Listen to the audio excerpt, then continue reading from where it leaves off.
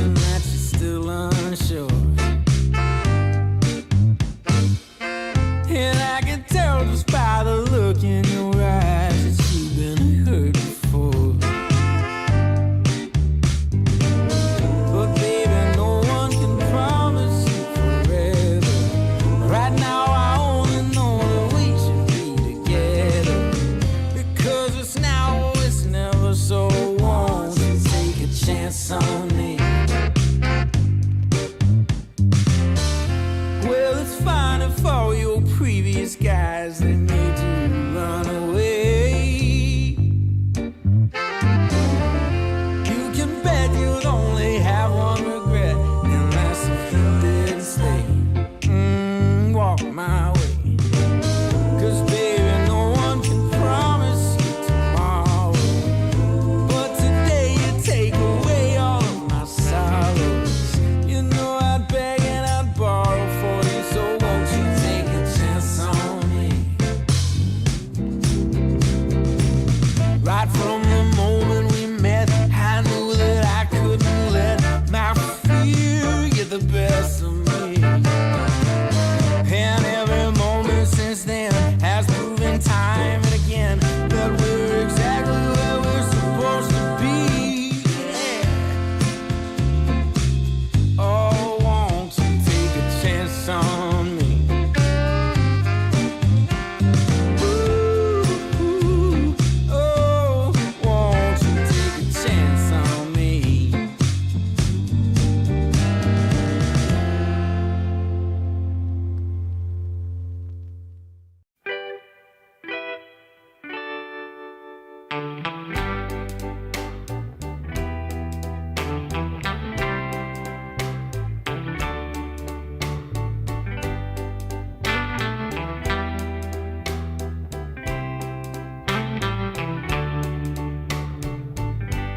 Sometimes I'll be foolish. Sometimes I know I get mad. Sometimes I say the wrong thing to you that makes you feel sad. But one thing is true in all that we've been through. You've never stopped loving me, no matter what I do. So let me say, yeah, that every day I try to find the words from my heart to say thank you. 'Cause you take me as I am.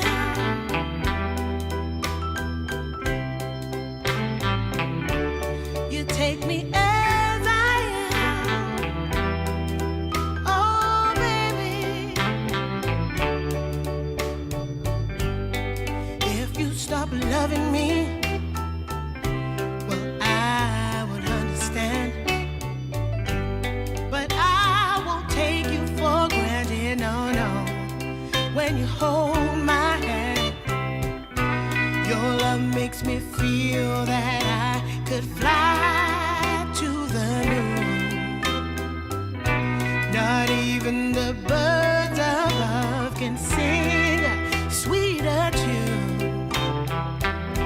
I needed to say that you find a way to make me feel anew. And I want to say thank you, 'cause you take me as I am. Oh, baby, take me as I am. Oh, take me as I am. Oh, take me.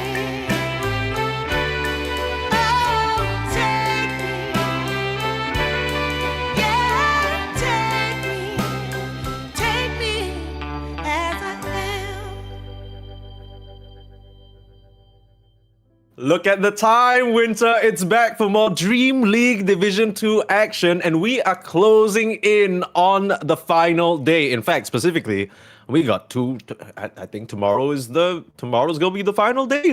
Just like that, the time has passed, Winter. We've played so many games of Dota, we've eliminated so many teams, and now we are down to the last few remaining, trying to fight for 2 more slots to Dream League. Now, just to remind you all what's going on, we had a very extensive group stage. We had all these 16 teams battling it out round robin style, just like it was old school. And then after the group stage ended, had to say goodbye to 4 teams, but then we had ourselves the bracket, right? So let's take a look at that. So far, as expected, so far, one win, Team Yandex, as part of being part of that upper bracket final, they've already secured themselves at least top 3. And the whole point of this Division 2 is because we want to see more teams in Dream League Season 27. There are 4 slots available. So the top 4 placing teams in this tournament make it to the main Dream League. And that's going to be all the rage, right? That's what everyone's fighting for. But everyone else, as we can see here, who ended up dropping to the lower bracket, they still have a chance. They still got 2 slots for themselves here. And right now, it's between Esport, Pipsqueak +4, Kalmychata, Passion UA. Only 2 out of 4 of those teams will be able to claim that. There's still a lot of Dota left to be played. We have actually 3 more days. 2 more days if you count tomorrow and Sunday. Today is the third day from the last day. Oh, because we broke it up. I'm used to the stream having 3 games in a row. You know what I'm saying? We're slowing it down. We're dragging it on a bit. Giving everybody a bit more to look forward to. Understandable. Well, we'll see how things go. Mike. That's true. So many games. That's true. You need to give people some break. The funny thing is Yandex are literally playing from the Fissure event. Like they're physically on LAN right now.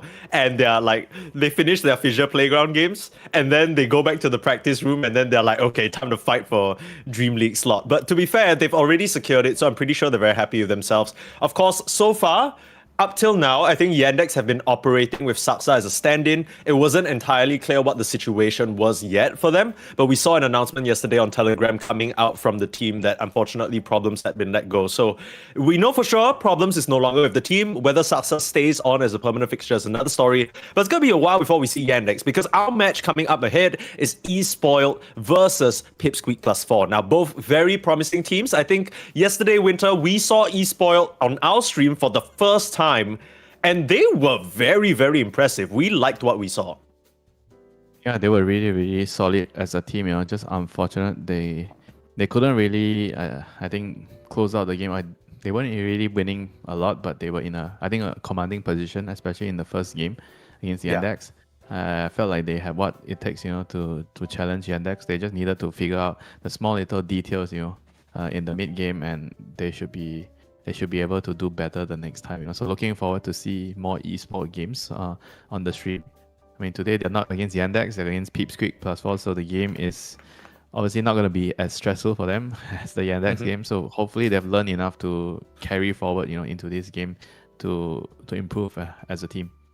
Yeah, I actually wonder about that, Winter, because just using the theory of relativity, we've seen Pipsqueak +4, their games seem a lot more chaotic. They have a whole host of different strategies. In fact, they're the team that likes to bring out Viper on the offlane. They like to play Huskar support. They got a signature Bat Rider. They got a whole bunch of stuff going on. They got Nande playing the most aggressive carry you've ever seen in your life. And right now, Pipsqueak +4, they're going to have a stand-in as well. I'd argue this is another sort of stand-in upgrade situation. Instead of XN in the mid lane, it's actually Copy, who was most famous on Nouns, I think, sort of coming out from Germany. Nobody really knew who he was. They were like, oh, who is this guy? Well, I think everybody who watched Nouns back then very quickly understood this guy's pretty solid. So since then, I think he's been bouncing around on some tier 2 teams, hasn't really found a proper home yet, but it makes sense that he's back here with his friend Eki, with his friend Kidaro. I know they're pretty tight, but I think this kind of makes the playing field a bit even, right? You think about Espoil, the games that we've seen from them so far, Winter, their drafts are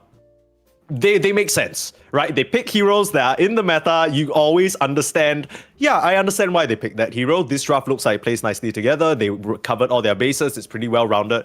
And then Pipsqueak, they're like, okay, Veno offlane. Like, out of nowhere. Like, I wonder whether this is actually going to make Espoil a bit more confused or throw them off their game, because Yandex, their style is a lot more predictable, right? You know they're going to play greedy, you know they're going to play macro. But what about Pipsqueak? What have we learned from watching them so far? Well, I remember the games that at least we watched them, they're very erratic, very unstable. Like, they would do things that are very high risk. They would be, I think, playing with a lot of their comfort heroes. I don't want to say they're disregarding the meta in a way, but they just have their own style, they have their own flair. And at the same time, it's risky, right? So it's interesting to watch their games. You might not agree with the things they're doing sometimes in the game, but it's definitely interesting. Yeah. How does that sort of affect a team like Espoil that very clearly have a straightforward idea about the current meta, right? In my eyes, esports are playing very honest Dota. They aren't doing anything cheesy. They aren't doing anything out of the norm. They're kind of pretty solid stuff. The pos 5 does pos 5 things, pos 4 stacks, rotates, they pick heroes that can scale, they prioritize the carry to carry matchup. All these feel so fundamental, right? And it feels like esports have all of those down. And on the flip side, you got Pipsqueak who just throw all of those assumptions out the window and they do whatever the hell they want. Like if you're esports, how should you try and deal with this, or should you just ignore it entirely? Usually, you probably want to just focus on your own game. You don't really want to. I wouldn't say it's good to ignore. You have to adapt towards what they're doing. You can't just fully ignore. I think at the same time, when you're adapting, you also want to focus on your own plan, right? What is the plan of your own lineup? What are you supposed to do at this point? Are you strong? Are you weak? And just because your opponents are running at you, right, doesn't mean that you have to fight, right? Because you're playing into their hands. I think when you're up against an especially aggressive team like Pipsqueak +4, it's important not to be affected by their aggression when they constantly run at you. Yeah. We'll see whether that aggression is what's on the menu today for Pipsqueak +4, but we are having some technical issues on some of the players with the lobby, so we're going to go for a short break. I promise, don't go anywhere. We'll be right back for game number 1. Took a walk down Pico, heard someone shout from a crowd of fed up people, getting told they should calm down. Didn't wanna fight, but the tears that fill their eyes are brought by the people sworn to preserve their rights.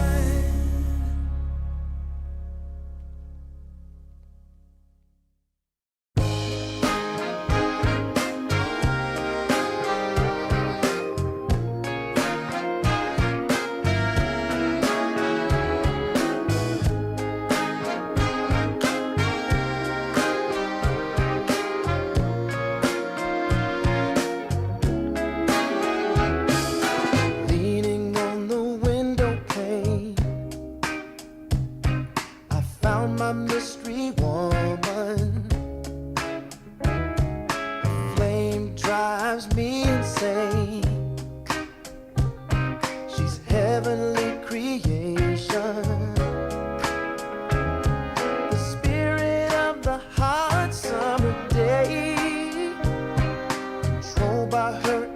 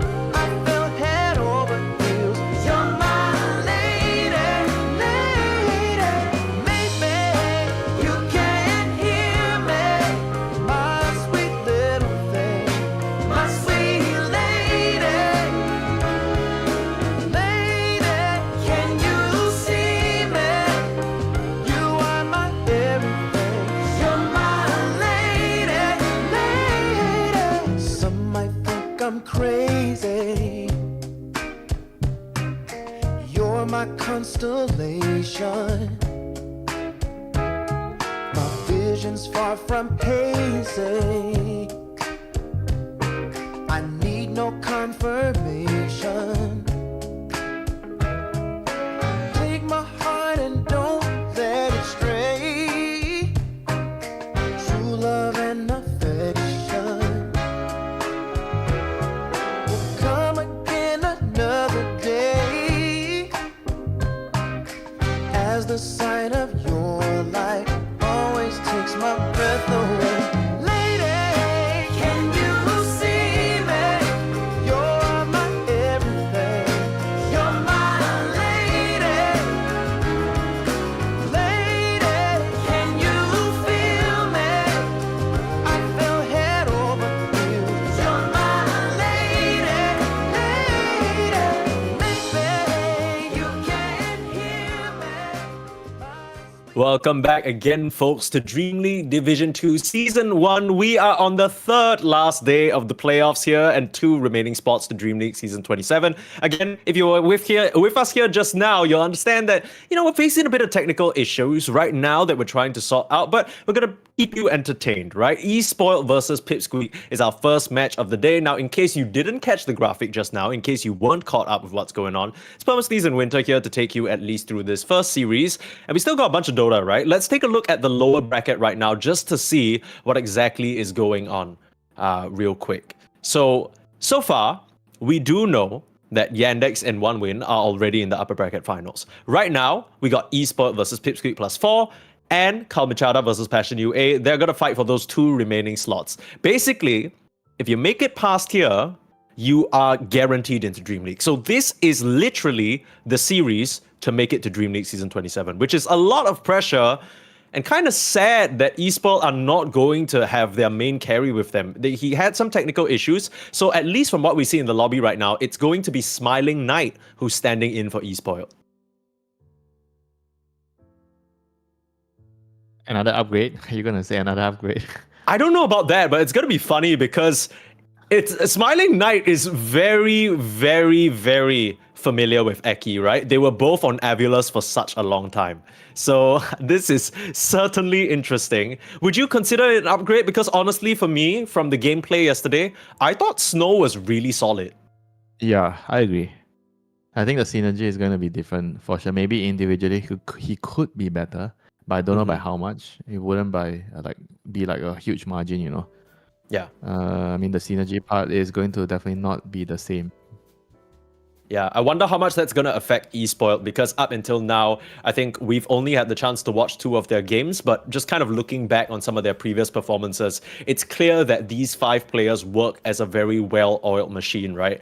Everybody kind of does what they're supposed to, the roles are distributed quite nicely, whereas on Pipsqueak +4, we already mentioned, it's a little bit more messy. They're open to picking wacky stuff, and the fact that Copy is now standing in for XN, funnily enough, has opened up even more wacky stuff for them to pick. I'm pretty sure just the other day I saw them pick mid Wind Ranger out of nowhere, which is, I feel like we're not even seeing that pick ever. I just played a mid Wind Ranger game. How did it go? Week. What the hell is the point? What the hell? Why would you do that? Okay, the reason I did it because I had to play mid and I can't play mid. Okay, no, that's fine. That's different. That's different. You are a support player. Look, if you're a support player and you get role queue mid, or you're the highest MMR in your lobby and you have to play mid, power to you. You can pick whatever you want. You want to pick Phoenix mid, you want to pick Disruptor mid, do whatever the hell you want. You're in that spot, it's tough. But Copy is not in that spot. Copy is a mid player. He had the whole mid pool to pick from. He opted to go for Wind Ranger, and we'll see what he opts to go for in this game number 1. Again, folks, we have a draft on your screen, but this is for DreamLeague. This series decides whether Esport make it to DreamLeague Season 27 or whether it's Pipsqueak +4, which makes it a bit sad that Esport won't be able to finish the job. I'm sure Snow is, not the most pleased that he can't be present for this game. But sometimes life happens. I'll see how it goes. I'm sure he's going to cheer his team on from the sidelines. We'll show you it's not some sort of last-minute stand-in replacement situation like Saksa with problems, unfortunately. 10 seconds remaining. But yeah, I think skill-wise... That is unfortunate. Very different Yeah. type of problem for them. Yeah. The funniest thing about Smiling Knight, I don't know how much you followed his career, Winter, but if I had to tell you what region he started from, which region do you think he started playing from? 10 seconds remaining. Eastern Europe. I think he was from EU, then he went to Western Europe. Nope. No? He started in South America. Back then, when he was a high MMR player, maybe 2 to 3 years ago, back when TI was still in Seattle, that man was grinding it out on South American teams because no Western Europe teams would give him a chance. But then because of that, he managed to prove himself at TI. He attended it. He was there, just as an audience member, but he was there networking and everything. And look at him now. Look at him now, kind of right at the cusp, I want to say, of making a name for himself. He has been to a few lands at this point. Pretty solid player, and I think overall, mechanical skill wise, he definitely can bring it home for eSpoil. At least I'm sure that's what they're hoping. Pipsqueak +4 have some pretty notable names themselves as well, though. Radiant team pick. Yeah, he's one of my favorite, I think, new generation. I don't know if he's new generation. Really? But He's new one of type. your favorite? That is high praise, man. You're gonna have to explain this. What makes him so likable in your eyes? He fights. He doesn't just farm, I'm a big fan of. Didn't I tell Hell you yeah. I always like carries that come and fight, defend towers, Radiant Yeah, help your yeah. team. Not really afraid to, okay, I need to go and die because my Snapfire has ulti. He's gonna kill everybody, and I know he's gonna be willing to make that sacrificial play, just TP down, use his body to tank so his Snap Hell can get yeah. all the kills. I love those Yeah. carry players. Well, I mean, then in this case, as much as he's not a main player on eSpoil, I guess our players to watch would be Nande versus Smiling Knight, right? Because both of these guys are absurdly aggressive. How often do you see a Morphling level 7 diving a tier 2 tower? Like, what? I don't even know anyone who would do that other than Nande. There's one guy from the past that actually does that. Oh, please, bring up his name. Havos? That's true. That's true. Okay, but Havost is built different. Okay, that guy existed in an era where like that was even more mystical. What a badass. But of course, retired now. Look at the game ahead of us here. Starting out, eSpoiled clearly have done their homework. They ban out the Kidaro Warlock. They ban out the Eki Huskar. Yes, you heard that right.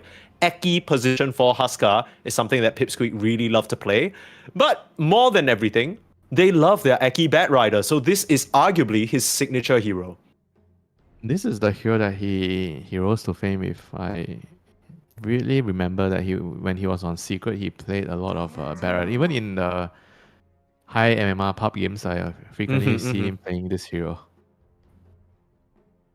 It's definitely his. It's either his favorite hero or at least close to his best hero. Radiant team. What do you think makes a good Bat Rider player from position 4? Because it feels like a very different style of 4 from some of these other styles that we're seeing, right? Some position 4s like to play backliners, some position 4s like to play melee bruisers with save. What's the vibe? Fearlessness. You need to Oh. be willing to initiate, even if you're staring in the face of life and death. You're gonna die if you might die if you do that. I think with Bat Riders, you also need to have the instinct of like the snap jump. You play the initiators. Like any dagger hero, you need to have that instinct. You see an opening, you cannot second guess yourself, and you kind of have to go. I think with Bat sometimes it's a little bit more complicated because you have to drag them towards your team. You're repositioning people, so you have to consider a lot more other things as well. Yeah. Like when you have Do you drag them away from your allies? Do you drag them closer to a specific teammate? Sometimes it's separating them from their allies, not necessarily getting them to your allies. That there are a lot of I think aspects of the initiation that you need to really think through. Yeah. And a lot of different matchups that you have to really understand what you need to do, especially when you're playing into counter matchups. I think Shadow Demon is quite a counter matchup against Bat Rider, because if you go in, you don't lasso him, he can either purge you or he disrupts the target that you lasso, right? So against SD becomes the number one target you have to focus, or you have a use. You go lasso his teammate and then you use the SD during the same time, which is not so easy to be done, Yeah, that's like juggling and playing Dota 2 at the same time. Not easy to say, not the easiest to actually visualize and execute. Pipsqueak plus 4, they go for a follow-up Mars, so this is likely going to be their off-lane duo, I want to say.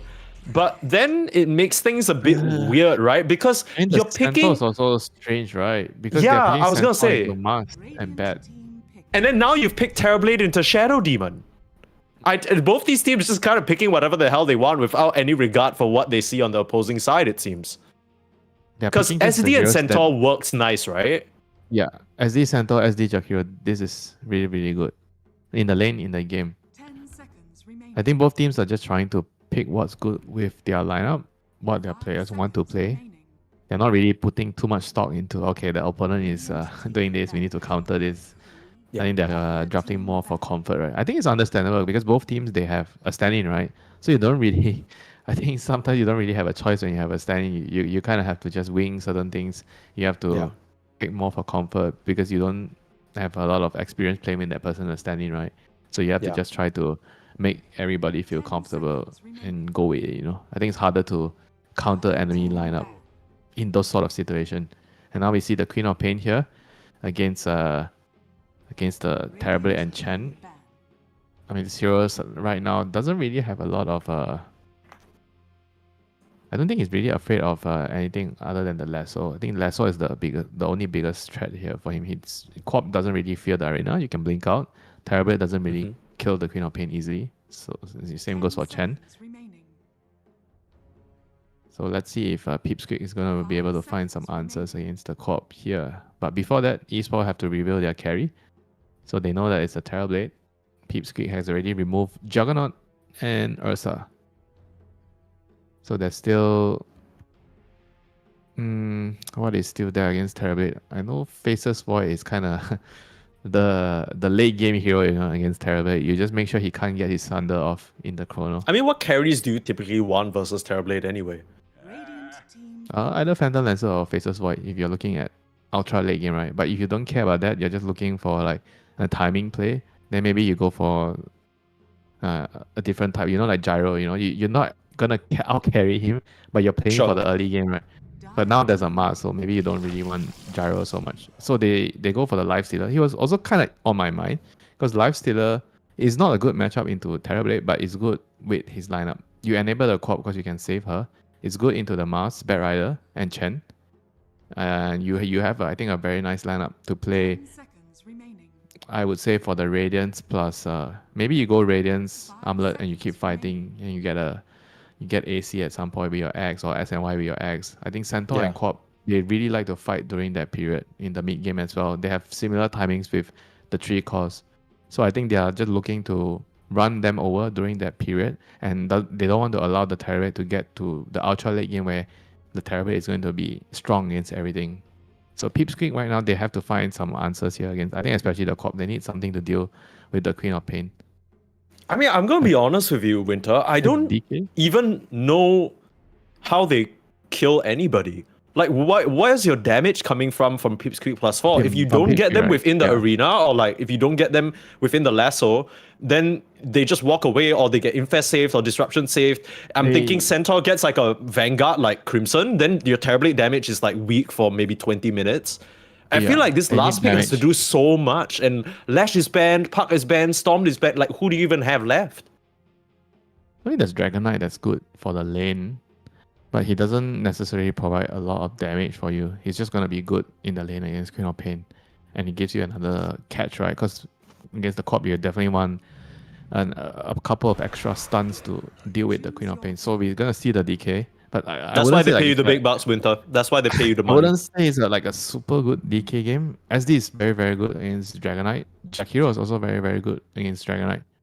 They're very good at stopping him from sieging. I think this pick itself is just to kind of answer the Queen of Pain's laning phase and answer the fact that the Queen of Pain is going to be very, very mobile in the team fights, right? So they need maybe an extra stun to catch the DK. The Orchid also could be potentially nice on the DK. It's very good against Lifestealer. It's very good against Queen of Pain. Lifestealers, usually you don't really want to buy Manta style. You prefer the Radiance, Amulet, SNY build and Aghanim. So you don't really have a Dispel for Orchid. I mean, this Dragon Knight, it doesn't really feel like it's going to have a good time unless it snowballs out of the lane. So hopefully we see some movements from Kidaro, from Eki to help him secure that, because if it's not him doing the damage for the first 20 minutes, I don't know who is, right? And then you talked about it already. This Dragon Knight, he's going to be playing into a Demonic Purge. He's going to be playing into a Centaur War Runner who will not only get auras, but also probably be able to stampede his team out of danger if the Mars isn't there to lock them They down. have Arena. I think they don't really have to worry about that too much. As long as they are fighting together with Arena plus Metamorph, I think their lineup, even though you might not see a lot of like burst instant damage right away, but they are very strong together. You imagine the formation: Chen creeps in front, there's the Arena in the middle, there's a Metamorph with the Dragon Knight, Dragon form hitting from afar, and there's a Bat Rider hiding, waiting for the right moment to blink in and drag you into the arena and into the clutches of the DK and the Terrorblade, right? I think that itself is really scary, you know. If they somehow get a good start and they have like Solar Crest, Mag, drums on the Chen, right? They're balling together with all the auras. I think it could be very, very difficult to deal with as well.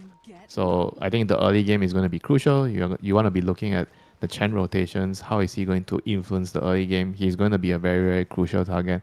And how does the Jakiro and SD respond to it, right? I think they have to kind of stop him from taking all your towers. The Jakiro and SD are, I think, in a way, designated tower defenders this game. You know? They have to try to read what the Bat and Chen is doing, or even the Dragon Knight with the Dragon form, and they have to just keep trying to respond to it. Right? I think it's more about nullifying what the Chen and DK is doing in the early game. A lot of eyes on the support rotations, a lot on the shoulders of Amaryllis and Asticor. You heard it here first, to defend those towers and try and mirror the movements of the Bat, of the Chen.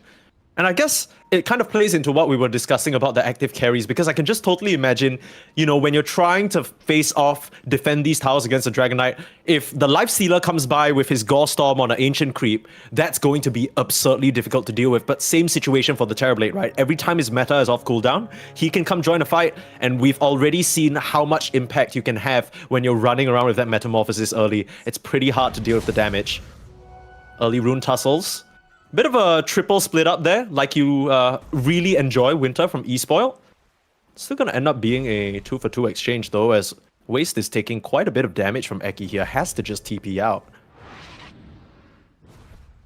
Don't want to be running into the river against a Bat Rider with Sticky Napalm. That's very, very problematic. So they are going to move the Bat Rider to the safe lane and the Chen to the off lane. So they want to dodge the Chen. Which are they trying to dodge actually? They're trying to dodge the Bat Rider against the Jakiro. That seems more likely. I just think this Bat Rider's got to shit on Shadow Demon Centaur, because look at what he's doing right now. Just like look up the top lane. Waste was not prepared for this at all. He didn't have a stick. He's just getting napalmed up and completely forced out of the lane. He can't farm. As this Centaur War Runner is black. I've never seen a horse so oiled up. He's gonna have some farm. Like SD is gonna pull the wave. He's gonna disrupt the Bat. I think they were definitely not ready for this. It's not something that you expect. Very, very smart move here by Eki, swapping up the lane here. This lane is definitely very, very favorable for the Bat Rider. This is why he is the master of this hero. He knows his matchups very well. Like he won't be able to do it against the Jakiro for sure. Yeah. And a lot more freedom for the Eki Bat Rider here as he continues to lay the oil onto this duo. I get what you're saying, where, you know, Pipsqueak, the way they've adjusted the lanes is pretty unexpected.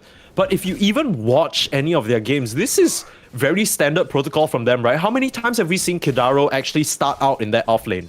It seems to be an idea that they consistently employ, right? Whether it's the Warlock, whether it's the Jakiro, whether now it's the Bat up to the top side. They are very happy to just get the favorable lane matchups. They don't care who's 4 or 5. I think the 4 or 5 subject is quite not quite important anymore nowadays. Like the 4 and 5, they are quite similar. Sure. I think it's just knowing how to play your hero and laning against the heroes that you want to lane against, right? I feel that is more important nowadays. I think gone are those days where the 4 and 5 are very defined. Sometimes you just feel like you have 2 position 4s, right? Or 2 4.5. they're both taking farm, you know. So I think the roles are definitely not the same anymore. They're not really like the traditional 4 and 5. You know, one is like bracer and boots and just wards. You know, everybody gets their share of the pie now. Yeah. Also depends on who's hitting a timing. As speaking of timing, Eki getting that level 2 and putting so much pressure onto Amoralis. He doesn't even burn out, narrowly survives on 20 HP, trying for the 2v1 there. Kind of surprising that Eki of all people overestimates his damage on the bat, but probably not expecting to get bursted down so quickly by the scent. Yeah, the hero is also nerfed a lot, right? I think before he would have enough damage. I mean, they nerfed the innate. They nerfed a lot about this hero. The flame break, the innate. But at the same time, I think the death was still fine, you know, because the TB was able to control the creep wave in front of his tower.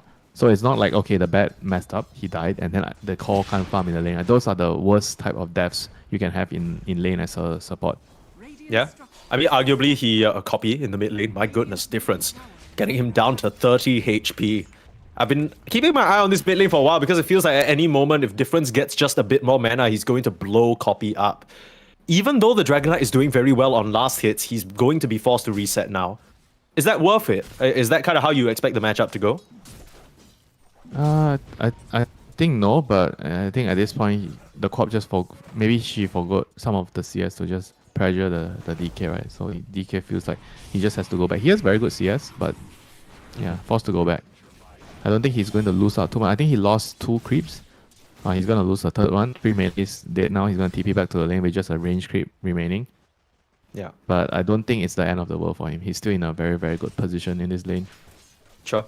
And even though Difference got that top water rune, Kidaro very smartly sends his little potato over to deny the one in the bottom. So no second water rune for Difference.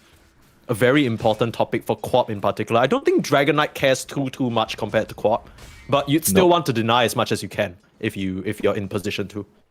You don't want to Quap. You don't want the Quap to take it. That's why the DK is taking. Not like you need it, but because the Quap needs it. Yeah.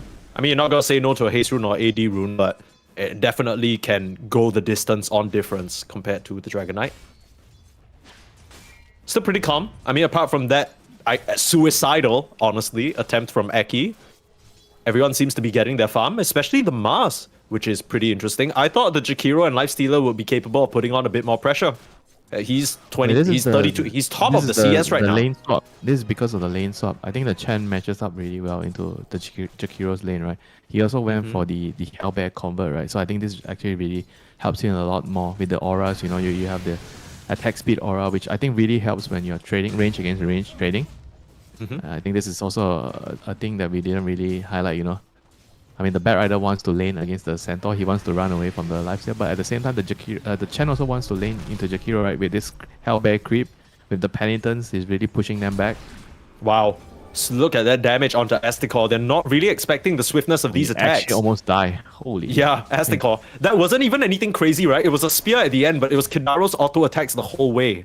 Really scary stuff. You imagine if Kidaro actually threw a blood grenade out, I think that's a dead Jakiro.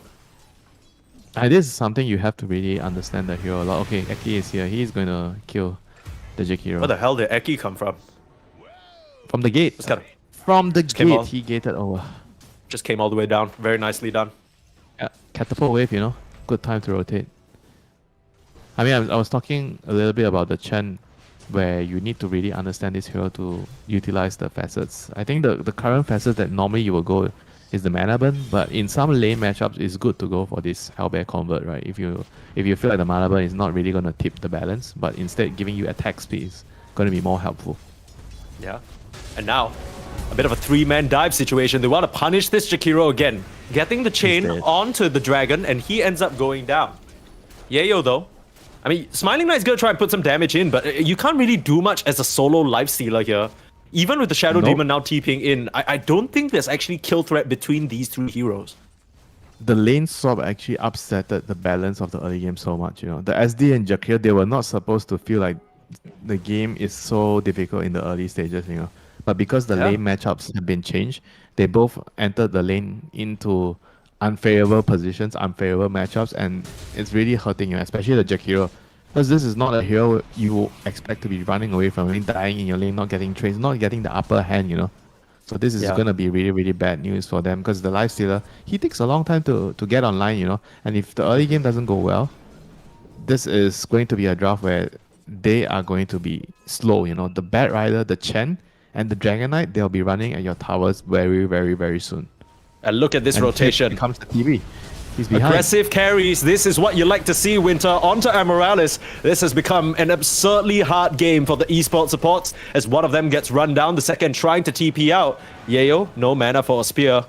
Won't be able to get that connection, but this will be a tier 1 safe lane tower down at 8 minutes. Excellent moves here from Pipsqueak +4. Radiant's bottom tower has fallen. Yeah, very, very nice move there by Nande using his Metamorph to take down the tower. I've been telling you this, right? I don't remember who was it we were talking about the other day when they were playing Terrorblade and they were also doing this sort of gate plays. They don't jungle. There was Watson and there was Otika. Take your pick. There are a couple of active Terrorblades that really impressed us, I think. I really like those that actually use it to push towers instead of just like farming ancient stacks. Really, you know, I think it's really beneficial for the team. And now somehow Kidaro, he gets punished there. I believe he was trying to deward there and he got caught. So he dies. He's going to go back to base. His creeps are still alive, right? So at least he has them. Yeah, not the biggest deal on the death, right? 3 heroes were sort of in that area of the jungle, not really in the lane. Still a lot of gold, you know, even though he's a support. He gave away 400 gold to the Queen of Pain, which is still a big deal in this early game. I mean, this early game is really looking rough for eSport, you know, so any kill they're getting, they're going to be really, really happy with it. Damn. I mean, I can understand that, but I didn't know they were that far behind in your eyes just yet. 2K is tough, but it doesn't seem like the end of the world. I guess it's dependent on their lineup, right? Because it's also going to snowball to even more, because you cannot really hold off the Chen and the DK. I don't see how they can actually hold off the Chen and DK, you know. As long as Chen is ready with creeps, they're coming over to take the tower, and you see mid, the DK and the Chen creeps again, you know, hitting the tower. I mean, eventually you're going to lose the tower, you know. I feel like it's just going to be about time. Like, when are you going to lose it? Can you actually delay it enough until your Centaur has his main items to defend the tower? Because the Centaur is going to be very, very crucial here. Can he get his... You were speaking about his Crimson Guard timing. It's going to be very good into the Terrorblade. But it's also going to help them defend the towers against the Chen creep. And the DK, you know, the Dragon Form, you know. So it's going to be a very, very crucial item for sure this game. Cheeky little Arcane Rune Snatch, Difference grabs it and Copy now being aggressed upon. Ice Path at the very tail end. Is that going to be enough? You got a Sonic Wave, throw it out. Copy still surviving because of the stick charges, and you don't have enough mana on good Difference. Sunder. The Sunder! Nande, what a play, forcing the Stampede out for the escape. Yayo even TPing in means that there's no more chase. Pipsqueak, they use just about everything to make sure Copy doesn't go down there. A very, very crucial save. And now, Dragon on Dragon action. An arena onto both supports means that they're not getting out of this one either. Amorales getting pushed into the walls, and Nande with his second Metamorphosis in the game. He's been the key player for Pipsqueak this whole time. So that was a royal treatment, right, for your stand-in, right? TP in with the carry to sunder him, and then the offlaner is coming over to pick up the rune and join the fight. Like, I don't feel like he's the stand-in. He feels like the star player right now. Yeah, absolutely. But I mean, really big up to Nande. How often do you see Terrorblades TPing into Sunder? That's unheard of. Most of the time you see maybe, oh, your mid lane's dying. You won't think, let me TP in and try and turn this around with a Sunder. You think, okay, let me try and push the wave. Let me try and get more farm. Let me try and force the issue. That's just so heads up from him on the Terrorblade. And he's going to pay for it, I think, here. SD, they're going to find him. Lifestealer is in the creep. He doesn't have Sunder. Yeah, he's going to die for this. Yeah, he kind of wishes the Dragon Knight also had a Sunder to return to him. The Dragon Knight was walking up as if he could do anything, you know. Realistically, it wasn't going to happen. Put some damage onto Smiling Knight, but nothing to really stop the Lifestealer from just walking away. The Chen creeps on the prowl as well. Looking towards this top lane now.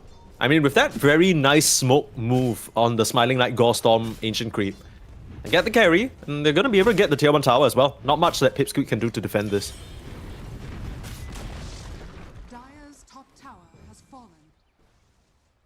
So now, what does the Centaur's gonna rush? I was just wondering if he's thinking about going dagger. I think he needs the Crimson first before he goes dagger this game. I think the game is gonna be very rough if he buys dagger, because they don't really have a lot of damage right now with their heroes outside of the Sonic Wave. So they need to play the game slower I think Crimson is the key to slow down the game. The Lifesteal Radiance is going to be a key timing.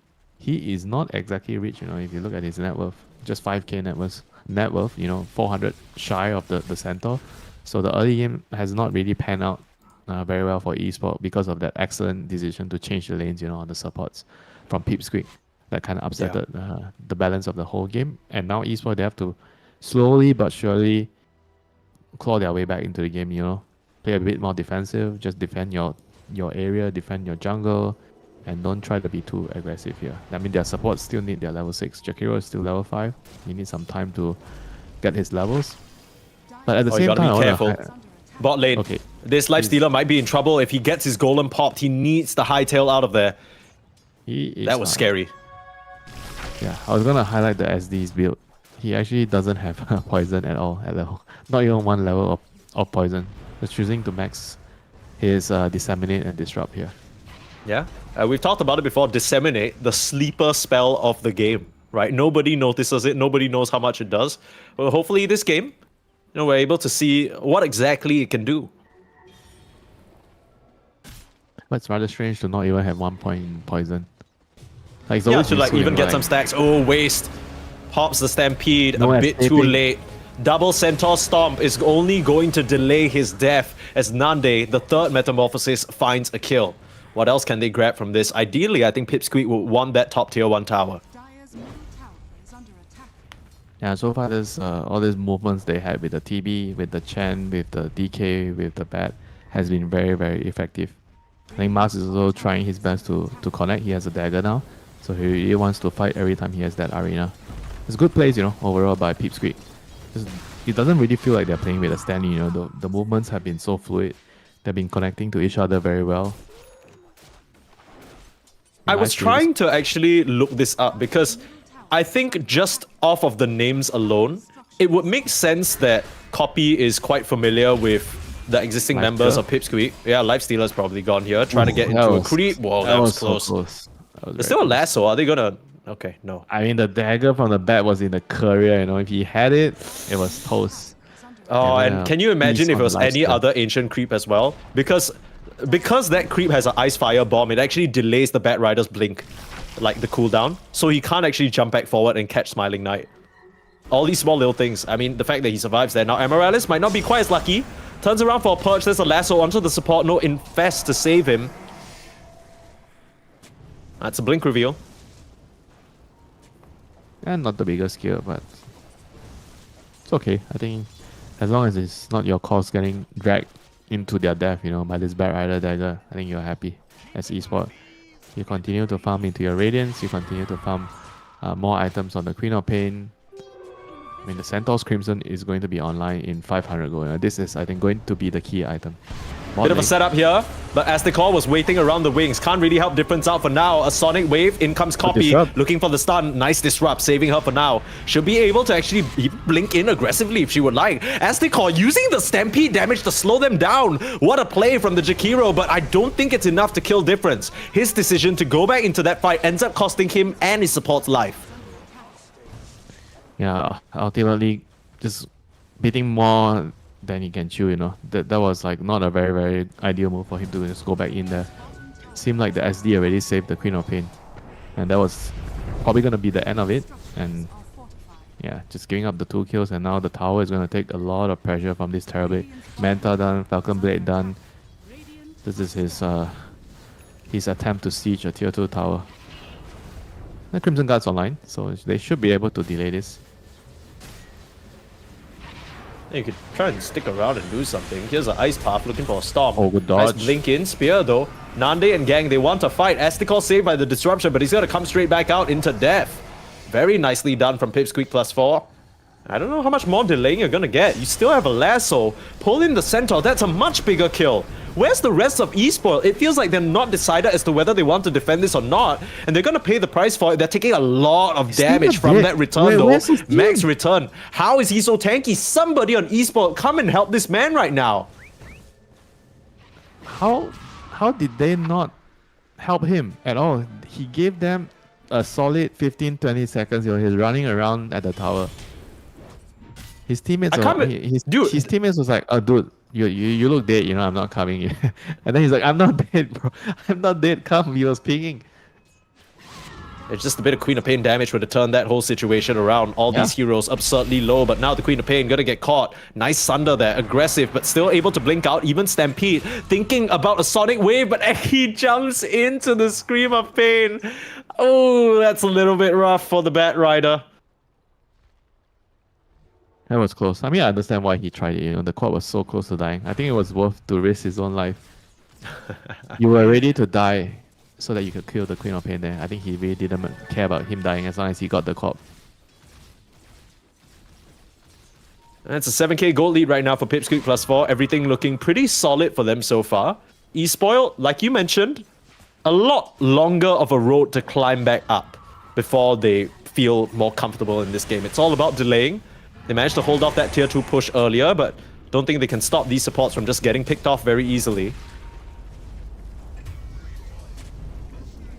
Well, Aki redeeming himself now. Gets a kill on... I don't know if Jakiro is a Bat Rider's brother, but they're all flying creatures, so... Okay, you can't say he redeemed himself. He didn't even do anything. That was like Yayo for like 90% of it. He came in like auto-attacked once, got the kill off the passive. Now, if he gets a nice lasso here, he will definitely redeem himself, but again, waste. I appreciate that. Call me out of my copium. Yeah. Who knows? Maybe he can find a nice call here with a lasso, right? He's smoked out. They're clearly looking for a move. Whoop. There's no one around though. Difference is here. He's gonna show. Blink stun, blink spear. Don't even need a lasso. Are you gonna commend Eki again for his stellar contribution to that play? No. He literally did nothing this time. Okay, you can't even cope from that. Nice ice path. Do Esport want to fight here? They're positioning back over, but the Jakiro's in trouble. There's an arena onto both supports again. Yayo has had no trouble finding them. Triple kill for Nande. Every single metamorphosis has found value so far. Yeah, every single metamorph usually means that they get a kill or 2 kills and a tower. This is a very, very excellent use of the metamorph by the Terrorblade. Never once using it to clear stacks. Gone are the days when Terrorblades are clearing stacks with their metamorph. Thank God. Thank God. Everyone understands how to play active now, and I think we're all better Dota players for it. 20-minute timing, no meta, no problem. That's really true. The threshold for players, I think especially if you look at the MMR spread, right? I think players are just way better nowadays. Like a 5k player 5, 6, 7, 8 years ago, and a 5k player now, it's like so much difference, you know. Oh my god, yeah. I remember being like 3 to 4k MMR, and then nobody knows how to use a smoke. And now, I mean, everyone's using smokes. Everyone loves to smoke it up these days. Bit of a wraparound play here. They know that there were heroes at the top. How did they know he's around? Oh, they found him! Like, they found him! How did they find him? They got TP out, you got a stun, turns around for the Sunder, he knows he's toast. How have they found themselves there? Okay. It must have been daytime vision, right? Like, no, they just guessed because the smoke broke, right? And they had people around the lanes, right? So they know nobody was in the lane. Oh yeah, I mean, Glem's drawing. Maybe there is a line of vision. Meanwhile, bot lane. Yeah. The defender of the tier 2 in the bot lane shows up for his duty, but unfortunately this time he didn't have any friends. He's gonna be left high and dry in arena to finish him off. And the Crimson Guard has paid off. It's delayed this bot tier 2 tower's death by, I want to say, 5 entire minutes. But now, with it going down and Pipsqueak, items online, they're ready to just exert dominance on this side of the map. I still can't believe Nande died there. I mean, now he's gonna come back for a Roche, so it's not that bad. He played so well the whole game until that moment. Do you think that was his fault? Do you think he shouldn't have stuck around? In a way, right? Because he was trying to wait for his cooldown of his illusion. So I think it was the Manta or his illusion. He was just waiting to send more illusions out so that he can push out the wave and connect to his team. Just got a little too greedy. I think after doing it one time, he should have just left, you know. He waited Hold on, for the second Roche attempt here. There's a life stealer, cheeky, try to run in, get some information. They get it down to half HP, but... They gotta wait for the lasso. 20 seconds. Yeah. I mean, one thing to mention is this Roche is probably a lot easier just because of the Bat Rider shard. We always joke about it being pretty shit on support Bat Rider, But I think getting an objective like the Roche is one of the rare cases where unlimited sticky napalm charges is pretty bonkers. Dire are scanning. Yeah, as long as They're right back around. you have the mana pool to use it, you'll be fine. But now Lasso's back up. It's 22 mana. Who cares? I'm sure they're fine. Okay, Mike. Yes, Mike. It's just 22 mana. He wants to find a valuable hero. Here comes Not the Eki, Jakiro. immediately getting the blink cancelled. Nice positioning from Aztekor, but the question is whether Esport can capitalize on it. They got information now of where their opponents are. Waste just going to be able to blink away. The chase is on though, the drums are out and they're looking for any target they can find. Amarellis spotted out by a Watcher. Eki still on the prowl, but actually going to get jumped by Difference. Not sure whether that's what the Queen of Pain wanted. This is still very awkward. Arena still available, meta still available. In comes Yayo, cage the horse. No stampeding out of this one. They'll use the Sonic Wave though. Now they'll stampede, dodge the spear, but this is so awkward. Disseminate, putting out a lot of damage, but it's not going to be enough as Silent Stop is the lifestealer. He needs an escape with the lasso, pulling him back into his grave. Eki slays his former carry, and even a Sundown to Kadaro just for fun. Make sure he's not losing any HP. I wonder what the plan was there for Esport with the Jakiro breaking the smoke. It felt like it was a full escape, but they just didn't really get away cleanly. And now, Difference somehow able to chase down Yayo all the way on the right side of the fight. Okay. Dire's bottom tower is under attack. They got something, right? It wasn't all for nothing. And that kind of delays the Rosh, you know, and Metamorph is ending. So, yeah, probably not going to lose the Roshan right now. I think Esport has bought themselves some time for the lifestealer to respawn. Yeah, they should be able to try to mount a defense, you know, mount a move when the lifestealer is up. Sonic Wave is going to be off cooldown in 35 seconds. Sure. And I think one thing we haven't mentioned yet is this Queen of Pain, right? We didn't talk about her items at all, but she's gone for the Kaya, she's gone for the Aghanim Scepter, now complete.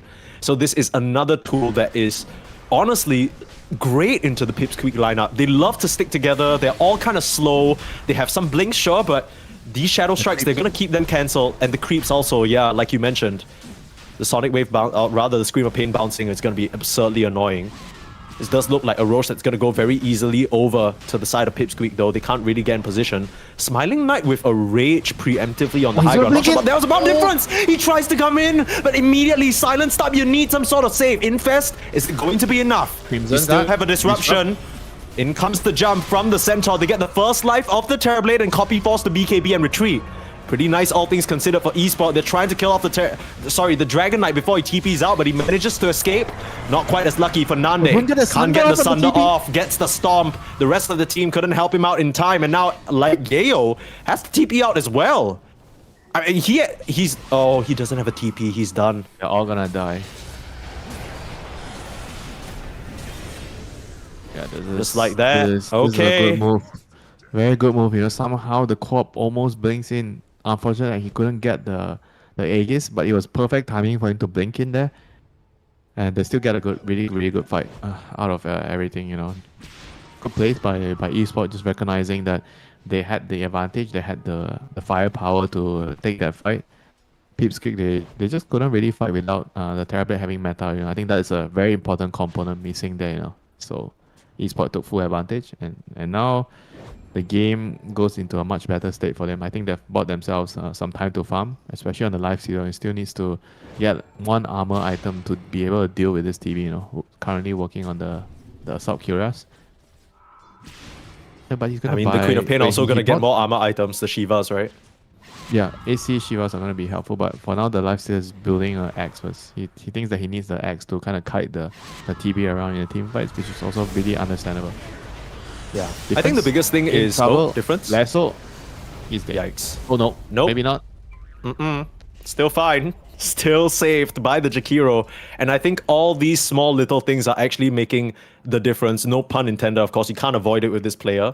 But you got to take note of his neutral item as well, right? The fact that he's having the poor man's shield with the tough. They are all in on this armor, on this damage block. That's their only way of surviving. And we're going to get to a point in the game where every single one of these players on the side of Espoiled have an armor item, have a way to resist some of the physical damage coming out. And when that becomes the case, where does your damage come from? You don't have magic burst. Your heroes don't have any option to get into that type of damage. Revenant's Brooch? Maybe? I mean, I don't even know at this point, but I feel like it's only going to get harder and harder to kill the esports heroes. If anything, they also have to build a nullifier, like to remove the crimson. I think the crimson is also quite annoying. The crimson is quite annoying for the Terrorblade, but nobody really wants to build that item right now, so we might not just see it. I think they're just banking on the Bat Rider getting X, just getting 2 heroes, and just overwhelming them in the arena. Like if you get a good initiation, you trap them in arena. Terrorblade, Metamorph, DK with Dragon Form, everyone's like laying on them.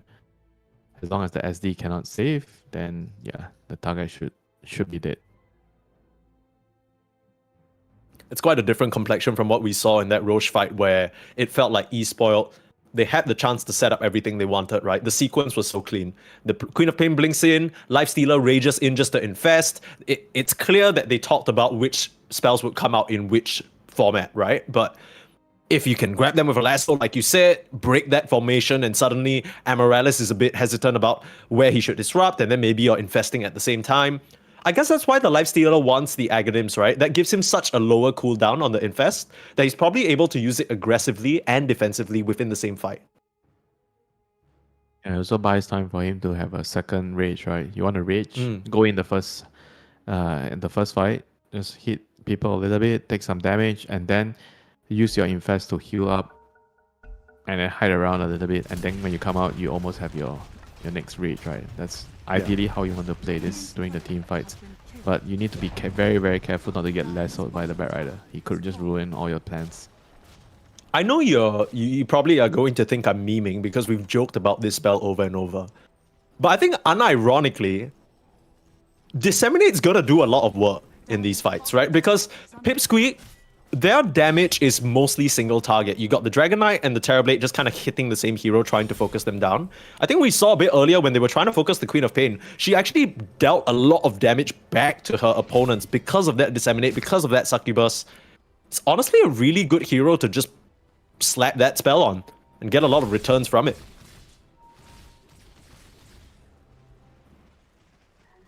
The Sato is always also going to be a nice target, right? If you don't want to use it on the like before he blinks in, just slap that Disseminate on him and he blinks in. I think he's all got their so core much heroes, HP to soak damage on. Yeah, all their core heroes are very good target for Disseminate Lifestealer as well. It's just very nice to use it on your teammates, if you don't want to use it on your enemies. Sure. I know you just Smoke like move to out now. use it on your enemies. You want to kill them, burst the hero down, which is alright too, when you catch a hero and you want to insta burst the hero. An attempted smoke move out from eSpoiled doesn't connect on anyone, mostly because of the amazing deep wards from Pipsqueak, right? We noticed one inside the triangle that gets taken out immediately, and also another one to the sort of bottom jungle area right above the cliff.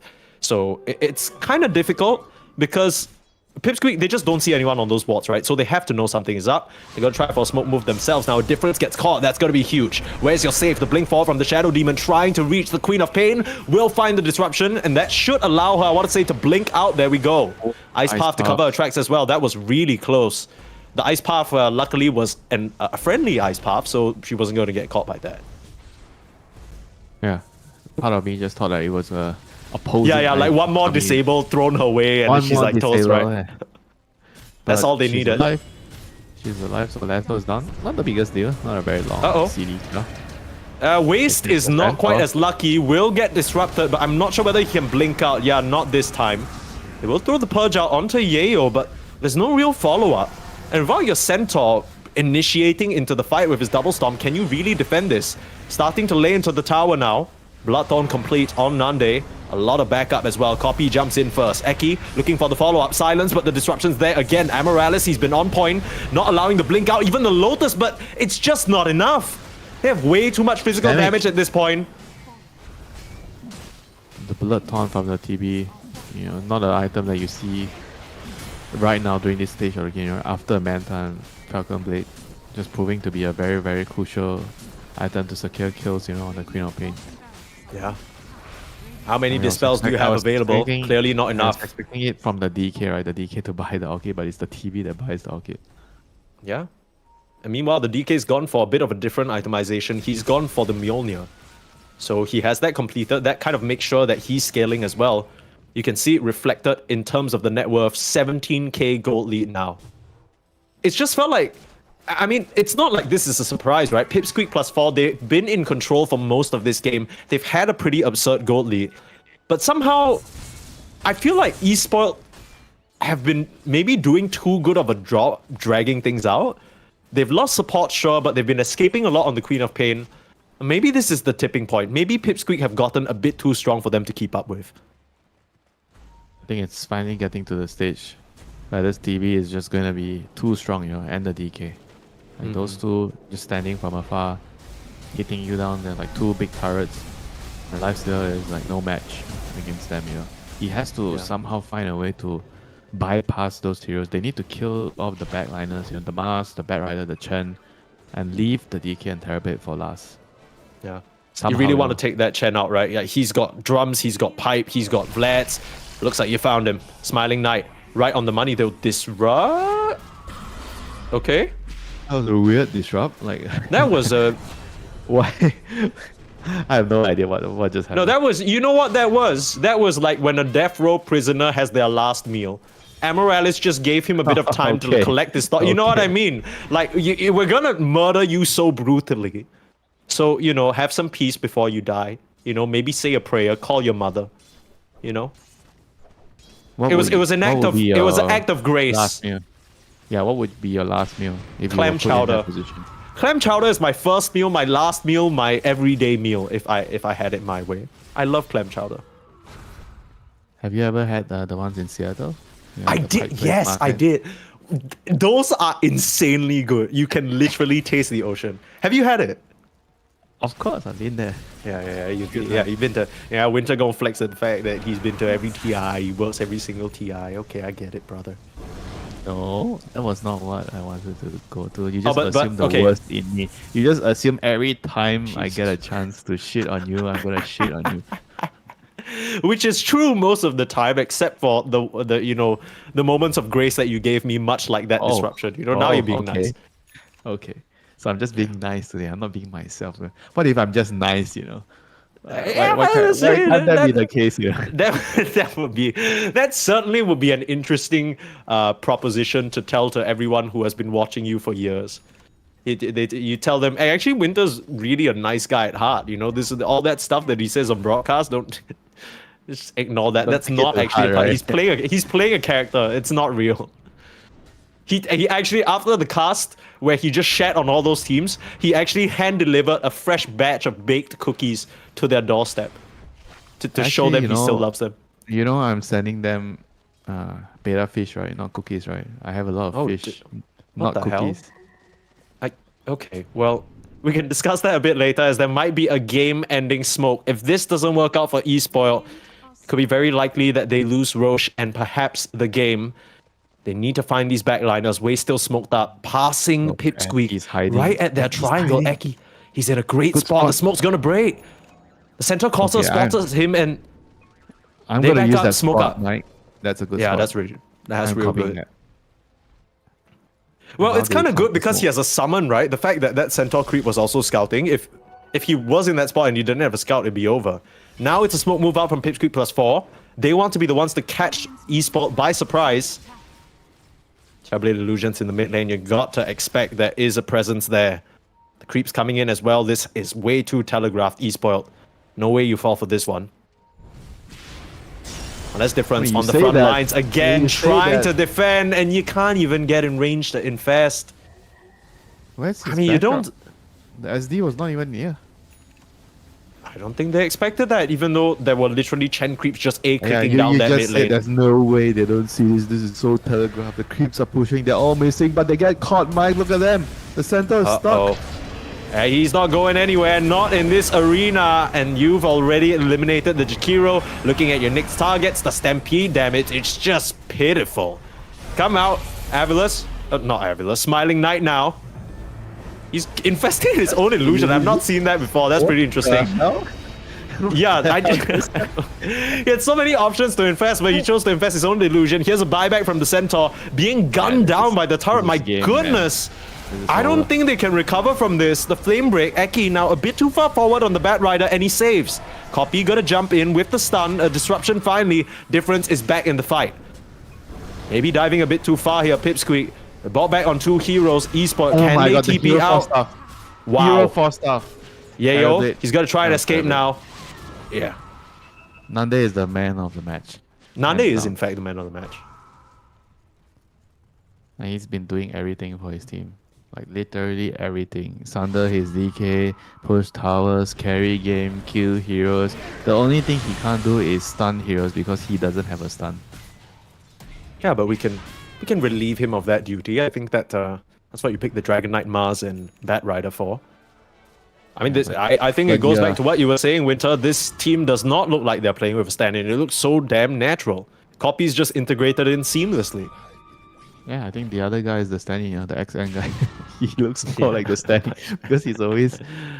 I feel like he kind of does things on his own, in a lot of the games that I see them play. He's like disconnected. He's not really on the same page, So, if anything, I feel like he's more of the standing. Bit of a duel between the Black Dragon and the illusions of the Terrorblade. It's not really a fair fight. In comes the real dragon to show you how's done. Now going to be able to kill off the Ancient. Now they're looking for more. Jump in onto the backlines. Eki being eliminated. The Bat Rider does go down. That's a good start to the fight. Meanwhile, Yayo on the sides pops his own BKB but tanks another dagger. This is the problem when you let a fight drag on a bit too long for Pipsqueak. You're going to get slowly daggered down. You don't get your blink initiations in. And for the first time, it feels like this entire game, eSport make a move that works out in their favor. Now the Rosh is up in the top side. You've used Sonic Wave, you've used Stampede. Can you really stick around and contest? Metamorphosis still available. In comes Copy onto Aztecor, and that is a dead Jakiro. He's out of the picture. Difference. Whew, the damage that he takes from this Terrorblade. Still gotta respect it. 30 more seconds until the bat is up. Same situation for the Jakiro. Not really sure whether they can stick around this pit anymore in eSport. They got a bot lane to defend. His middle tower is under attack. At the same time, they also can't give up the rush. I feel like if you give up the rush, I think that's pretty much game. You won't be able to defend your buildings. And they need to contest the rush. I think there's no way they give up the rush. How do you even do that? Like, what's the ideal situation? Because earlier on there, I'm not really sure how they found Eki. It must have been that nice ward they have on their cliff. But now you got the attack range on the Dragon Knight, the level 20 talent. That's brutal. He's got his Aghanims of Black Dragon as well. I saw that in the previous fight. So free pathing for him. Very easy to maneuver and kite away from the Lifestealer now. Maybe even fly over the cliff, catch the supports by surprise, right? So many options for you. Yeah, you want to find the Shadow Demon. I think Shadow Demon is the first hero you want to run into. He's been instrumental in a lot of the saves with the disrupt, delaying the team fights, ruining the initiations of Pipsqueak. So he is the first person you want to set your eyes on. Amarales public enemy number 1, but Smiling Knight, he's got his eyes on Eki. Jumping forward is the Shadow Demon. They're electing to leave him behind. Waste. Getting the catch onto Copy, forcing that BKB. Still can try here for Yayo. You got an arena available. He'll use it again on the Jakiro. I feel like that's been his primary target. Nande is in fact taking Rex in the top lane. This was all just a bait play. They don't have a way of stopping this TP out, so Yayo gets out. Meanwhile, top lane. I mean, yes, you might get the kill on Kedaro, but meanwhile, top lane, Nande's just taken your lane of Rex. And he just got well, okay, not yet. Yeah, I thought he was almost there. Is that really what you want? Because now you don't have your supports, and now surely Pipsqueak go into. Yeah, but I mean, eSport go into Roche, right? Yeah, but why are they splitting? Like, they're so strong. Are they not? Yeah. In a 23k advantage situation, why are they actually splitting? Why are they not just walking together? Maybe he just decided to do that because he saw the Bat Rider getting caught. So it's like 45, so he just doesn't want to show up on the TV. Sure. Very strange though. I mean, look at the lines being drawn right now. They're electing to just go straight for the base and trade out this Roche. They know that it's happening. They know eSport is taking it, but they don't care. They're going to try and force a situation where they're pressuring your buildings onto the lane of Rex. Eki jumping forward to find any lone defender. Eki getting purged up though. No follow-up damage for now. In comes the jump. Difference looking to finish off Eki. Very over-aggressive from the Bat Rider, going to cost him his life. But they get their second lane of Rax onto Nande. That's a much bigger kill. They need to take this Terrorblade down. He still has a Manta available. Hurricane Pike as well. Nice dodge. It's not going to be enough. Pipsqueak, what are you doing? The trolls are real. I mean, they get the racks at least, They get 2 racks, but the game should have not been complicated at all, given the position they're in. I mean, all you need to do is just wait, right? If you grouped up together as 5, you stood around the pit, you got the high ground advantage, it's on the Dire side. So you kind of...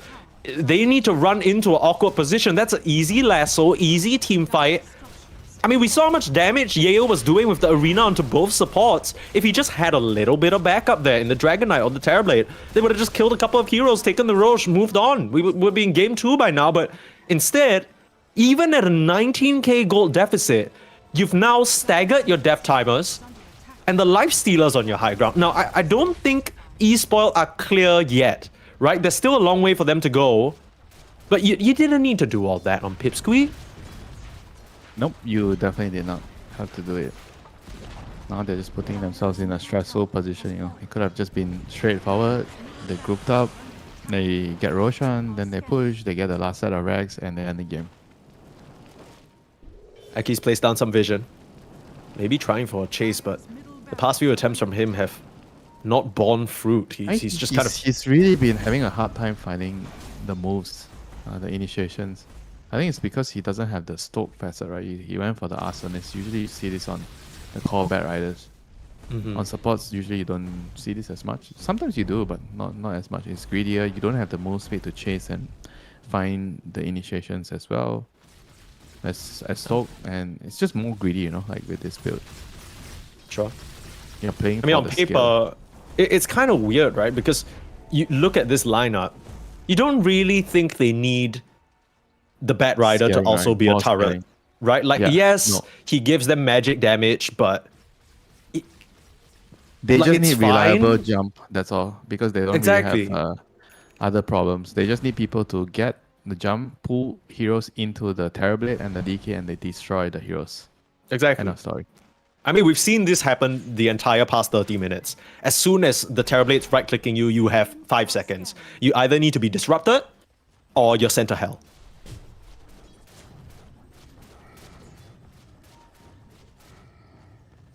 This DK is also a very, very big problem. He's very hard to kill, Maybe he doesn't have as much damage as the Terrorblade, but he's very, very hard to kill with the Satanic Agonims. Yeah. 4,000 HP on that bad boy as well. He's picked up a shield rune, putting him over just about 6,000 total EHP.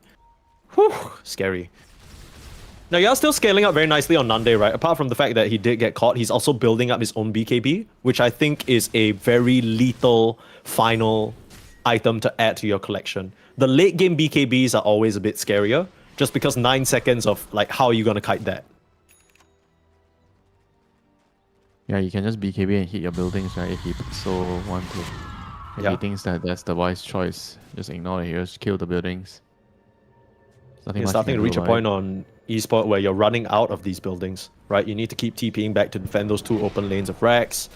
They've sent creeps and Terrorblade illusions non-stop towards this top lane. Kind of annoying to deal with. What's the play here for eSport? I mean, you have that Aegis on difference, but you haven't really been able to find many moves on the map so far. Are you trying to get pickoffs? What's kind of the plan? Is there items that you're still waiting for? Because, I mean, hell, we're at 44 minutes already, Winter. No, they need to just go out and find a move, be bold. Kill a hero, then get a Rex. I mean, that's what they have to do. If they sit back and they just defend the high ground, eventually they're gonna lose. Aki snags an Invis rune. It's in their vision though. Difference will be the one to jump in. Immediate hex up, onto copy. Still should be a counter initiation. This is awkward. Yayo has completely whiffed the arena. Still has a BKB to play with. Can BKB TP out, as he has been, the Nightfall? Should be fine, but he's leaving his team behind. Is that really okay? Copy starting to turn around with the damage. Difference, do you have some help? Ice Path, Macropie being laid down. Difference should still be able to blink out, but he wants in. He has the Aegis, he's looking for more, but it's a bit too deep under the tier 2 tower. A calculated decision there from Pipsqueak to disengage with the Mars, and they still escape unscathed. Yeah, that was a very awkward arena. I guess he felt like he had to protect the DK there. DK got jumped and he got caught in the ice path, and he just thinks that it's better for them, if he just places an arena behind to protect the DK. Yeah. Didn't really need it in the end. Maybe he was thinking he would catch a bit more as well, because surely you're not initiating on the quad, right? He thought maybe the supports were there with her or whatever, but I mean, honestly, props to Amaryllis and Asticor, because as much as, Asticor, he's 1-10 and Amaryllis is 1-5, they now have the very difficult task of dodging that arena. They both have blink daggers. You see the walls come up. If the spear's not perfect, you can always blink out. That's something that Yayo has to keep in mind.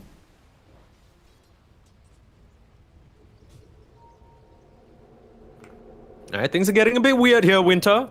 I feel like in any other case, a 22k gold lead should be enough for you to just put a final nail in the coffin in this game number 1. Again, folks, in case you're just joining us, this is DreamLeague Division 2, and these teams, specifically in this series, are playing for a spot at DreamLeague Season 27. You win here, yes, you've sort of secured yourself top 4, but the top 4 placing teams also get an automatic invite to DreamLeague Season 27, and that's kind of the main prize, right? It unlocks more opportunities for you to play, maybe more opportunities for improvement. For now, the only thing ahead of eSport is this Rex consistently under siege. Crimson Guard doing a decent job, but now with the Terrorblade nearby, the illusions do a whole lot more damage. Jumping up to the high ground now, Copy. A nice disruption. Smiling Knight starting to throw the hands out. You gotta be careful. Look at Eki on the side. There with a lasso, pulling him in, but already infested. Smiling Knight gets inside the Dragon Knight. Copy flying down to the low ground with that Black Dragon, but now you're in trouble. Smiling Knight able to get out thanks to the card. The saves are nice on the side of eSpoil, but are they enough to get anything? You've pulled off a defense. This is painful. A disruption and a stomp. A bit mistimed there, not really synchronizing. And now Nande in some trouble. Smiling Knight looking for another infest in 1 second. He can get into Yayo, and TB is down. You're trying to TP out, but the bash comes through. They hold him in place, and Pipsqueak, they're not able to breach the high ground. I didn't finish the Rex. The melee Rex is still alive, 400 HP. That was not Magus. I mean, the TB looks like he's going to need a BKB right now. Yeah. There's too much magic damage. He can't really survive it. I thought he was going for a BKB. He had it queued up. Then he changed his mind and went for a Disperser instead. I'm not sure whether that was the item build. I mean, that fight was also a very awkward situation because we saw the entire setup, right? It's clear Pipsqueak had a plan. They were going to set up on the Lifestealer after he comes out of the sort of initial bit of stuns. Once his rage is over, Eki was ready on the sideline with a BKB ready to lasso him, but he infested aggressively into the Dragon Knight. There was nothing they could do to stop him from getting that off, and you end up using a double lasso on a solo Jakiro who just comes back with buyback anyway. That is not what you want, but Eki, he has a second chance here. Maybe pull Smiling Knight into the tier 4s, into a buyback from the Mars. They're onto the Rex. Looking for some initial aggression. They might just have to give this one up. Looking for a 2-man lasso here. He wants a 2-man so bad. In he goes though. Where's your save? Jumping forward, Amaryllis. Again, the Shadow Demon. Consistently finding these moves, and now Copy, he's infested. Can you punish this Lifestealer? He's very far ahead. Doesn't have a rage for another 3 seconds. Getting Spear to the tower, but still finally able to get it off. Coming in now is Waste. He has a card available. No, sorry, I lied. There was 14 seconds left. Nande back in the fray. Getting hexed up now. You need to escape. As the Core's got to go down, and along with him, the Queen of Pain. Waste now trying to escape on the sidelines. Outworld Staff trying to buy him the time to blink, but will not be able to. And looks like this Centaur is dead as well. On the bright side, he does have a buyback. He didn't need to use any of the buybacks there on the side of Pipsqueak, so pretty good defense. Maybe not respecting the lasso potential. Now Amaryllis might be in some trouble as well. Oh dear, he's been caught out. I mean, he has buyback, but still. Starting to slip a little bit, eSpoil. Can't really afford to make any more mistakes. This is what's supposed to happen the last time. And now everything seems to be back to normal. I mean, for Pipsqueak. They're in control again. They found the right heroes. I think Eki, he's gonna understand that he can only lasso the core heroes. He can't afford to lasso Jack Hero now. Yeah, no. I mean, you don't even need to go for a double lasso, right? That's fancy. Just for 2-man. He's still trying. He sees an angle there. It was a brief moment where he could pull 2 heroes. Jumping in now onto the lifestealer. Lotus. They need a way to save him. They're still thinking about it. The Lotus denying it. They're last wait at Morales, but the counterplay. It's the Mars Arena. You can't drag someone through that. In goes Morales onto the cart. They're still surviving for now. Investing into copy. Difference is dropping so low. Will go down. That's your Queen of Pain. Even with the fumbles, it's not enough firepower. E-Spoil. There's just way too much sustain between the Mars Victory Feast and how tanky these heroes are. The buyback now on Smiling Knight. He's going to try and lay the hands out, but he's all alone. It's only the Jakiro to help him, and I don't think that's going to be enough. The charge just stunned up into a wall, and GG is called. Smiling Knight will be the one to throw in the towel, but E-Spoil, this feels like a game that they were out of maybe 15, 20 minutes ago. It took a while, but Pipsqueak get there in the end. Very, very messy and some weird decision making at the end, though. Messy towards the end. I think in the beginning of the game, Pipsqueak +4, they were in control. They were playing clean Dota. They were using the TB to take control of all the whole map, killing towers, getting objectives, killing heroes. I mean, everything was really, really good. And then during the closing stages, right, I felt like maybe they got a little bit too comfortable. They know that they have a big lead. Maybe people are just not really, serious and disciplined enough towards the end. Like, you can never let your guard down, Like, there's always a chance that your opponents can still come back into the game. You just have to respect that. The moment you let your guard down, somebody makes a mistake, you feed one kill here, you feed one kill there, the Bear Rider goes in too aggressive, you're having a little bit too much fun, and then all of a sudden, the game could be, over on your side, and you're going to be on the losing end, not your opponents, so they have to really clean up their act, in the second game. It wasn't a good look after how a game started, where they were so dominant, and they couldn't close out the game after such a long time. Even with all the fumbles, though, it still was an excellent performance for Copy in particular. The stand-in of Pipsqueak going 8-0 and 20, not dying a single time. Very on point with the saves. I mean, Nande bailed him up of a very precarious position in that early game as well. But Pipsqueak, they are now one game away from making it to DreamLeague Season 27. Let's see whether they're able to make it happen or whether eSport can come back in game number 2. Took a walk down Pico, heard someone shout from a crowd of fed up people, getting told they should calm down. Didn't wanna fight, but the tears that fill their eyes are brought by the people sworn to preserve their rights. Oh,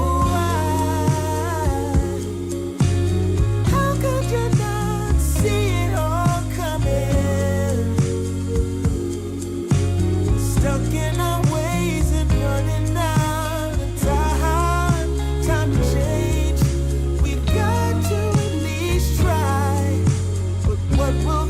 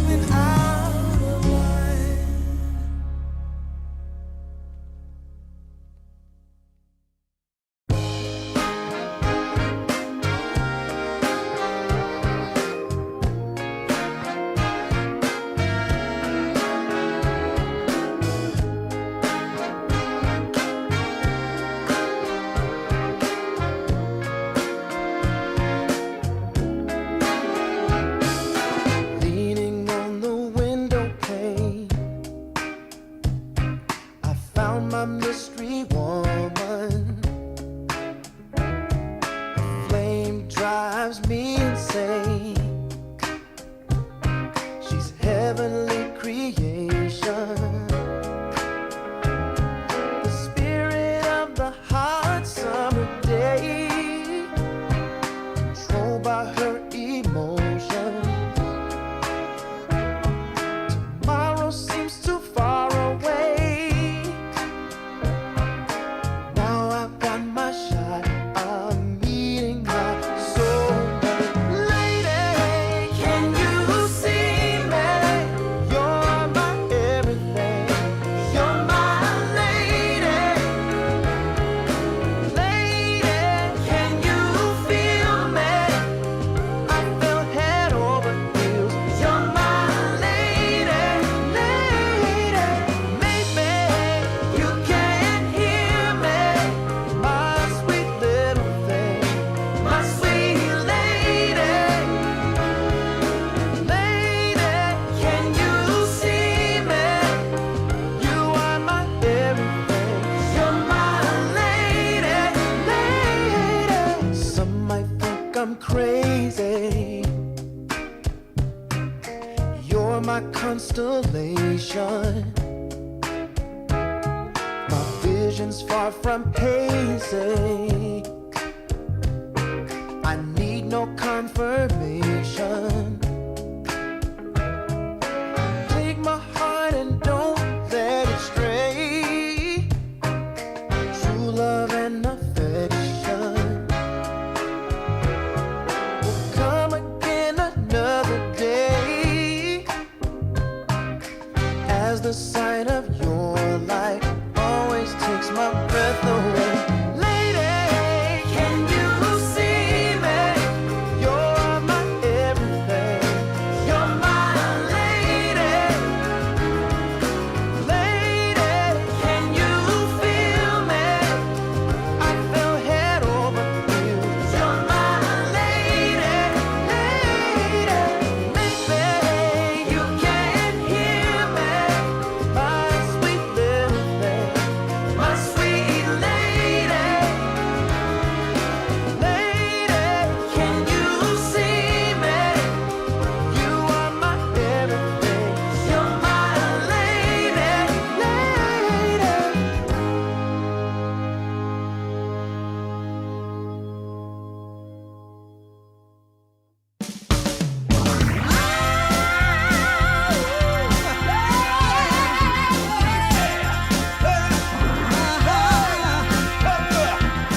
Go and tell your mama to get up off her seat. Go and tell your mama to come out in the street. 'Cause it's all going on right here. We're gonna make it perfectly clear. When you hear our voices ringing in your ear. Yeah, yeah, yeah, yeah. Go and tell your mama she better come around. Yeah. We got the mother of all parties, and it's about to go down. Yeah. Yes, we're having a celebration. We're gonna rock the entire nation. It's a win-win situation. Not really the start that eSpoiled were hoping for, especially in the series that determines whether they or Pipsqueak get to make it to DreamLeague Season 27. Welcome back to DreamLeague Division 2, here Permasneeze and Winter bringing you through the action. We're already midway through our first series of the day. Again, folks, in case you're a bit confused what's going on, this isn't the main Dream League, but the top 4 teams from Division 2 get to qualify to the main Dream League. So that's kind of a big portion of what they're playing for. Of course, from there, the prize pool goes significantly larger, and of course, the glory as well. But we're not there yet. We're still in the lower bracket. We're still trying to figure out which one of Pipsqueak plus 4 or eSpoiled will make it to that next stage, because the other is just going to get eliminated. Then it's back to close qualifier hell. Then it's back to all these other sort of more ruthless tournaments. I want to say, Winter, that, you know, most of the time you get like 1 or 2 slots and you're facing off against, what the hell, Aurora, Mouse, all these other big Western European, Eastern European dogs. I feel like this is a very good opportunity for the teams. But eSpoil, they need to try and take it, right? Earlier on, they had a stand-in in Smiling Knight, and now they get Snow back, their captain and their drafter. So hopefully that solves a few problems for them. It's gonna be more than a few problems solved. You know, the captain is back. This is going to give them a huge boost of confidence again. You know, hopefully they find whatever they were missing in the last game this time around to force the game 3. And they What do you think are they were not- missing, Winter? I felt they were missing a lot of. I think in the early game especially, they were missing a lot of. 10 I think seconds oomph remaining. and a lot of like movement. Like they were not really moving as a team very 5 well. I seconds think. remaining. I think early game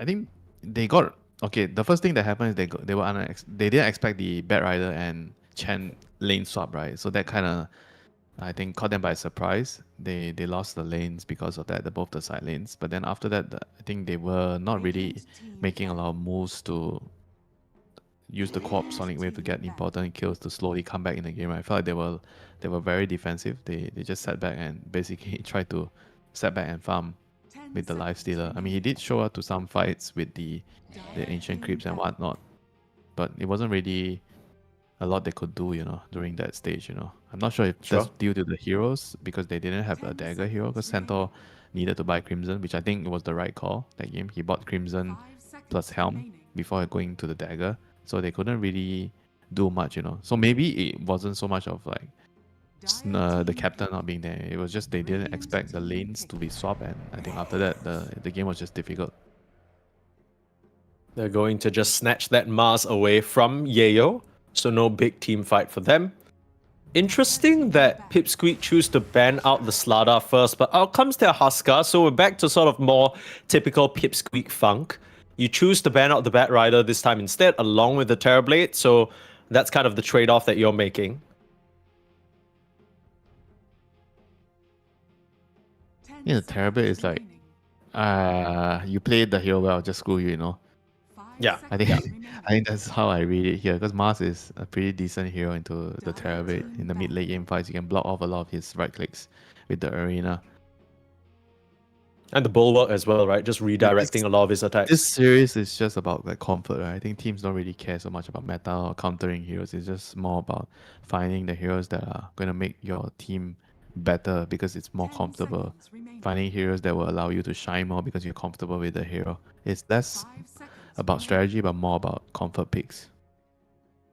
Yeah, you know what's weird though? Huskar position 4 has very quickly become a comfort pick for Eki. But after thinking about it for so many days, I still can't crack the code, Winter. I still don't really get what it gives you on the position 4 because we've seen an increase in position 4s played more like the 9 class style, right? We always like to call it. Like now it's like Saksa, 9 class, these guys, they love to run in, get information, be annoying, be difficult to kill. I mean, Huskar's difficult to kill, but he doesn't really strike me as a hero that gives a lot to his team other than his body and damage. I hate to break it to you, Mike. There's no rules in position for Dota right now. Oh, You shit. do what you Okay. do, as long as you win the game. Sure, but what does I what does don't this know if it's Huskar a- position 4 do? 5 I don't know if it's a good thing or bad thing right now. I mean, you're supposed to win your lane, number one. I think with the Okay. burning spears, you secure your lane, and then you get to do whatever you want, right? Because if you think about all these weird ass position 4 heroes, if you do not secure the lane, right, it doesn't matter what weird support hero you're playing. If you do not find a way to play the early game, right, you can't do your whatever weird shenanigans that you have planned for. If you're talking about the True. Monkey King, the Slug, 5 the Void Spirit, right? If you don't find a way to enable the core, right, you won't get to do the things that you want to do in the game, you know? So I feel like as interesting as all these picks are, you still have to find a way to get by the lane, you know? Sure, you're probably not expecting like a Slug to win his lane or a Void Spirit to win his lane. But in this instance, if you are position 4 Huskar, you better win your lane. Because this hero is not equipped to pull creeps. It's a slow ass hero. I mean, immediately when I see this duo, I'm just thinking this is going to be another situation with Eki playing the Huskar, and he's going to go into that safe lane as a support. And then you put Warlock in the bot side against whatever is with Snapfire. Just because, I mean, what do you even do, right? If you're Bounty Hunter Mars versus a Huskar and like another stable carry, like a Pos 1, you can't even trade into him. You have Spear, Rebuke, and maybe a Shuriken Toss, but then he just burning spears the both of you and you just get cooked. Yeah, actually, what is the Bounty Hunter supposed to do here? And why did Yeah, they I actually don't choose to go honestly, for- I don't get it. Why did they choose to go for Bounty? I'm used to seeing Bounty against the Chen Enchantress heroes. Yeah. That's pretty much it. I mean, against the Warlock, I can see it being annoying for Warlock, but I don't think it's to the point where the Warlock can't play the game. You know? I think Warlock, you can use your heal, so you're not really worried about the bounty spamming toss at you. I Not just, sure. you know what's weird? Because I feel like every time we see a bounty hunter, it's meant to enable like a skirmishing pick-off lineup, right? But Snapfire Mars always feels like you're gearing up more for these team fights. I'm not really sure how much the bounty hunter, you know, gold manipulation, map manipulation, scouting abilities really benefit these two. I guess I mean, when you there have we a go. brute mother, We it's not see too why. bad. Yeah, with the Brute, I think I can see the plan coming to fruition, right? The bounty is scouting people on the side, and then the Brute with the mobility, you have webs across the map, then you can connect and you can find kills. And then there's the damage M with the track, which benefits Brute a lot. I mean, sure, but like, are you really going to tell me the combination is bounty hunter brood mother right now? Why not? I think the bounty is meant to enable the Brute. That is their idea. I'm not saying I agree that the idea is good or I think it's gonna work. I'm just saying what are they planning ahead, right? Because they were picking the heroes really, really quickly. So it Sure. tells me that they already had a set combination they wanted to go for, and probably whatever the opponent is gonna pick doesn't really change their ideas very much. You know, that's why the picks were really quick. So it's like It doesn't change their idea, Winter, but it plan. sure. But how does it match up right now? What do we have on Pipsqueak's side? We got Dragon Knight Brewmaster into the Brute Mother. Is that a Brute Mother favored situation? I feel like you and your little babies are gonna miss a lot of attacks on this Brewmaster. He's not the easiest to kill. Yeah, I can't say I feel like it works well, you know. I think it's gonna be tough against, especially the DK. DK is really good against the Brute.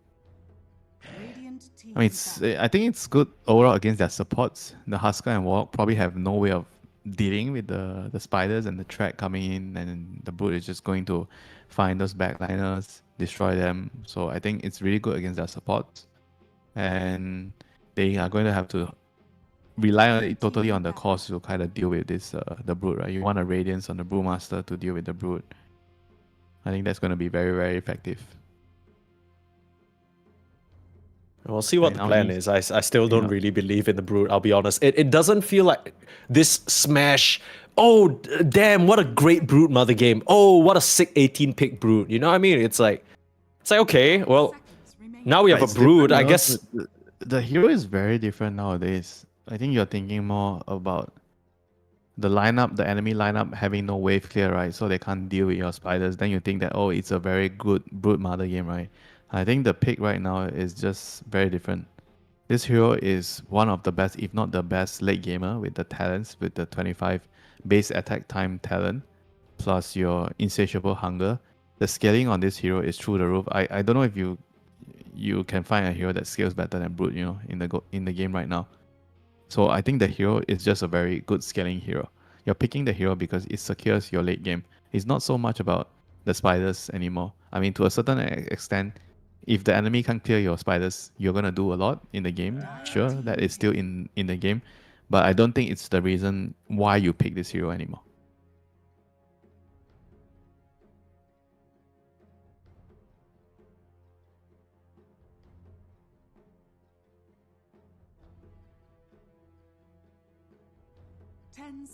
remaining. Yeah, we'll see how strong this Brood Mother can become this game. I mean, last game we saw that Dragon Knight isn't a bad hero when it comes to scaling as well. Especially when there was this build that Copy went for, right? Like, he went for the Mjolnir, which I think matches up very nicely. And now it's starting to make a bit more sense, especially with this Keeper of the Light that's going to come out mid. How long has it been since we've seen this mid hero? It's going to be very, very, I think very, very annoying. Their heroes, the esports lineup. There's this Keeper pushing out waves with the Illuminate hiding around. Then you have the Chakra, which is really, really good with, I think all their heroes, you know, the Mars, the Snapfire, all these low cooldown spells that you can enable them to spam it a lot in the team fights. And then if you can't push the towers, the Bounty and Brood is going to break you on the map, catch you. And then the team fight is going to be with the Mars Snapfire. I think it's a very well thought of draft, you know. It has everything. It's not conventional, but I think they do have everything. A good draft once, you know, it ticks all the boxes: the catch, the pick off, the map play, the wave clear, the tower defense, the team fight, everything you want in a good draft, you know, they have it. And now Pipsqueak, they need to find an answer quickly to this Keeper of the Light. Or to the Brood, Yeah, I was they thinking. need answers. All right, let's see what this last pick is. In comes the Tusk. Is Wait, that so the answer? Somebody got promoted. Yeah, the Huskar got promoted. They feel like it's a good core Huskar game. They want to run them over in the early game. Because the Huskar beats the Kotal in the lane very, very easily. Yeah, I remember seeing this. Yeah, but it's Like, a carry Huskar, not a mid Huskar. Wait, what? It's Yeah, huh? Okay, it's so still not- Dragon Knight mid, unless Okay. they do lane swaps. But you know, So maybe okay. it's So like what Copy is the doesn't play idea? the Huskar, so you go Dragon Knight on safe lane. I mean, we don't know yet, right? For now, what it looks like is it's going to be Nande Kidaro in your safe lane with Warlock Huskar. You got Brewmaster Tusk, which is a crazy tag team lane, and then you got Copy in the mid lane. I would much prefer the Huskar safe lane, like you the Huskar mid, like you mentioned. But we'll have to see whether they swap. The other team that does this is Mouse, actually. Crystallize running the Huskar. I've seen him play Huskar like the last couple of days. There were a couple of games that he actually picked the Huskar on the Yeah. safe lane. And then he actually has a greedy hero mid that plays like a carry, you know. I think DK can kind of fit that criteria because you can be a carry on this hero. You can be really greedy with your build, play more for the scaling, and allow the Huskar to kind of do his thing in the early and mid game, you know. I think the idea behind this Huskar to the safe lane is to avoid certain lane matchups and to win your lane, you know. But I don't know if their intention is trying to avoid the matchup against Kotal. Maybe it's more so about like they just want to win the lane against the Mars. Because if you look closely, right, at their three cores, it's Brood, Keeper of the Light, and Mars. So how do these three core heroes interact? The Kotal and the Brood Mother, they're more sort of as connecting heroes, right? Mars is going to be the hero that sets up. He's the playmaker. He sets up everything for the Kotal and the Brood. Yeah. So if this hero does not have a good start, I think the whole lineup could just fail. If the Mars can't do his Yeah. job, everyone will just be walking around. Because you imagine, right, there are four heroes. If the Bounty, Snap, Brood, and the Kotal, they don't have the Mars with net worth, with farm, with levels, you know, he's behind. What are they going to do in the game? Yeah, I can completely see what you mean. The Mars, in a way, he's the glue that's going to keep everything together. And Pipsqueak, they're going to try and make it so that he doesn't have a game here. Whenever we talk about Mars, we talk about this offlaner being one of the safest blind picks you can go for, right? He gives you good team fight. He rarely ever loses the lane. But if there's one situation where he might just get crushed, it could be against this Huskar. We also don't know whether they're going to do what they typically do at this point, which is put Eki in that safe lane. If you imagine a Tusk Huskar lane, I don't know who's coming out alive of that. Then I don't see any other way. Yeah. You have a Pulling wave versus Tusk is kind of You know, scary you have because he the can shard bounty. you off. Bounty and Mars, they are definitely going to pull waves. I mean, he's going to shard whatever, you know, you still have to try and pull, you know. But meanwhile, they're going to split their heroes up. Bounty is scouting and they smoke up the other heroes. I feel like I don't know if this is going to work out for the esports side here. They might run into problems here. And look at this really cool early sentry, just blocking the camps that Kotal likes to farm, and a ward into here as well. I mean, most of the time we see a ward exactly where Kidaro is standing, just to scout for rotations from the safe lane to the mid. but the early choices from Pipsqueak +4, it shows that they are already thinking about how they want to deal with this Kotal, how they want to deal with this Brute. Yeah, a lot of planning already went into all these wards, just making sure that they are going to shut down this Kotal hero. This hero is very similar to Sand King, I think, in a way. Mm-hmm. You play to defend your tower, you play to clear stacks, you play to hit your own timings. Although I do think that his timings are not exactly the same as the Sand King. Yeah, think I feel like more Kotal's- often Kotal comes out earlier, right? With more oomph. Yeah, Sand King is way slower. Not a bit, but way slower than a Kotal. Kotal is very, very strong early game. And then he hits a drop-off point where in the mid game he does absolutely nothing. And then in the late game he comes back to be relevant again. Sand King is different. Sand King is like a linear growth, right? Early game, slow. Then mid game, starting to be more useful. And then he keeps going up. The graph is linear. It's just all the way up. Kotal is Kotal's up, down, Kotal's a cliff, roller and coaster then a up little again. bit. It's like riding a horse that's jumping around, right? Quite literally. Yeah, exactly. Very, very different in terms of Okay, power well, spike. we'll see how this lane goes for Waste. He's the key player, like you mentioned, to connect everything together. The Kotal, he needs a lane to play into, right? Because so often we see these Kotals hit their level 6, run around with an urn, start stacking up those charges. All you need is a very nice little slow from the Solar Bind. Top lane, though, Snow. Speaking of, my goodness. Being right-clicked down, limping away through the webs there, as Asticor not really able to protect his carry well. Yeah, we see again this Warlock on the offlane, right, with the Brewmaster. Fatal Bonds, the Sinner Brew proccing, and everyone just taking a lot of damage, right? The Brute is just, he's very weak at level 1, you don't do anything on the Brute at Jeez. level 1. Yeah. He's getting bullied out of the lane. He can't even hit a creep. He's literally dying to these Fatal Bonds. You're level 2 on Yeo and Kidaro. You gotta be very, very careful where you show. Yeah, this lane is looking like a disaster right now for the Brute. I mean, the lane swap again, on the two supports, paying dividends for the Pipsqueak side. I mean, on the bottom side, the Tusk, he's not really able to stop the pull on the bounty, but at least, the Mars is not having the best of times last hitting, it's not having a good amount of last hits. 5 and 2 right now. Asuka is 10 and 4, and he has the wave. He's controlling the wave on his side of the trees. So this is going to get bigger and bigger, and the wave is going to go nearer to the tower right now. They have 2 range creeps. So this Mars is going to have a very, very, very hard time. Bounty is pulling another wave, half a wave over. And you mentioned the Tusk blocking all these pulls with the shard. He's trying to delay them. Very important, stopping the shards with the shards to slow down the creeps from connecting to each other. So making the bounty miss some waves. Top lane again, Snow just being pressured, and the more I think about it, the more it makes sense, right? This Pipsqueak lineup, they've been known to pick pretty polarizing heroes on their offlane. They like their Viper, they like their, Venomancer. We're now seeing a Brewmaster that, not a lot of players are picking up still on this offlane. And, this is their way of stabilizing. They kind of secure Yeo's lane with Kidaro on the sort of healing position 5, or sometimes even something like a Chen, right? You throw a creep in there, it's very hard for the carry usually to fight into that. Meanwhile, Eki, he's usually on a bit more of an aggressive hero. And somehow that also works with Nande's hero pool. So very cool adaptations coming out from this team to make their unique hero pool work. I think they're also really enforcing the range plus melee setup. I think some teams, they really like having the range melee setup. It's always better, I think, in general, not 100% of the time, but it's always really good for the lane if you can actually set up those lanes like this. Double melee lanes, it's just about pulling, right? You don't really contest the lanes as much. And now, Bounty is going to be forced to TP out. And a good presence of mind to know that there's no snowball, just a shard and tag team. Yeah. So he gets out. Doesn't manage to stop that small camp pool, though. It is lethal down here in that bot lane. If you look at this last hits in the early game, this is all going well for Pipsqueak. And this is not looking good right now for eSport. They're losing in all 3 lanes at the moment. DK is getting the upper hand of the Keeper of the Light.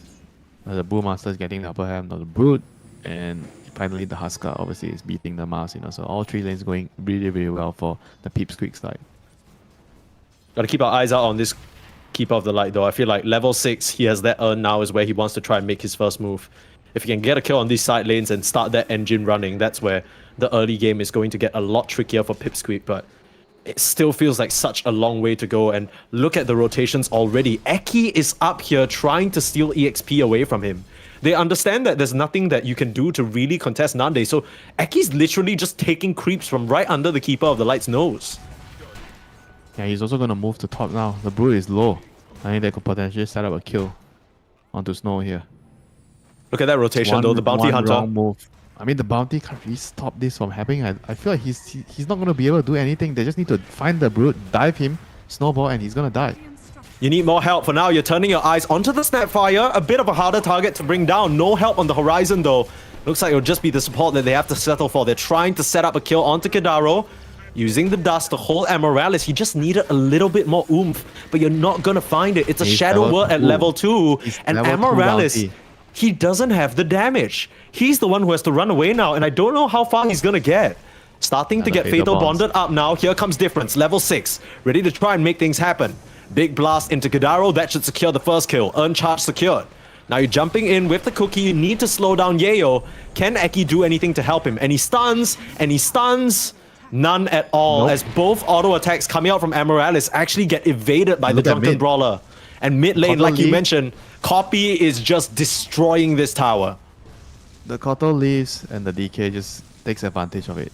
I mean, this is why this matchup, like very similar to the DK against the Puck matchup, right? The moment you leave, the DK is going to take your tower.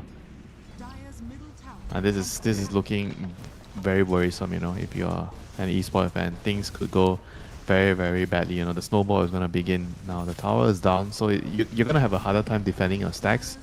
The Koto jungling right now, he's going to be a lot more vulnerable once his tower is down. So this is going to be a test, you know, whether they can hold on to the game, you know, on the esports side. They're currently trying to steal the Wisdom. Adscore is running in position. Don't think he can actually steal it since he's alone. Yeah, way too risky. I mean, in an alternate universe where you're not in this really bad position as the Brute, she puts a web down, runs over, and everyone has to run from her. But that is far from the case. Snow has had a rough time. Take a look at the net worth. The Koto barely where he wants to be. Meanwhile, the side laners of eSport just really struggling right now. And it's just a shame, right? Because we didn't get to watch all those group stage games where eSport had amazing results. We clearly know that this is a team with the skills to pay the bills.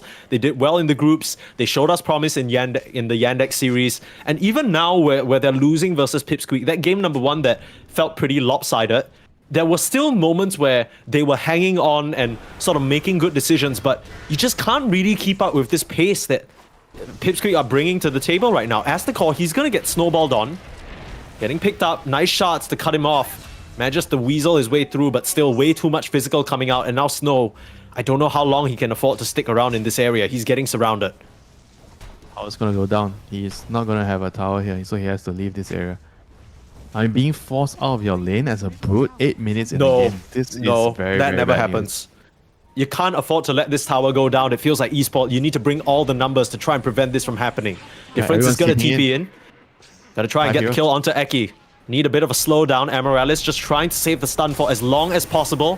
We'll throw it out now at the final moment. Snowball, just buying a bit more time, but the task will end up going down. So more charges going Difference's way. You're not able to kill off Asticor. He's ticking low. In comes the bounty with the cookie. Nice connection there. Copy.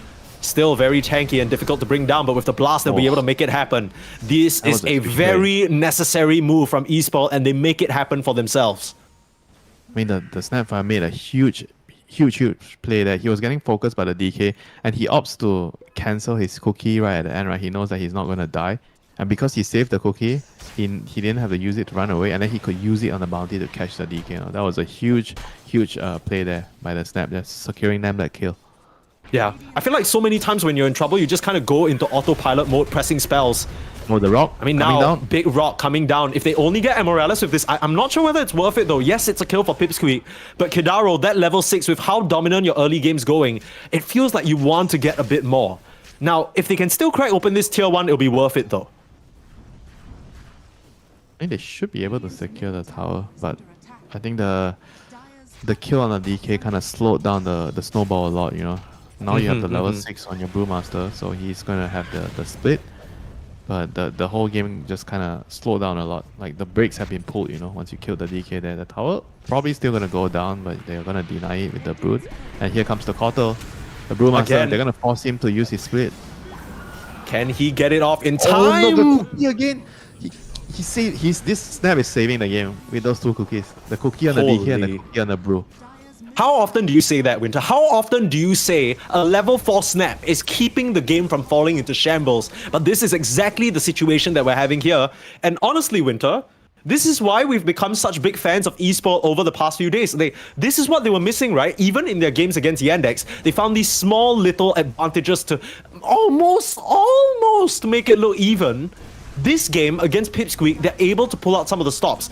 Now, don't get me wrong, Winter, the situation's still looking pretty rough, but Esport are slowing it down and they found another kill onto Kadaro on the top lane. Solo kill, just with the spiders. Wow. Yeah, now the Warlock is feeling the heat, right? He can't clear the spiders and he's just dying. If he's alone, the Brute finds him, he's just gonna die. I mean, all of a sudden, this game is, I think, not really that bad anymore for esport. I think they're in a very, very good position after the last two engages. They lose 2 towers, sure. That is still not very, very ideal. But I think overall they managed to stabilize the game. The Brute can sit and farm Ancients at top. And I mean, the Huskar is going to ping the bottom Ancients here. He's going to try to farm it, but not the best hero to clear the Ancients here, the stack. As a Yeah, it's kind of awkward. He's going to jump in onto Aztekor. Getting silenced up now. Might just be a dead grandmother there. Gonna try and turn around with the damage. no, Nande, he's that's gotta be better. careful with the toggles. Are you serious? You got a blast? He waited for the cauterize, then he used the vessel. They still have the Wow. vessel, but he's toggling through the vessel. Oh my god, When he comes to the dies. arena though, he ends up going down. So waste. He didn't take part in any of those top defenses trying to get EXP and levels in the bot lane. He manages to help secure the Oh kill my onto God. Nande, but he ends up going down. Very nice plays from the Kotal there to try and wait out the cauterize, but it still didn't allow him to keep his teammates alive, unfortunately. I mean, it was still very, very good presence of mind, you know, from difference there, waiting. But now he's gonna be in trouble. They're gonna put drop a a rock rock. on his face. They He's gonna need to die. get him out. The cookie. Fatal bonds the shards, locking him in. Difference is toast. Now, can Mama's you punish? here. Copy dropping low. Mama is indeed here. This is what the Brute Mother was picked for. The ability to connect and the ability to punish. Another cookie delivering a freshly baked walrus right into the jaws of the Brute Mother. I mean, Pipsqueak, they're still finding good moves on the map, but they're starting to lose more and more heroes. I don't know if this is worth it anymore. Oh, it's definitely not worth it. The DK has died twice in a row now. He Now you needs have track to- online. He needs to actually continuously scale. Because you, after all, have a safe lane Huskar. Like, who is your Yeah. actual carry, you know, on the Pipsqueak Sure. side? I mean, the DK is fact that this actual carry. Huskar went for cauterize as well, maybe in an alternate situation where you went incendiary, that's where the Huskar damage really starts to scale up even into the late game. But with this facet, you lose out on a lot of that max HP damage that you would otherwise get. So yeah, like you said, it feels like there are so many eggs in Yeah, this long-term DK this basket. This smoke is going to help them a lot if they can connect it on a good target. Oh, they have an Orchid. They don't know Difference? the Orchid is available. They don't know Who's the Orchid dead? is available. Brew is dead, but Difference will be next to fall. Focused down by Nande. Here comes the Brute Mother though, trying to do the last bit of damage needed to take down the Huskar, but the Spiderlings can't get it done into the cauterize. Nice little setup there. Amoralis, he wasn't aware that he was being spotted out by a sentry. It ends up going not too bad for eSport, given that that's their Orchid reveal, but still, they do get caught out in the end on the Coddle. I think Pipsqueak probably a little bit happier in that exchange. They got the Cotter plus the bounty. Oh, But now they gotta they're gonna find this lose the task ta- too. Okay, this is going to be even then if they lose the task. Both sides losing 2 heroes. Somehow, Eki decides to stay. Was he trying to finish some? No, he just, I don't know. Maybe he just wanted to put a wall or something. I didn't see what he was doing there. Yeah, he planted that ward a bit earlier. He was sticking around the tree lines. Maybe he thought he could kind of poke his head out, get like a quick clear on the creep wave. Unfortunately, does get caught out. Some immediate lines being drawn on the map by this DK. He's saying, okay, you know, maybe this area is not really ours to play. Let's just kind of move elsewhere, right? We already took the tier 1 here. We took the tier 1s across the map. Maybe we should stop running up to their tier 2s. And honestly, I would agree, but it still seems like Pipsqueak, they want to flush this Brute Mother out, right? But Probably. look at the power he at this missed the point. spear. Spear is off the mark, though. Waste. He made the spell. He's fine now. That's very awkward. Yeah, I guess that was not actually an easy angle to catch with the spear. Yeah. Maybe probably should have tried to go nearer to the trees there. He was aiming on the high ground ledge there. Not sure if that's a spot you can land there. Some areas are Yeah. quite awkward. Like it looks like you can actually spear the target there, but you actually can't. Yeah. There's a certain part of those stairs that becomes like a cliff and some parts that are not, right? So if you're kind of spearing at a 45-degree angle, you might just catch the lower portion. It's weird. It feels like it's one of those things you need to have a lot of practice on the Mars to know. Because I think that's the only spell that interacts with ledges like that. I remember there's still one more. I think there's also I read some content about the punch hook. You know when you're hooking and the target is running up the ledge like a stair, and then your hook kind of goes it goes in a different angle a little bit towards the end. Yeah. That's kind of weird. Okay. Yeah, Well, hang that's on. very There's specific. fight. Nande, TPing in here. There's a setup from Waste. He is hidden deep in the tree line. As the call gonna get spotted out, here's the arena. Spear up. But BKB revealed from Nande. They weren't expecting that. And now Copy is not a target they can burst through. Difference in some trouble as well. Oh, Trying the to Brute's turn here. things around. Oh, the Brood is here indeed. And there's no save onto your carry Huskar. You've dropped the rock on the back line, but here comes Snow. Brood's You dead. need to try and focus him down. Brood is Nice dead. heal No, there. he's It's alive. still alive. The Brood is going to get controlled up in the corner. She needs to scurry away. The last auto attack. The shards will find her. Through the tree lines, through all the webs. Espoil not able to keep their Brood alive.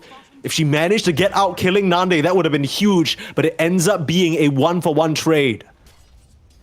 The carries dying and they are Huskar and Brood. What a world we are alive in Dota right now. Carry Brood, carry Huskar. Showing up to 15-minute fights and dying here. No split on this Brewmaster, and he'll get kissed down. Usually, not a bad thing to get kissed into oblivion, but in this particular case, Yao's not going to be very happy about that. Radiant's top tower is under attack. He's also working towards that sacred relic, right? So he has a lot of unreliable goal. Not a good time to die. What's your perspective on this Helm Dom first? Because it's not like they're lacking tower pressure, right? They got the Golem, Brew? they got the Brewmaster. Because we were talking about how it's a great Radiance game into the Brood Mother. I thought he was just gonna rush it first. And you have to have a, I think, early game item. Right? Usually you see Brewmasters go either Vessel will, or you just get a urn with braces. But I guess this game he feels like he doesn't want a Vessel, so his starting item, his transition item is a Helm. Okay, Yeah, I don't think it's really that bad. I think it helps his lane a lot. sure. I mean, also, I guess it helps him survive some of the bursts coming out from esports, so he can get that split off. Oh my Spear. god. Oh, that was... Ooh. The blast! Ooh. Jump forward, Eki goes Eki. in. He's gonna try and commit. Nice little snowball over the No shard. rock yet, oh. They don't have a rock. Copy, Arena popping his used BKB to defensively. try and chase difference. Arena indeed used defensively, but that's traded out for the BKB of the Dragon Knight. So you don't have that available as well. I mean, does this mean they just go Roche? Because no arena? Is that good enough? That's the question. I mean, they're on the tail end of Dragon form as well. Here comes the smoke up. Esports still want to fight. Can they find a spear? A good spear, you know? Catch someone, push them back to your team. I mean, Kill Dragon them. form is running out, but so is Spirit form for difference. He's not going to have that available for 40 seconds, which means no Solar Bind, no left behind blasts. Surely that means that Pipsqueak can just go into Roche, right? I mean, Radiance is 50 gold. They want a 70 gold. They want to finish the Radiance on the Brewmaster. Yayo is just waiting for the gold. Okay. I mean, the longer not you wait, the definitely- longer, the shorter the cooldown is on Arena, right? Spirit form's going to come back up as well. Your Koto now has the travel, so he can connect to the fight, and a nice 4-star for himself to get away if he doesn't get stunned. Are you seeing this ward? This is an interesting ward in the secret shop. Radiant secret shop. Wow. I've never really seen this ward. From Right Dian. in the butt crack of that tree line. It doesn't really see a lot, yeah. Actually, now that I look at it. Yeah, I'm not really That's sure interesting. what it's meant to spot. Maybe just Is spotting this out the that camp. river- the low ground. It sees the low ground, like where the Warlock's standing. Oh, jump in. A spear? Becky once again. Nande gets a is block. dead. Nande Oh my God, dies to what- a how did rebuke. he not- Oh, so he already split, so he had to deny the rush? He had he to couldn't pick deny it the up. Roche. He can't pick it up. Waste comes in with a huge rebuke because of the vision from the track, because of the vision from the blast. I mean, Copy takes down the Keeper of the Light, but now he's just gonna get run down for sure. And the Brewmother's not connecting just yet, but I think these two supports, it's going to be enough. Meanwhile, they silence up Brew and they kill him off. It's a team wipe for eSpoil. I mean, there were so many things going on in that fight that we have to talk about, but eSport managing to pull that off. They kill the Huskar in the pit, the Brew had split up so he had to deny the Roche, and then they just slowly but surely get run down. It all started with this ward. He actually started with the ward. The ward seems like it was weird, but he actually gave them vision about the Warlock standing there. So they started the kisses, aiming at the Warlock. They picked him off first. He couldn't get his spells. And I think the fight was just very, very awkward after that. You know, they were surprised that they got jumped at that angle and they couldn't finish off the Roshan. The Brew felt like, oh, I need to split to delay, right? I need to buy time for my teammates, right? And then when he did that, the Huskar died. The Huskar just died in the fight. He couldn't do anything. And the DK already blinked out of the pit, so nobody could pick up the Aegis. So the Brewmaster had to deny the Aegis because he couldn't pick it up because he already popped his form. That was like I mean, it would have been the Brew Mother just running in, or the. I mean, that was also in tandem while all of that was happening. While the kissers were sort of coming out and punishing Kidaro, it was also a situation where Eki was making a jump up to the high ground. Right, there was no one really backing him up there. They were trying to jump in along with Copy, but it ended up really awkward. They took a long time to take down Difference because he has that Force Staff, he has that kiting ability. I mean, that is not at all how Pipsqueak wanted that Roche attempt to go. You're supposed to grab it nice and easy. You're supposed to be a 5-minute stretch of Huskar being immortal, maybe even taking some tier 2 towers. But now you don't have that Aegis and you're left scrambling on the map to try and find any pickoffs you can find. Radiant's bottom tower has fallen. And DK is going to get Orchid now. So he's going to have some avenue of finding more pickoffs. I mean, if you look at their cost, I mean, Brew has Manta, so he has something to remove it. Actually, the Mars also has use, so there's only one core that will be vulnerable, which is the Koto. And the supports, of course. I mean, Koto doesn't really mind, right? He just maybe would like to get Blinding Light off in those situations, but look at the 4 staffs coming out from the supports. 2 going to be finished up on Astacor, the second one, and the Koto himself has a 4 staff, so they are just getting the hell out of these situations. Dire's top And tower they is have 3 4 staff on the esports side. Koto, Bounty, and one coming out from the Snapfire as well. Yeah. And they just understand, as long as we kite them, the DK jumps in, he stuns, they have a shard block, we kite those spells, we kite the initiation, we are going to win the subsequent team fight, you know. They want to fight long. Koto wants to drag out the team fights and play back and forth, right? So your Brute can kite them around and destroy them. Whereas if you Pipsqueak, you use your split, you use your Dragon Form, you use your Rock, if you don't win the team fight, you're in trouble.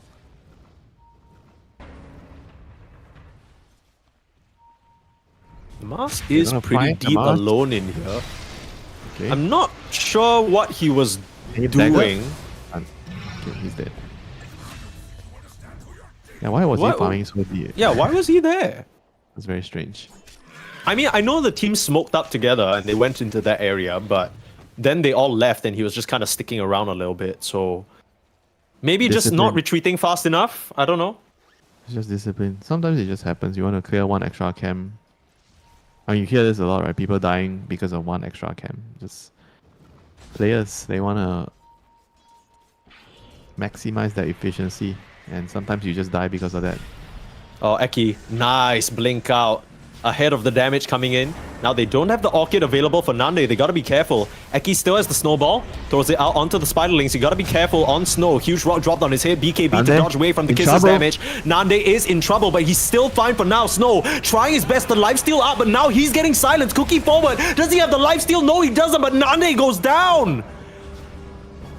Uh-oh, 1 for 3 exchange, and you used your split, you used your rock, you used your dragon form. I mean, eSport, they've got to want to go right now. Yayo, he has to be so careful, still trying to spot you out. There's the Yules. Watch for the track, coming through with the spell damage. They're gonna blast through Yayo and get themselves a 4th eSpoil. Beaten down in that game number 1, beaten down in this early game laning stage, but far from dead. What a fight from them. Yeah, what a fight indeed. Just Nande losing against the Brute in the carry against carry matchup fighting. You know, I know it wasn't a fair one. It was the Huskar getting outnumbered, but it was very, very clear. You know, this Huskar is no longer strong anymore. He can't really stand in the front line. And you have this Brewmaster, which also doesn't really feel like he's doing enough damage, right? And your DK without like a carry build, right? His build is more like he's just going for pickoffs, not really playing so much for the skill. Doesn't have a Mjolnir to farm faster, so he's also starting to feel like he's not getting enough damage done in the team fights. You know, You're starting to see the sort of force staffs pay off, right? The Tusk found a lone bounty hunter in the jungle there, but just a force staff away. I mean, that's all of your lockdown. The shards are such an important component. Now, eyes towards Copy as he needs to take up the reins of carrying this game on the Dragon Knight. Bloodthorn being worked on by him, like you mentioned. The question is whether he will be able to stand his ground, because as much as the Huskar, he's not as strong as he was, he can't win those man fights, he still does an absurd amount of damage, right? Like, if he can lay in those spears while Copy is punching away as well, could be the death of the Broodmother, although not sure how likely that is now that there is a full butterfly completed on Snow. yeah, this Brute is, I think, unkillable right now. As long as she gets her lifesteal off, she has someone to force staff her when she gets locked down. I think this Brute is not dying in the team fights, you know. I mean, you're also looking at a Solar Crest being worked on by the Snapfire. You're not factoring in all these huge Illuminate heals coming through from Difference. He's been pretty solid at making sure they line up with where the Broodmother wants to be. So, 7k gold lead now. This game, it's more than even. In fact, I'd even argue to say eSport are the ones favored. And they're definitely in the driver's seat right now. I think if you look at the scaling of the heroes, Brute is going to be very, very hard to beat in the late game, right? Mm-hmm. I don't know if you get, even if you get there with a lot of farm on your DK, a lot of farm on your Brute, or a lot of farm on your Huskar, can you actually beat this Brute with Arena and with a Kotal backing him up, right? With the Chakras. This is I think not an easy late game scenario to be put in, you know, if you're on the Pipsqueak side. I mean, We talk about the... They don't really have a choice as well. They have to just try to farm it out. Do you think their timing is over? Do you think any fight they take now would just not really work out for them? It is really hard. Right now, it's really, really hard. But at the same time, if you wait another 10 minutes, if you wait another 15 minutes, is it going to get easy? Is it going to get easier for you? I don't know. You know, it's probably going to get harder. Okay, well, we talk a lot about this Dragon Knight, we talk a lot about this Huskar, but we didn't really mention the Brewmaster. I remember a period in time where Brewmaster was considered this big late game hero, because you just pop the split, you go for the towers, very hard to take down your little Primal Split Brewlings, and then you just refresh, do it again. And that's just the whole play, right? You're just ratting the map that way. Is that something that Pipsqueak should try and play towards, or is that too unstable? You have a Kotal, right? I mean, I think they can definitely deal with the Kotal with travels. I mean, you have to find a way to win the team fights. You know? I think split pushing is not going to be the answer for you. If you're Pipsqueak, having a Huskar, Brewmaster, and DK line, you need to win the head-on fights. You need to get Roshan, you need to get the objectives. I don't think split pushing is going to be anywhere near your agenda. I wanted to point something out that I thought was a bit interesting. Whisper of the Dread for the Mars, prioritizing the spell burst damage. Same thing for the Kotal, that makes a lot more sense, but it's clear that they want to just blow these heroes up and catch them off guard. Very interesting from Waste. Playing for more of like the spellcaster build. Like, He has a 4-star, he has an Aether Lens. Just needs to stand behind and kite, right? I mean, he doesn't feel like he can stand in front against this DK Huskar. Yeah. And Boot is going to stand in front. I think that's it. The Kotal and the Mars, they're utility heroes that are assisting the Brute into a 1v5 machine, you know. This Brute has, like you said, you're going to have Solar, you're going to have the track amplify damage, you're going to have the drum attack speed, you have the spears from the Mars, you have the chakra. Everything is you want to sort of go late game, you want to go level 25 Brute Mother talent. That is really, really scary stuff. I don't think you're beating the Brute, you know, once she gets there. Once you get Yeah, the exactly. I don't know. I don't know what sort of the plan is that they have to deal with the Brute. Now, small little thing that I wanted to point out that we didn't point out at the start of the game, she actually opted to go for necrotic webs. So that might actually be a factor. If she puts a web down in the fight, it's severely impacting the Huska's regen, severely impacting the Warlock Shadow Word as well. That might be the reason why it was so hard for Nande to sustain in a lot of these engagements, because you're fighting in the web and you just simply are not regenerating as much. Even the DK, you know, you have a lot of regen on the hero. That's actually very annoying for you in the team fights. And there's no way you can bypass it, right? It's always gonna be there. Yeah. Shot picked up now for the Brute Mother, so her insatiable hunger is just monstrous. Getting more and more bonus damage per second. Into the Roche Pit they go on E-Spoil. I mean, all ultimates up for Pipsqueak. In theory, you know, usually you'd want to maybe get a kill before making this move, but they understand just how fast they can take it, and it doesn't seem like they're scared at all of Pipsqueak, despite their insane team fight. Free Aegis now for Snow. You get yourself a nice little banner. Things are not looking the best here for Pipsqueak in this game number 2. Of course, this is the best of 3, so even if they lose here, we will be going to a deciding game to figure out which one of these teams secure a top 4 placement. That's going to be enough to get them into Dream League, but of course you want to get further than that.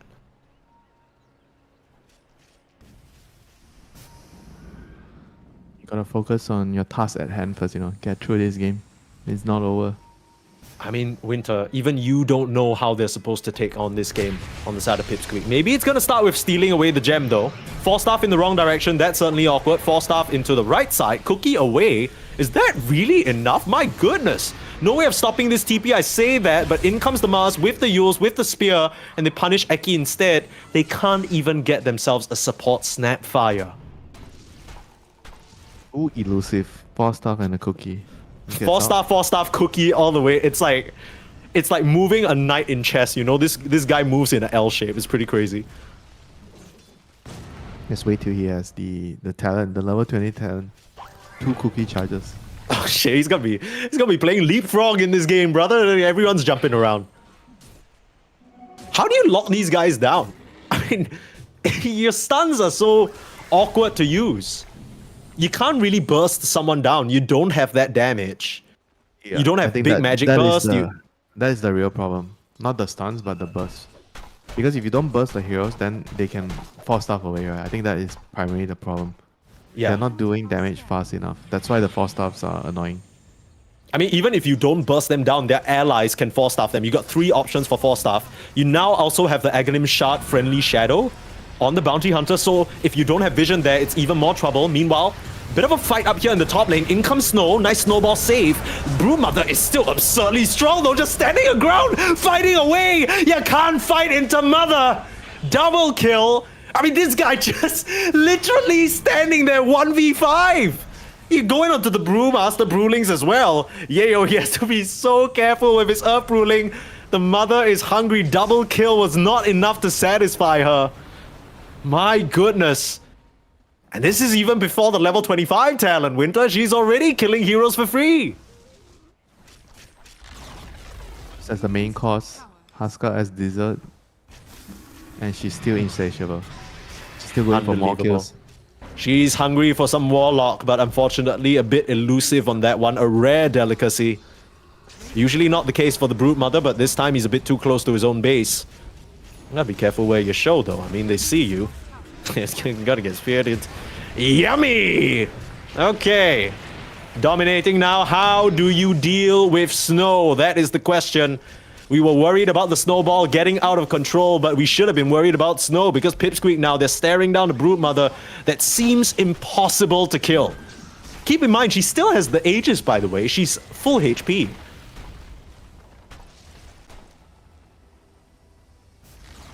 I want to see her get her level 25, but at this rate... same. That's gonna be insane. Probably not. It's just 34 minutes, you know. She's level 23, almost 24. Holy. I mean, she has nothing to worry about, right? Look at these skills. Oh, try for the punch. Good luck with that, Eki. Immediate Manta dodge the arena. How often do you see a Mars not even in his own arena? Copy, gotta try and finish him off on the side, but the cookie and the Force Staff again, they are just kiting this Dragon Knight all around the world. And a 1v1 that Nande can never win. You've got to BKB TP out. You're into the fountains. No, this might be a bit too much now. Where's the rest of your team? Clearly not even needing them. In comes the Solar, in comes the Help, and the Blinding Light pushing the Dragon Knight back into oblivion. You stun up the Spider for a little bit, but an instant split of the Manta, and she rips them up. It's way too easy. GG is called as Snow wasn't there in game 1 to help his team, but he's back now with a vengeance. That game number 1, that one was for free, but not anymore. Mama's home, eSpoil will take game number 2 and force this series to a deciding match. It was Mama Diff, last game you guys didn't have Mama around. That is why you guys lost that game, This is such an amazing game to watch, like the power of the Brute being displayed, right? As long as you get to your timings, you have all the buffs for you. I think especially with Brute, you want your teammates to get the drums, the Solar Crest, the Force Staffs to keep you alive. And as long as you don't die in the team fights, this hero just becomes like a totally different beast, right? She was really weak in the beginning of the game. She got bullied by the Warlock and the Brewmaster, but when she came online, she did just destroy everyone, She took revenge. You were bullying me in the early game, but now it's my time, And this carry Huskar just became such a non-factor, in the team fights against the Brute. Like I think you brought up a really good point with the webs, right? The necrotic webs, the 70% reduction. It just made it very hard for the Huskar to take the team fights. The Huskar, the DK, the heals from the Warlock, everything just got removed by 70%. All the heals. That was definitely one of the reasons why the Huskar just felt like he couldn't tank at all in the engagements. Yeah, one of the things we like so much about eSpoil is it just feels like their drafts are so clean, so well thought out. Even though the Kotl, not really a meta mid pick, it served its purpose perfectly. Getting to those early items, allowing them to drag the game out longer. And now that Snow is back, looks like eSpoil, they're gunning for that spot to DreamLeague Season 27. Will it be Pipsqueak? Will it be eSpoil? We'll find out in the next game after a short break. I took a walk down Pico. Heard someone shout from a crowd of fed up people, getting told they should calm down.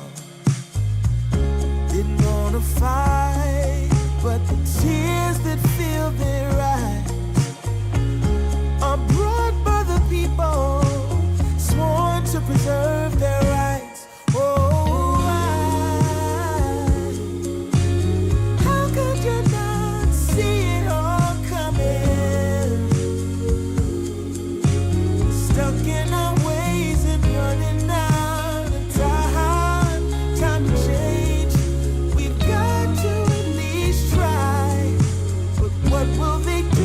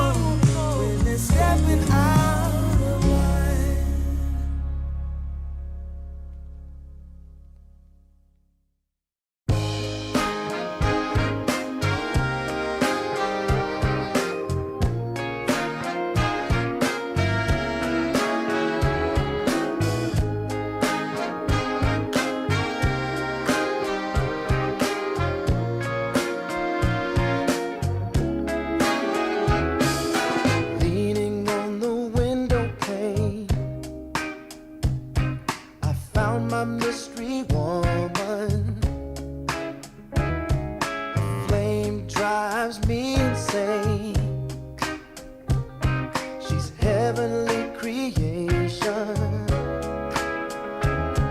The spirit of the hot summer day, controlled by her emotion. Tomorrow seems too far away. Now I've got my shot. I'm meeting my soulmate.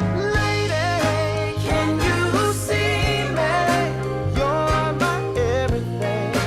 You're my lady. Lady, can you feel me? I feel head over heels. You're my lady, lady. Maybe you can't hear me, my sweet little thing, my sweet lady. Lady, can you see me? You are my everything. You're my lady, lady. Some might think I'm crazy. You're my constellation. My vision's far from hazy. I need no confirmation. Take my heart and don't let it stray. True love and affection will come again another day. As the sight of your light always takes my breath away. Lady, can you see me? You're my everything. You're my lady. Lady, can you feel me? I feel head over heels. You're my lady, lady. Maybe you can't hear me, my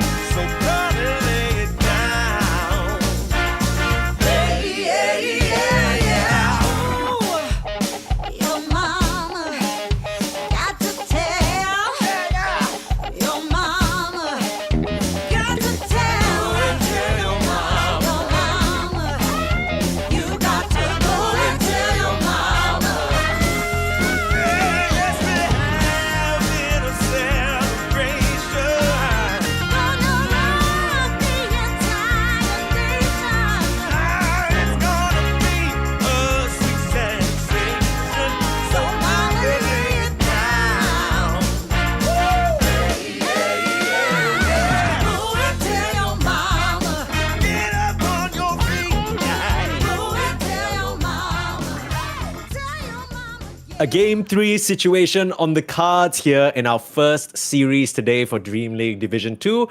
And of course, it will go the distance because both these teams do not want to give up the opportunity to make it to DreamLeague Season 27. Permasneeze and Winter here to take you through eSpoiled versus Pipsqueak +4 game number 3. Now, game 1, there was a bit of a stand-in situation for eSpoiled. Their captain and their POS 1, Snow, he wasn't available. He had some tech issues, so they had Smiling Knight stand in. That game was a little bit rough. It felt like they got thrown off balance in the start and then never fully recovered. But then game 2, Snow came back, picked the Brood Mother, sent them all packing. It looked amazing from them. They were able to hang on to the rougher parts of the game and make a great comeback. So, Winter, this can only mean one thing, right? That we're in for a pretty exciting game number 3. Hopefully, don't want to, get the hopes high and then jinx it, But usually, game 3, you have to decide the fate of your Dream League slot. A lot on the line, not just the prize money, but just mainly the Dream League slot. Everybody wants to get to Dream League to get a chance to learn to play against the big boys. Get your team to another level. Those are the important aspects for a tier 2 team or tier 1.5 team. You need the experience to get to the next level. Yeah. And also, not to mention the prize pool, right? If you win the entirety of Dream League, you get $15,000. And not just that money, because making it to Dream League Season 27 also unlocks another prize pool for you to potentially place highly on a bit more money. And we know, it's expensive. It's expensive. Cost of living isn't great, these days with the way the world is. Everybody's got to eat. Maybe you can treat yourself to a nice cake if you get top 3 or something like that. The difference in prize money is pretty significant. First place, 15,000, and fourth place is 7,000. So you're basically getting half that amount. But we'll be getting into the draft very soon here, and we see Pipsqueak, trying to get fancy. They picked the Huskar early on. We were expecting it to be Eki Huskar. It ended up being Nande Huskar because of the way the draft went. Do you think we're still going to see Pipsqueak try their very typical shenanigans here in the draft, pick some unorthodox heroes, or do you think it's time to lock in, maybe play stock standard Dota? I don't know if they can play stock standard Dota. I think their style is very, very unpredictable. It's very true, very risky, high risk, high reward. They don't really play the conventional way of playing Dota, and we're gonna see that unfold in the draft. What are they going to decide to do in this last game of this series? The deciding game. One game is going to determine who gets the chance, who is going to get the honor to compete with the big boys at Dream League. It's going to be a very, very interesting one, especially from the drafting point of view. Like, what is Pips going to do? I feel like eSpoiled have really impressed me drafting wise. Every time we come out and all 10 heroes are picked, I never find myself saying, oh, eSpoiled really got outdrafted here. Or damn, it feels like eSpoiled have this big hole in their draft that it's going to be very easy to exploit, right? Covering their bases at all times. And even though it's not immediately obvious, it feels like they always find a way to soft counter the early picks. The necrotic webs is not even something that we noticed, kind of bad on our part, but it was such a major deterrent to that Huskar that was picked first, right? When you see a hero like that come out so early in the draft, you've got to make sure that all your other heroes can do fine into it, and they just did that. Gotta be very, very careful of picking those regen heroes against Brood. I think Brood itself is a very good hero in the current meta. I think the hero has a lot of potential. Just teams are not really well practiced with the hero because you also need a hero specialist, right? But I don't know if the patch and the meta continues in this direction, whether Brood is actually going to move away from being a niche hero specialist pick into like a staple, right? I think we might see Brood become a staple in the meta if it doesn't really shift too much. The hero is just very, very useful in a very big map. You have mobility, you counter a lot of the regen matchups, you have one of the best late game scaling heroes in the game. You have very, very insane farm speed with your spiders. You can split the map. You do everything except catch. You don't have stuns. That's why you need teammates that will catch heroes for you so you can kill them. I feel like the hero has a lot of potential in the current meta. Yeah, she rarely very badly loses lane as well. I think that earlier example with Pipsqueak being able to kind of get the surprise jump on them because of that fatal bonds, like that was a very rare case. Feel like most of the time Brood is able to just hang on to that top lane tier 1 tower in the safe lane for what feels like forever, farm that entire area. There are also You ancients know that she can pick why up easily. they were able to hang on? It was because of those two cookies, you know. I think Snapfire actually Yeah, saved legit. them in the Yeah, game. I The agree. cookie I on the agree. DK and the cookie on the second kill, subsequent kill. I think those were the two moves that actually saved the game for eSport. They were in I think a pretty precarious position at that point. You know, they weren't like really far behind, but it was like in a position where you knew that Peeps Creek, they were trying to build some momentum with their lineup. They're getting level 6 early on the Warlock. They were supposed to take all your tier 1 towers with the DK. DK has a very, very fast dagger because of the lane going very well. And everything was kind of going into that sort of a snowbally direction, right, from Peeps Creek. But then all of a sudden, your Snapfire, two miraculous cookies, gets 2 kills, halts the momentum. Sure, you still eventually lose the tower, but it bought them so much time to get their feet back on the ground with especially the Brood, right, which got bullied a lot in the early game, and finally Yeah. they were able to hit their timings and just win the game. You know, so Peeps Creek this time more conventional opening pick, Mars, very very solid hero. I think in the last game, eSport kind of also demonstrated why the hero is very very versatile. Pick in a blind matchup, you can buy any items. He bought a 4-staff. It's kind of very, very good in that game. You just need to kite the DK stuns, and that proved to be very, very useful in the game. You know, now eSport gonna get their hands on the Jakiro, one of the best heroes, being in the position 5, winning your lane. And Mars is going to struggle in this lane. You know, this is not a lane where you enjoy particularly well. You know, as Mars. I mean, there's still the Chen option, right? This is a mirror of what we saw in game number 1, where eSpoiled, they first picked the Jakiro, but it was into a first pick Bat Rider. And then out came the Mars, out came the Chen. Pipsqueak did a nice little lane swap. Let's see whether now with Snow in the drafting seat, whether there's a difference, right? Because eSport actually took a lot of time in that ban phase to opt to ban out the Morphling, which is a Nande specialty. But I'm not really sure whether it was going to be first picked overall. What do you think about this ban? What does it tell you? They're just trying to ban out comfort heroes. I think this series, again, you know, I want to reiterate, it's a lot about comfort. I mean, not so Okay. much about like countering what your opponents have. It's about getting your players on their best heroes, their most comfortable heroes, trying to use that to win the game. I think this is just one of those bans that they don't want to give Nande his comfortable hero. That's pretty much it. You know, it's very hard to read into other reasons besides that. Sure. Ban out the Bounty Hunter to deny that track goal. I think that's a very key aspect of what helped eSpoiled climb back into the game, right? Every single small pick-off they were getting once the bounty hit 6, it was just massive amounts of returns for the Kotal, for the Snap. I mean, even the Mars, who was struggling very early on, managed to make his way back into the game with some very nice medium items. So, I mean, so far, Winter, also, we didn't mention this, Mars 100% win rate in this series. So, statistically speaking, feels like Pipsqueak are already sort of in the better position. Radiant team pick. It's too small a sample size. I'm sorry, Mike. Okay. All right, if you say so. But within the series, of course, it's gonna be important, you know. when You know teams what I are really winning like, with this- Winter? What? I want them to not pick Centaur War Runner into this Mars. I really, really You know want what they them should to pick? not. They What should should they pick the pick? pangolin because he doesn't Ooh. care about the walls. 10 seconds remaining. The question is whether Waste plays that hero. I'm not too sure about that. 5 seconds Yeah, remaining. it might not be in his wheelhouse. Let me go take a look-see at this man's profile. He does play the Pangolier. It's his third most played hero after Beastmaster and Mars. Funnily enough, his fourth most played hero is Dark Willow. So I'm pretty sure this guy had a position 4 phase. Like, he was a position 4 player that converted into offlane. So no crazy Dark Willow offlane shenanigans going on here. Yeah, he doesn't really have the widest hero pool. Actually, just looking at his recent matches, even within... I'm sure there was a time where Dark Willow Core was a thing. But that was on Okay, no, carry, right? I remember it was picked to counter... No, it was a thing. It was picked to counter the Mueta. Yeah, because you get hit her with- Aghanims and whatnot. Yeah. Team You can hit Yeah. her.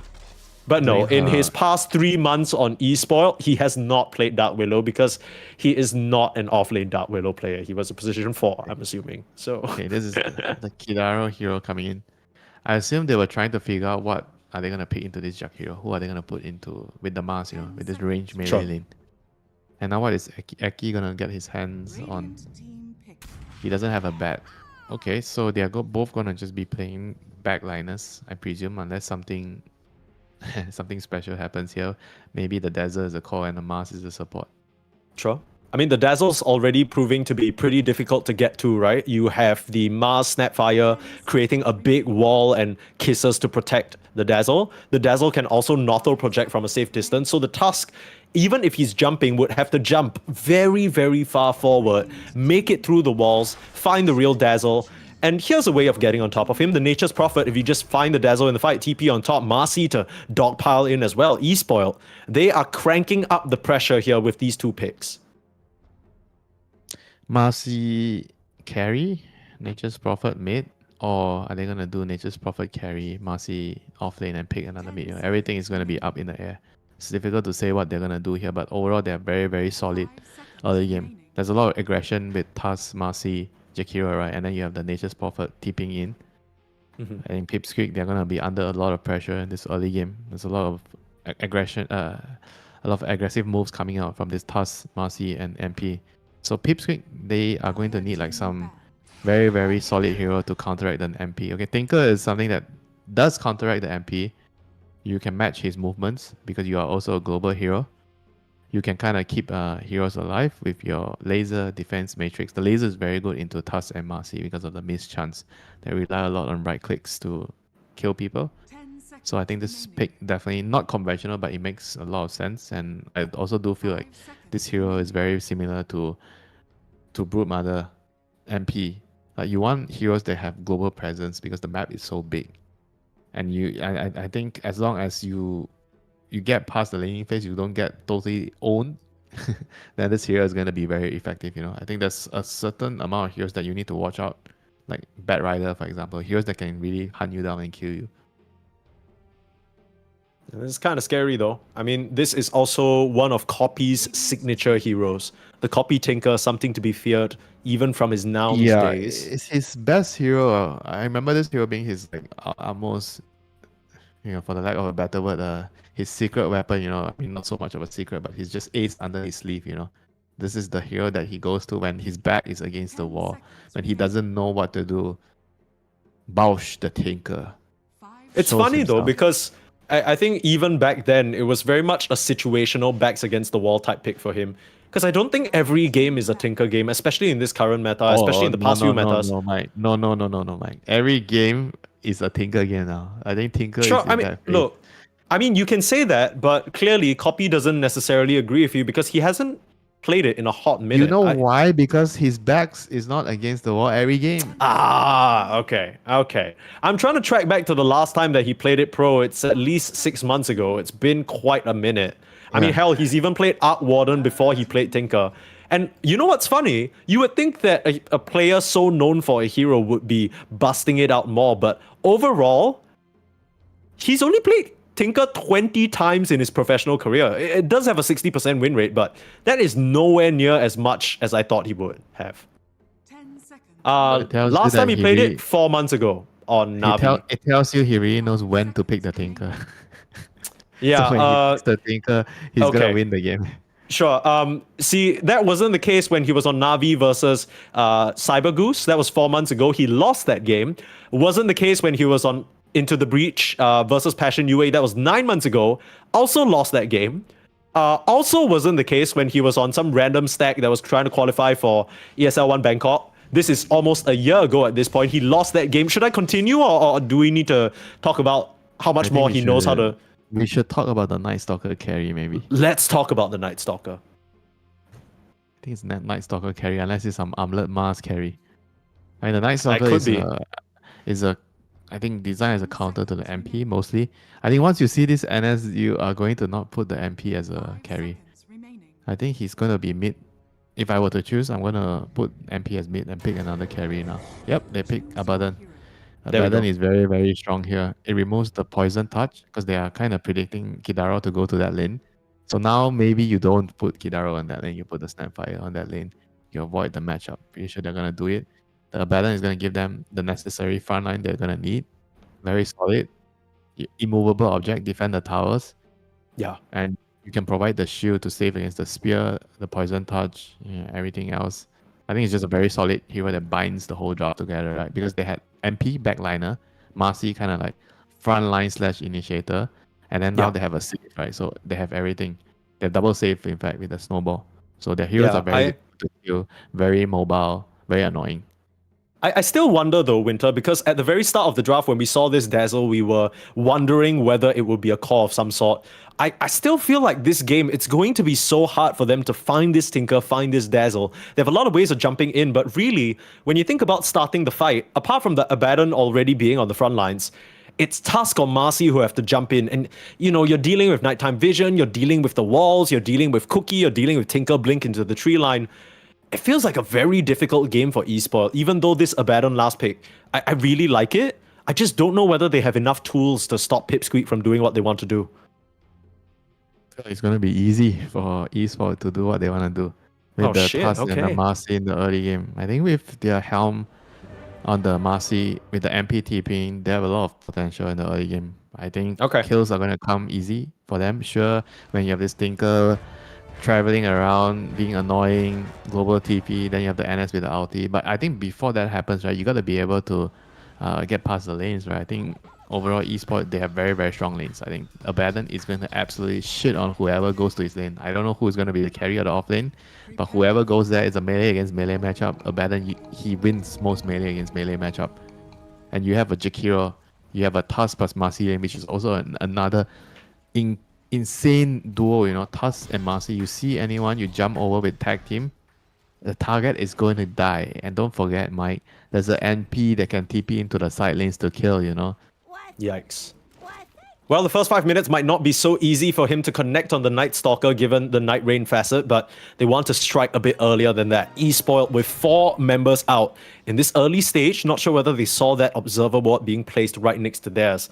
They'll take the position on the high ground.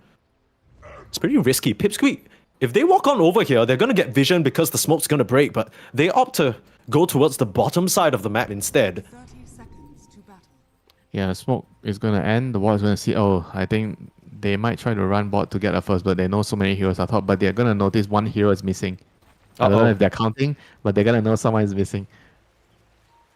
I mean, Snow, I think he realizes he's that missing piece right now. He hasn't seen heroes at all the entire point that his team was camping. They get the hell. Snow, get the hell out of there. Spider senses tingling. This he's not doesn't playing feel Brood right, anymore, but yeah. This doesn't feel right, Probably time to run. It's a nice spear though from Nande that helps him secure that rune. So 3 for 1 exchange, but no bloodshed in the early stage of the game. We were talking a lot about how eSpoil basically are going to be able to do what they want to do. Does that kind of put their lineup on a timer? Like if they don't sort of win out in this early stage of the game, if the Tinker farms up a bit too much, if we get to that later stage where the Mars Tinker and Night Stalker are online, are they in trouble or do they still kind of stand a chance there? I have no idea. This is not a conventional draft. Yeah, good call. I don't know if you go late game, you can't beat the Tinker. I actually don't think that their heroes are that bad against Tinker. Because the better you can just jump him with the borrow time and everything. You won't die, then you can just try to kill him. Your heroes have so much damage potential, Marcy, Abaddon. Yeah. I'm just thinking about the control that comes out in the late game. But even before you get to the late game, I think you also have to think of whether they have tools to kill the Tinker, right? What is this? There are 3 members down here in the bot lane. They are very clearly trying to... Wait, what's going on? What? Trident? Yeah, they just want to... They know that they have very bad matchups on both the side lanes, right? I just mentioned. Both side lanes are very good for the eSport side. So they decide to just try lane for a bit to try to get a first blood to upset the balance. And there's always a lot of focus on the lanes. And right now, they're going to catch the Marcy out. He doesn't realize the TP happened. He's going to die. Wow. And these are things that could happen, like you realize, maybe it's you have one hero just one hero in the lane, and then you try to play aggressive, and then he TPs and kills you, I mean, that was weird, right? Because I thought for sure that Amoralis and Waste, when they only see the Mars there, I mean, what are they scared of? Why did Amoralis feel the need to pull the creep wave all the way back? You just basically left your Marcy for dead. I think he just wanted to just disrupt the wave, right? I think even 2v1, you want to pull and just deny the creeps and control the wave in front of the tower. I think what he's doing is not wrong. It's just they didn't expect the TP, you know. So the Marcy just... I don't think it was the Tusk doing like something bad, you know. It's just the Marcy just needed to be more careful, you know. Maybe he just didn't know someone TP'd. Yeah. The early game lane orientations continue to be a specialty of Pipsqueak as they kind of disrupt the balance. They are very good at the early game lane shenanigans, you know. Very good at disrupting your flow, like keeping you guessing what they're going to do in the lanes, how they are assigning their heroes. You can kind of see the game plan here, though, for putting the Tusk and the Marcy up into the Mars. Because Amaryllis, even though Nande only pump faked the spear, he already had that snowball ready to try and dodge that. So that's going to be a very key interaction. If they're not able to land the spear and keep Amaryllis and waste off Eki, that is a very dead Snapfire. Yeah, Nature's Prophet is ready to gank, by the way. He has his urn picked up. Oh dear. He's looking Lotus for fight. opportunities. Yeah, Lotus This fight. could be a good opportunity. You want to use the spear? Yeah. Nope. MPA says nope. It's not a fight I want to be. So, Oh, no did you fights. see that? Amaryllis actually just somehow tucked himself through like 5 trees and didn't get chained chained to a tree on that spear. Kind of escaping with his life there. Gotta thank his lucky stars. On the flip side, I'm sure Nande is extremely annoyed. He's like, what the hell? There's literally a forest there. Like, how did I miss? Some bullshit. Oh. Oh, Nande is playing the Mars. I just realized. Yeah, hello? Yeah, here comes the spear. But it just used the opportunity to go over to Eki. This is a very free kill. Absurdly so. There we go. Uncharge. Oh, I keep thinking it was a carry Night Stalker. No. We got Yayo on the Night Stalker. To be fair, I do think this is a very Yayo hero. He does love his Night Stalker. I love my Night Stalker too. I like it when I have a Night Stalker on my team. Maybe not so much in the lane, but in the game, yes, you know. In team fights, it's so easy to play the team fights with the vision. Sure. We'll see how much of an advantage it gives Pipsqueak right now. It Early used on to be though, a thing. Night Stalker with Tinker with the rockets, you know, remember back in those days? I do remember. I do remember rockets. My goodness, what a disgusting spell. It's Are you funny glad? that they removed rockets and Okay, so Tinker you is must be still glad. obnoxious. Like, I don't think. Okay, let So me you're just put it saying this you way. prefer this defense matrix bullshit? Let me put it this way. It's hard to imagine that he could be annoying in different ways. And then they came up with Defense Matrix. And everyone was like, at first they were like, oh, this is so shit. You know, it doesn't really do anything. Like, it doesn't help me kill anyone. And then I think they very quickly realized giving Tinker status resist on can like put an on your endless teammates. cooldown and a barrier is kind of wait a minute. ridiculous. Top Here they lane. go. Good Onto snowball. Eki. Nice dodge again. The snowball coming out. The Amaryllis looking to be the trade. The spear finish and Marv. No! It's the neutral creep that gets the last hit.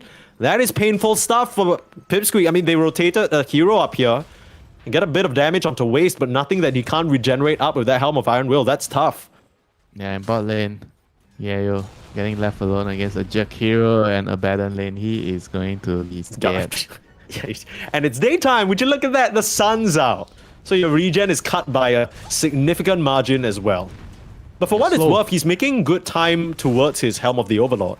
He has it in just about 300 gold. Yeah, he needs it to survive this daytime phase. And that's why this item is really, really good on NS, but he's gonna die before he gets it. Tinker's Copy gonna come in. TP's in, but the Tinker... I think Tinker is dead, Winter.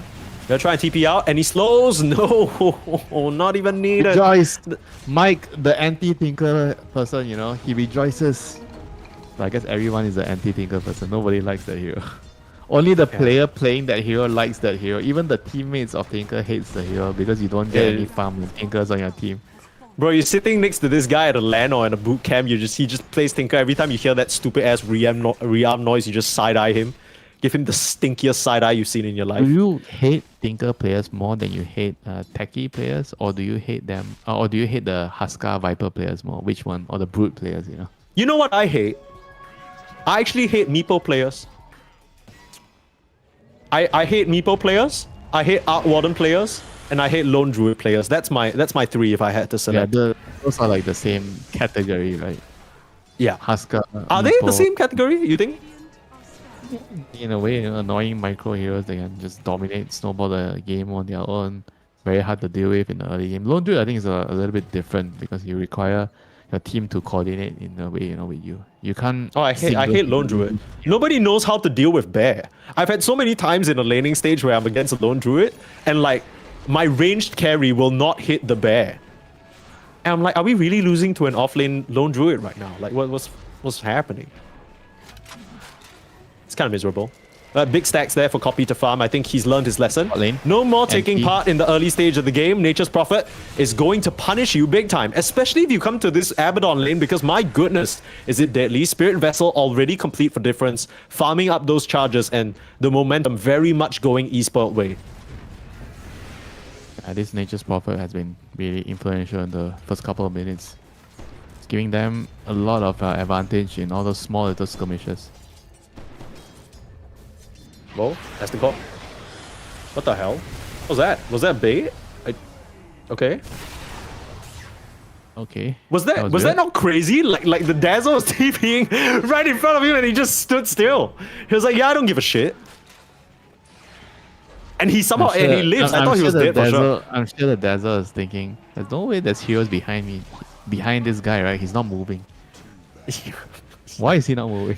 Yeah, why is he not moving? Why is he's like literally T-posing on the TP? They call his bluff, Yeah.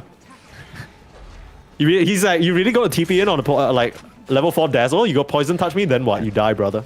Dota is some weird combination between chess and poker. The draft section is like chess, and then in the game it's kind of like poker. You're trying to guess what your opponent is doing sometimes. You're trying to call their bluff. You think that they're moving to one area, but they're not. But they're intentionally showing one hero in that area, making you think that there's smoke behind that hero, but actually they're not. It's so stupid. Oh, sometimes bluffing. How is that stupid? No, Bro, as in it's stupid because like I feel like there's so many silly little layers. I feel like recently. that is the interesting part of the game. It's not. You know what is the funniest thing that I heard of recently? So people like to leave like random ward spots all over the map, right? So especially late game, when you're trying to make those game-winning, fight-winning smokes, sometimes the couriers give it away. Most recently, I saw this Reddit post and I saw it like happen a few times as well. Like, hi, my pubs. People will just send an empty courier in a random direction while they're smoking, just to try and throw other people off. Like, in case there's a ward in that area, they just send the courier and then it completely misdirects the smoke. Sounds like a Falcon thing. Like Yeah, I wouldn't be surprised if AOE 2000 came out of that shit, man. Some strat, It's honestly good, right? Like when I say it, it sounds like, yeah, why wouldn't you do that? It's pretty low risk. Worst case, your courier dies, but if you already just hit your item timing, it's not that big of a deal. Just make sure you stock up on those TPs. It's already a headache having to micro the helm creep, and now you want me to micro my courier when I'm smoking. Actually, you know what? I was funny that you mentioned this. I was thinking about this the other day. I've watched a lot of Pro Dota with you, of course, and I was thinking to myself, yo, you know what? Offlane honestly looks pretty fun, like to play as a concept. But then if I pick offlane, I need to learn how to micro this Helm Dom creep, and I really don't want to do that. Like, I'm so lazy. I just want to focus on landing my spells. You know what I mean? Like, having to direct this little guy to split push around the map, it's a pain in the ass. But here comes the first Night Dark Ascension, jumping in with Nande, connecting the move onto the Nature's Prophet. Arena to seal his fate. It's going to be a double kill as all 5 members of Pipsqueak +4 show up in the mid lane and they're ready to take this tier 1. Offlane story is gonna have to wait, Mike. I'm so sorry. That's fine, it's over. Are you... Just in time for that fight? do you think that eSpoil... I guess there's no way, but I was thinking, like, do they want to come and defend this? Because technically all the ultimates were used. No, I mean, Abaddon is like, guys, please, leave me alone. I'm getting my Radiance. Leave me alone. I only want to come over if it's an easy right click for 1 kill. That's it, Don't make me come over. I mean, he's gonna get pushed out. He's in trouble. Yeah, he has to click his borrowed time. But he runs away. That's fine. Not too bad. Hey, you'd much rather stay alive than that. I thought you were situation. gonna say something disgusting about Abaddon. Like, you seem to always complain a lot when you see Abaddon doing that. Okay, I think Abaddon especially leaves pub players with PTSD. And we discussed this already, right? Like the fact that Abaddon is maybe loses a bit of value in pro games just because teams are better at coordinating their disables at the highest level. So it's not as oppressive as it would be trying to get like someone random in a pub to make sure you're not chain stunning the same people. Why do you pick Wave King when there's Abaddon, right? Or is it the other way around? I think you pick Abaddon because he's actually relevant in today's meta game as compared to Wave King, who is just dog shit tier. Oh, not according to stats, you know. Okay, you and your Wave King stats. I What do thought the you were a stats say stats about person. You always quote the stats. Do you know? I'm Winter? literally it's According funny. To the stat, this Tinker, he only played Tinker 20 times and he's lost this occasion. This you know, all the is- recent losses. So you're This quoting is, me his stats me- and now you're calling me BS when I tell you the stats. No one's calling you BS, Winter. I'm just saying that are you referring to Wave King pub win rate? Yeah. Okay. Both. Okay. Pub win rate. Very cool. A completely different matter. Did you know that a lot of the secret strats were derived from pub stats? Oh my goodness. Okay. What do you know? Alright. My goodness. Thank goodness a fight is starting so we don't have to talk about this shit. Two heroes going down. Feels like every time Nande pops an arena up, people just die. I mean, I feel like Pipsqueak, they're doing such a great job playing around the timing of the arena and the Dark Ascension. And I'm at the not tail done end with of this, that. Did you okay, know? that hang on, wait, let me say Whisper something Black- else more important. 20 more seconds, and the Wisdom Shrine is gonna get stolen as well. Okay. Heroes Is are dead. eSport gonna give this up? I guess they don't have a fight. choice. They can't fight. Okay, yeah, Actually, you maybe whatever. What were you gonna say? The green Bristleback came from pubs. You know, there was a time where people were playing green Bristleback as support, and you Sure. buy all the aura items on offlane. It all came from pubs. So if you're telling me, oh, the stats is not relevant, because people are figuring out why did the hero Okay. have a high win rate on the other facet, right? So people try to figure it out. And then Okay, it was guys. born. You heard it here first, folks. Wraith King is coming to a pro game near you. When it happens, the second send thing- Winter Come your on, bro. thanks and gratefulness. I'm not saying that. I'm just saying do not disregard the stats from pubs. I'm not saying Wraith King is going to come into the into the tournament meta. That's not what I'm saying. I'm just saying some of the viable strats all the pro players use right now, they come from pubs. You see somebody doing it, you look at the stats, you're finding it weird why a certain hero has a very good win rate, and then you look at the builds, you try and figure it out, and then you found something that you could use. Okay, You know what I go found on. here? Might be a Abaddon dead is dying. Abaddon in the bot lane. Snowball save again. Might have just bailed him out. The Grave keeping Nande alive for now. They will get the kill onto Snow, but they find the last hit onto Nande. Decent trade for now, but if they lose more, it's going to be painful. Amoralis going down, using the Sprout to hold back Eki. He's going to start spitting some of those kisses out. Threatening the Nature's Prophet, and Difference will get gunned down by the machinery. A double kill, 3 for 2 exchange is now Waste. Trying to lay the hands onto Yayo, but he very fortuitously summons a little Ice Ogre to give him some armor. They'll turn their sights towards this Snapfire instead, making it a 3 for 3. But because it's daytime, it's a little bit hard to fight. Well, not with the Dark Ascension. Coming through with the silence now. They need a bit more distance on Copy to get that final laser. Can't seem to find it. Amoralis back in with his punch, with his blink. Shards don't do shit into a flying Night Stalker though. Looks like the aggression has finally subsided. I literally don't even know how that fight started because you were yapping about some shit. How did that even happen? Because you didn't let me talk the first time when I was yapping it the first time. You said, nah, it's not important, and then you I got tilted.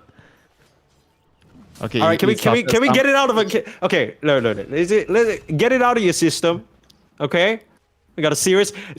For Christ's sake, I'm Winter, over. they I'm are. over it. Okay. You're I'm over it? Okay, you're let's over go. Let's go. Okay. Let's just go. I'm over. Reminder, folks, this is a very serious game because the winner of this makes it to Dream League Season 27. That's the big ticket they're all playing for. Of course, the loser is out of the tournament. The winner moves on in the lower bracket. It's not like they've won the tournament or anything. But top 4 secures you a slot. And right now, despite some decent early game moves from eSpoil, it seems like Pipsqueak, they are just using their ultimates a bit better. Every time they have Arena, they're getting kills. You got Armlet on the Mars. He's doing so much physical damage, catching these heroes off guard. A pretty solid stuff so far. Is this smoke gonna connect? Is this gonna be another solid move here?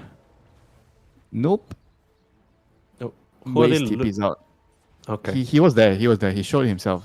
Like for a brief moment, he showed on the lane, and then he just hit and he TP'd. He was pondering, is it safe for me to finish my BKB recipe here? No. And then he decides correctly. Nope. No is the answer. Now he's got to poke his head out, poke the spear out as well, start pressuring this tier 2 tower. I mean, if the little shredder, they're doing quite a significant amount of damage. Kidaro's going to come over, heal up these creeps as well. Yeah, but I do feel like they definitely have just some sort of timing with this Mars carry and S off lane. Like, they don't really have a real scaling carry, right? I mean, I know you mentioned, yeah, Tinker late game is going to be annoying, but who's going to be carrying the game, right? I don't really know yet. Abaddon, Nature's Prophet, Marcy. Esport has 3 carries, you know, if anything, if you're really counting the carries.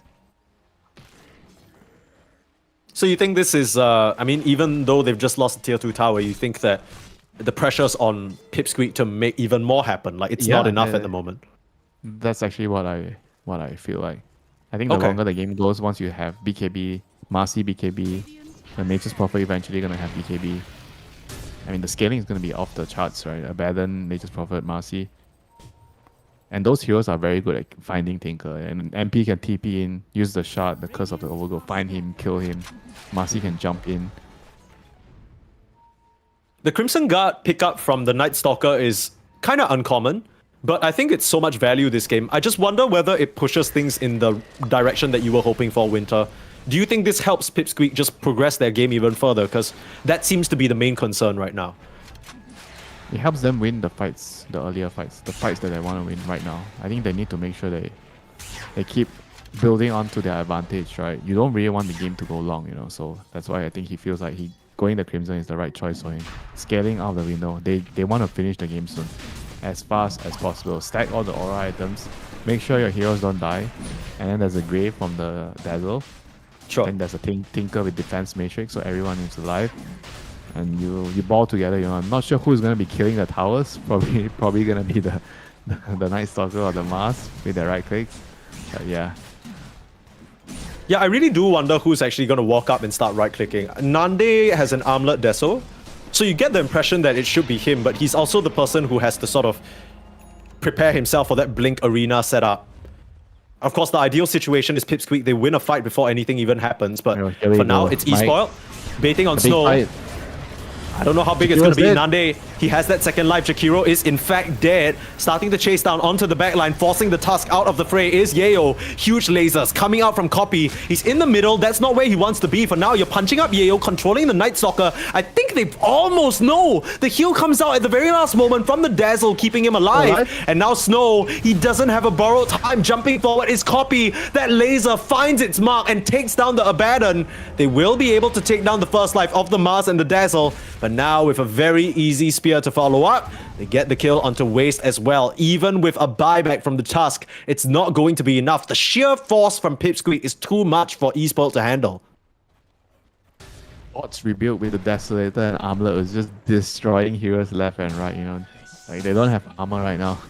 So they're so weak against the Desolator, plus the rebuild. And the Abaddon literally took half of his health away, you know, with just one rebuild. And they're definitely going to need some armor items going forward. I was wondering about this, Winter, because every single time we see the Abaddon in a core role, it's always about that Radiance. And most of the time, you're against a bit more of a conventional carry or some right-click heroes. So then there's value there, because instead of getting armor, you're getting mischance. But that doesn't really apply to the Mars, right? He just presses God's Rebuke and half your HP is gone. The Radiance can't mischance that shit. Yeah, he has to buy armor items. AC eventually.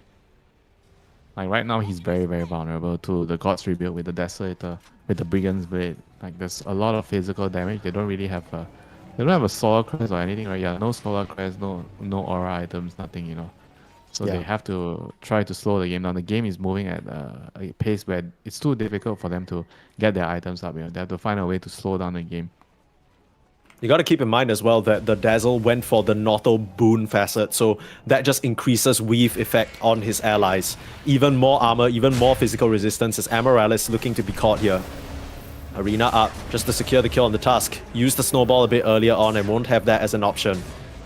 I mean, you're starting to reach the point where Pipsqueak, they just see hero, use spell. They don't even really care about these timings anymore. They understand just how far ahead they are. Yeah, How force the BKB, BKB, wow. This is looking like they are going to be hiding in their base for quite a long time, you know. MP is the only hero they can farm on the map. He is going to get caught here. Okay. Oh, okay, no. You can't. He's dead. Alright, this is now really, really bad. He's the only hero who could find some farm on this map right now. And he's the one you least want to die, you know. And now they are being forced back to defend the base because no one can split push anymore. And how are they going to hold on to their Rex? Balance is the only one who can stand in the front line. Copy even just blinking in. So aggressive on the Tinker, understanding that he just can't die right now. Yeah, it's Snow? so annoying. Even with the shard, you know, like the shard is something that's really underrated, I think, on this hero. The warp flare. Mm-hmm. Like the root and the cast range and attack range reduction is very, very, very annoying. Sometimes I don't understand why players actually skip it, you know. It's like 1.4k goal. Like they just don't buy the shard. Yeah, that's like not a big deal for the Tinker, right? 1.4k gold. Once you Yeah, get to the it's so Aghanims, you're cheap. just like... Aztekor trying to dodge away. Nice little high ground blink there from Copy finding him. Meanwhile, Mortimer's Snow kisses. can't die here. He Snow can't afford cannot to die. Which is why Amaryllis is giving his life up for his core. Sacrificing the Tusk for the greater good, but I don't know how much more good you got in you. E-Spoiled. They've come a long way in this tournament. They've come a long way across the group stage. But might just falter at this final hurdle. Looked good with that Brood Mother pick, but it seems like the Mars 100% win rate will be maintained unless eSport can do something about it. For now, it just feels so hopeless. Look at Copy. Oh, you don't have the borrowed time. Snow's just dead here. Oh my gosh, he just died like that and he has to buy back 24 minutes in the game. I mean, I think the game is just over, you know, if he buys back. He can't use his buyback here. I mean, He will have uses to. his buyback. Trying to defend the base. Grave still keeping Nande alive. Waze trying to throw the hands out onto the sideline. They just eliminate Eki. Oh no, they can't even get him. I mean, They Snow have does one get a kill kill. onto Kidaro and Nande. Only one kill with the 2 buybacks? That is bad news. Well, they technically get 2, right? They get Nande and they dive a bit too far. Yeah, I guess. I mean, that's not what you want. You want the Tinker, you want the Night Stalker. I think Tinker is the main hero you want to kill. Yeah, I mean, on the bright side, you at least get the Mars. That's something, I guess, but you basically use everything you have available. Heroes just keep dropping like flies to the Rebuke. We saw Difference lose basically almost all his HP to 1 Rebuke. That's terrifying stuff. Yeah, it's going to be a while until the armor items come up. I think the Rebuke is going to do a lot of damage for the next 5 minutes. I don't see anyone buying AC, Shivas, or any defensive, any armor items here. They're just gonna have to rely on stats, getting them the armor. Just drag out the game, get your levels, and get your stats. Radiant Really uncomfortable situation for eSport here as... You know, Winter, you were talking about how they got 3 cores, but the problem with having 3 cores is you kind of need to scale up until you're at a position 1 net worth. And right now, look at the numbers in terms of economy. It's not where you want your Nature's Prophet to be. Marcy is a hero that relies so much on the snowball. If not, you really start to fall behind. And look at this Jakiro go. 1 Rebuke, bam! Wow. Like, it literally almost... I think it takes more than half his health away, 1 Rebuke. More than that, for sure. I think 60% at least, 60-70% of his health. For sure, yeah.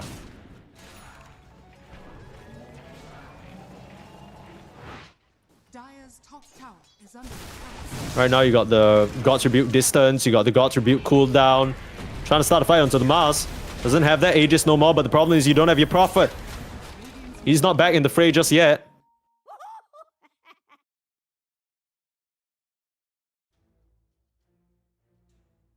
Cat? Cat? A cat on the table. You should know a lot about that. What does he mean? How cruel is this? Can you imagine you're getting like your last chance at Dream League season 27, then you just lose your support, like literally one God's Rebuke kills your support, they get a Rex, and then they pause because the cat. Because the cat, Winter. Oh my goodness. And we were thinking that, you know, this game number 3 would be competitive, or at least maybe even e-sport favor with the return of Snow. He certainly made a statement in that game number 2 on his Broodmother. But here with the abandoned last pick, not really able to find much. This does feel like the last hurrah. You're still trying to fight 3v5. I don't know about this. Here comes the arena, forcing the BKB, but Difference unfortunately does not have that privilege. He will just get eliminated. Snow basically spends his entire borrowed time running in circles around that arena, not getting a single hero. And now your second lane of Rex is going down for free, okay.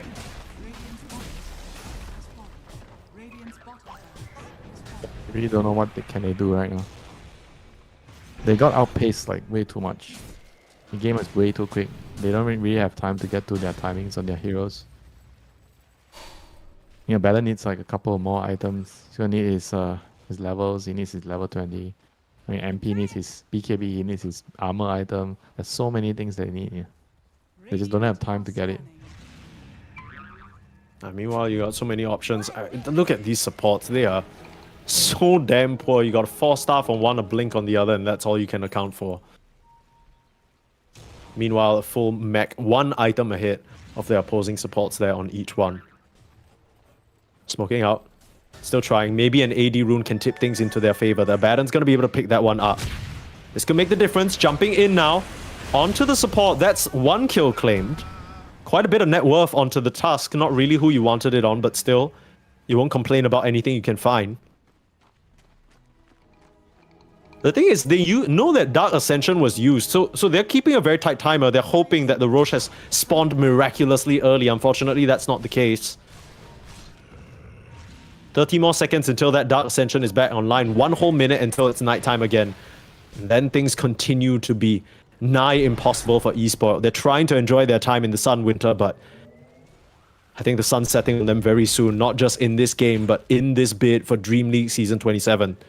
Rapier. Mars has a rapier. Yikes. Watch the HP. Bada bing, bada boom. There goes your... sorry, what was that? Position 3 Marcy? Okay. Got a little bit of a setup there. You eliminate the backline. Kadaro going down is not too bad. Still no Dark Ascension for a few more seconds, but now that it's available, surely there's no way you win this fight. Especially with the Jakiro getting dropped as well. They buy back on Kadaro. They're trying to stop the TP out. Why do they keep trying to TP in front of the Night Stalker? That's never going to work out. And now Snow is basically in miles... Oh my... What a sad way to go, you know. Rapier God's Rebuild.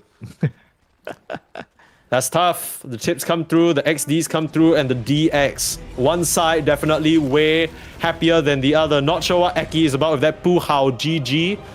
Not sure why he said that. It was a great game from Pipsqueak, and honestly, a great series. That game number 2 feels like they got caught by surprise by that Broodmother, but overall, I think Pipsqueak show that they are the better team in this series, and they very rightfully deserve this spot at Dream League Season 27. Yeah, very well done there by Pipsqueak. Playing their unconventional Dota, their own brand of Dota, the way they are moving their supports around the lane, switching up things, the willingness to play a Mars and a Night Stalker side lane core, a double armlet, just playing on God's Rebuild. They just have their own flair, you know, their own way of seasoning their Dota, you know, making it spicy, you know. And I respect that. I think it's a very, very bold thing to do in the current age of Dota, where everyone is just doing the same thing, just trying to out efficiency each other, just do the small little things better, and you see something like Pipsqueak having their own flavor. It's very refreshing. It's very nice for the scene. It's very nice to watch. It's good for the spectators, and it's good for everybody. So I'm glad. Yeah, and we're gonna get more of that spice from them in Dream League Season 27. In a way, it's a perfect match, right? You look at the heroes that, or rather the players that they have. Kidaro, well known for always picking that Warlock, that Jakiro, regardless of what meta it's in. He'll play his own style of Dota. Eki, I mean, in his time at Secret, when he first sort of came up, he was always kind of criticized, right? He's playing these whack pos 4 heroes. He's not really making it work. It's looking bad and people are pointing at him. But here he seemed to found a home. And Nande, I mean, we don't even need to talk about this guy. This guy's been playing aggressive carries for the longest time. Loves his Pudge, and now maybe a Mars, another one to add to the repertoire. A team that these other competitors at Dream League Season 27 definitely have to keep their eyes out for. Big congratulations to Pipsqueak +4. And that ends things, at least for this series, and ends things, unfortunately, for eSpoil. They'll have to try again at the next one. Maybe more close qualifiers coming up. Maybe another Division 2 season coming up. Who knows what the future holds for them. But hopefully they stick together, because I think this is a team with a lot of promise. But for us, that's going to be it. That's going to be it for this series, but not the end of the stream just yet. We still need to decide which one of these following two teams will be the last team securing their slot at Dream League Season 27. It is none other than Passion UA versus Kalmychata. I feel like we keep talking about these two rosters as two of the most promising ones. Without getting to see the games, Winter, before we bid goodbye, I'm going to put you on the spot. Which one of these teams do you think has what it takes to secure that last spot? How fun. Why do you have to do this? 50-50. I'm not going to take a side. Coward. I think Passion UA are gonna show us some shit. I think they're gonna show up. I think Bachuk's gonna go crazy. I think Crystallize is gonna grow out of his shell and finally carry a goddamn game. For Christ's sake, we'll see. But it won't be us. It's gonna be Billmove and Rojo, those two wonderful people to bring you through the next series. So stay tuned for that. Should be coming up very shortly. I want to say in about 15 or 20 minutes. You got time to grab a snack and come back for that series. But for Dream League Division 2, I'll see you in a bit. I took a walk down Pico, heard someone shout from a crowd of fed up people, getting told they should calm down. Didn't wanna fight, but the tears that fill their eyes are brought by the people sworn to preserve their rights. Oh, how could you not see it all coming? Stuck in our ways and running out of time.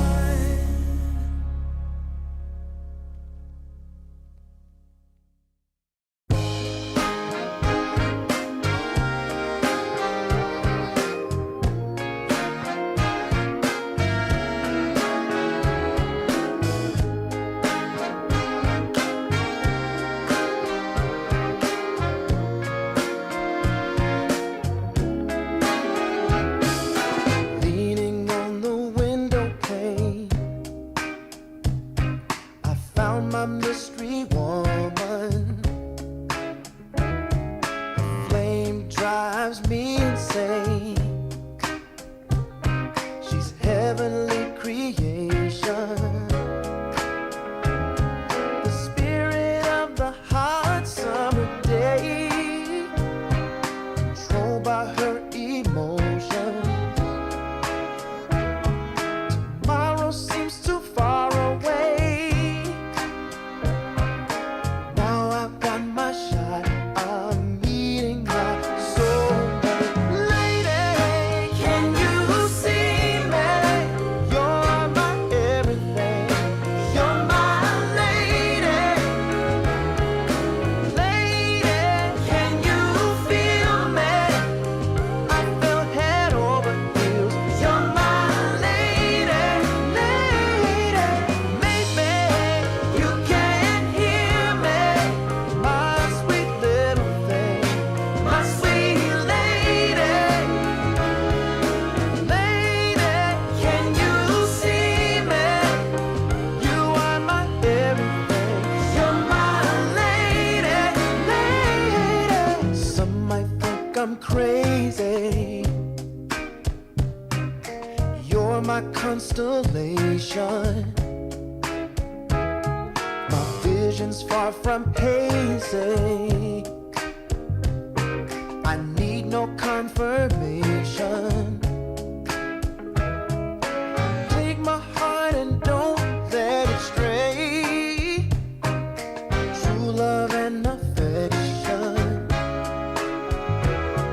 will come again another day, as the sight of your light always takes my breath away. Lady, can you see me? You're my everything. You're my lady. Lady, can you feel me? I feel head over heels. You're my lady, lady.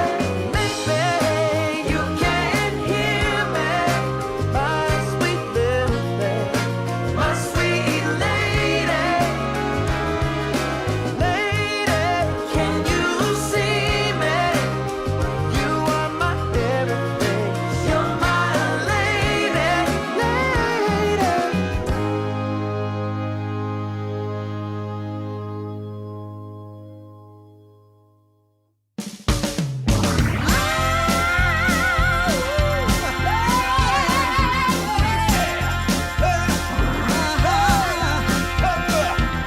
Go and tell your mama to get up off her seat.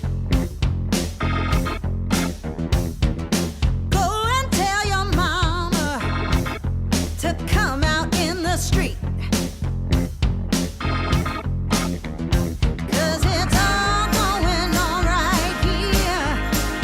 We're gonna make it perfectly clear. When you hear our voices ringing in your ear. Yeah, yeah, yeah, yeah. Go and tell your mama she better come around.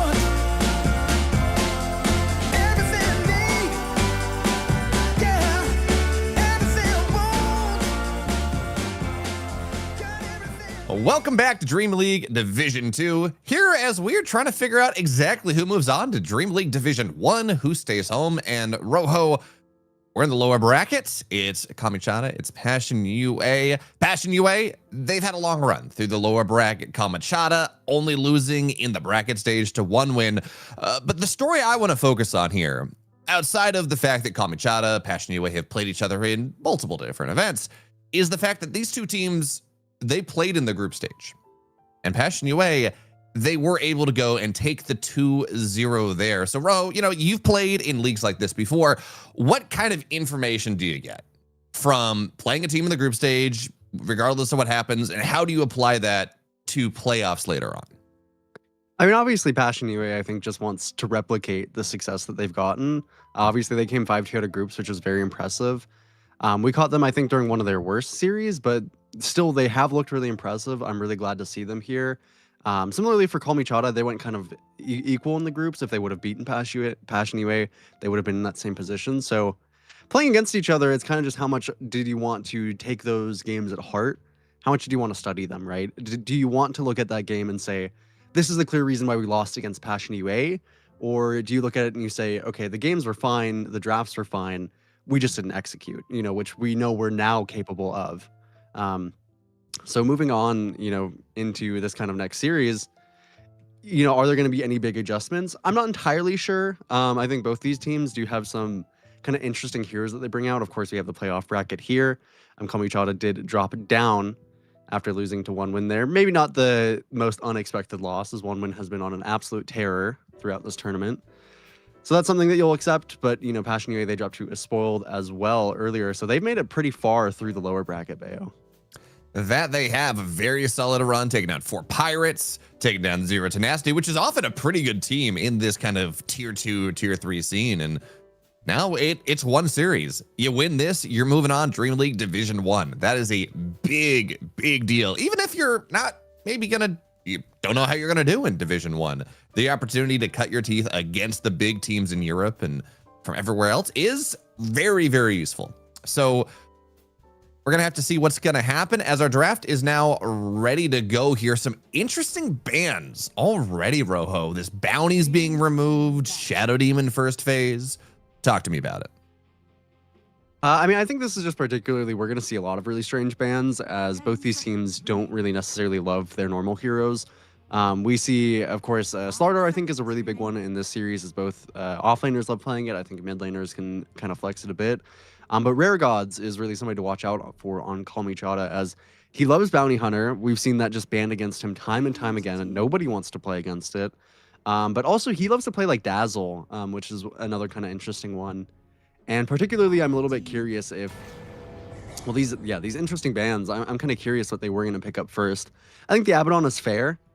I think this hero is relatively strong, but I do feel like there's a lot of really great responses left in the pool. I think Passion UA, they might not necessarily go for them. Again, they have a very interesting hero pool.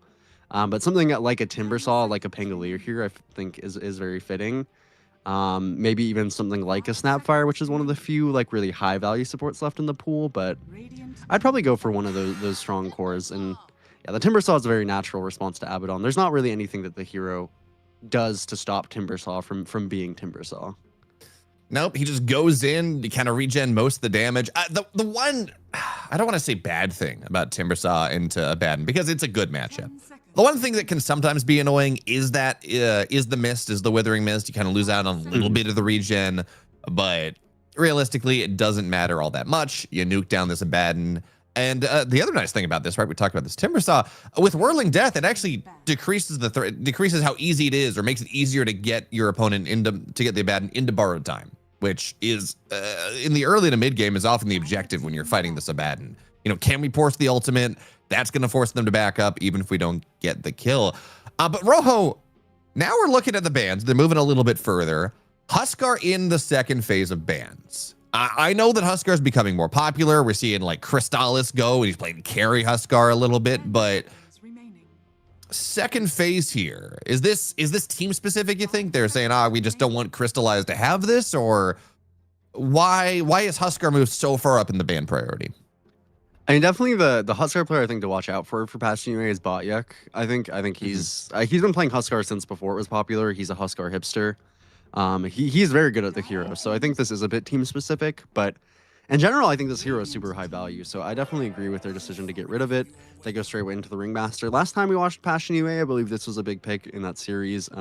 KBFY is a player that we often praise a lot, and his Ringmaster is very solid. And Abaddon, you can get rid of Impalement arts, but particularly the Wheel and the Tame the Beast can be quite annoying for this hero as well. So I don't mind that pickup straight away with an Ember response, which is interesting. I think the hero is strong, and then wasted no time to get that Wind Ranger up. So that one's also a little bit interesting, but kind of, I think, another Rare Gods mainstay. It is quite good with the Ember just for the magical burst that they have right now between these two is really, really high. Yeah, being able to nuke down this Timbersaw early is really nice. You do have the save, right, with the box from Ringmaster. That is significant magic damage or magic resistance that exists. That can be nice to keep one hero alive, but of course you go chain gang, you can chain multiple heroes, power shot hits multiple heroes. It's not just that easy of a solution. So we have likely our off lane from Passion UA in Ringmaster and the Timbersaw. I would imagine here we're saving maybe the kind of the mid pick for second phase, but Rojo, like, what stands out to you is, okay, we got this one lane most likely figured out. What obviously, of course, Huskar's banned. You can't really do that into the Ember Spirit. Kind of what stands out to you as the big remaining heroes that we should be looking at for UA? I do think that for Passion UA, I think potentially they could look at a Clinks here. I think that's a hero that they really love playing. I think they've dropped it a little bit in recent times, but so far it's a pretty okay Clinks game. I think the damage you can output is very significant. Dragon Knight's a very nice one. It wasn't quite what I was thinking of for them.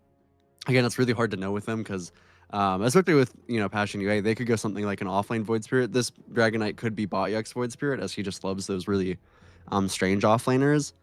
But that is part of, I think, what helps Passion UA in these drafts is that knowing what they're going to draft is very difficult. And knowing, even when they do pick their heroes, knowing where they're going to throw them is quite hard. I'd probably like to see another confirmed support here for them.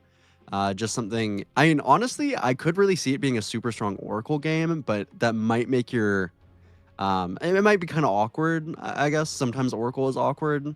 I don't really think that that's maybe something they'll go for, but I think along the ideas of that, I think could be really strong. But there's just a lot of really good supports taken out of the pool. Dazzle is kind of a similar idea. I think I get a little bit more scared with Dazzle, especially if there is the kill shot in the field, because sometimes getting that grave off can be difficult. But I do like the concept so far. I think this lineup looks really, really hard to walk into. And because of the Dragon Knight, they also have some pretty decent engage as well. Yeah, there's absolutely a world here with these high regen heroes, the Timbersaw, the Dragon Knight, where Dazzle with Shallow Grave just breaks the game.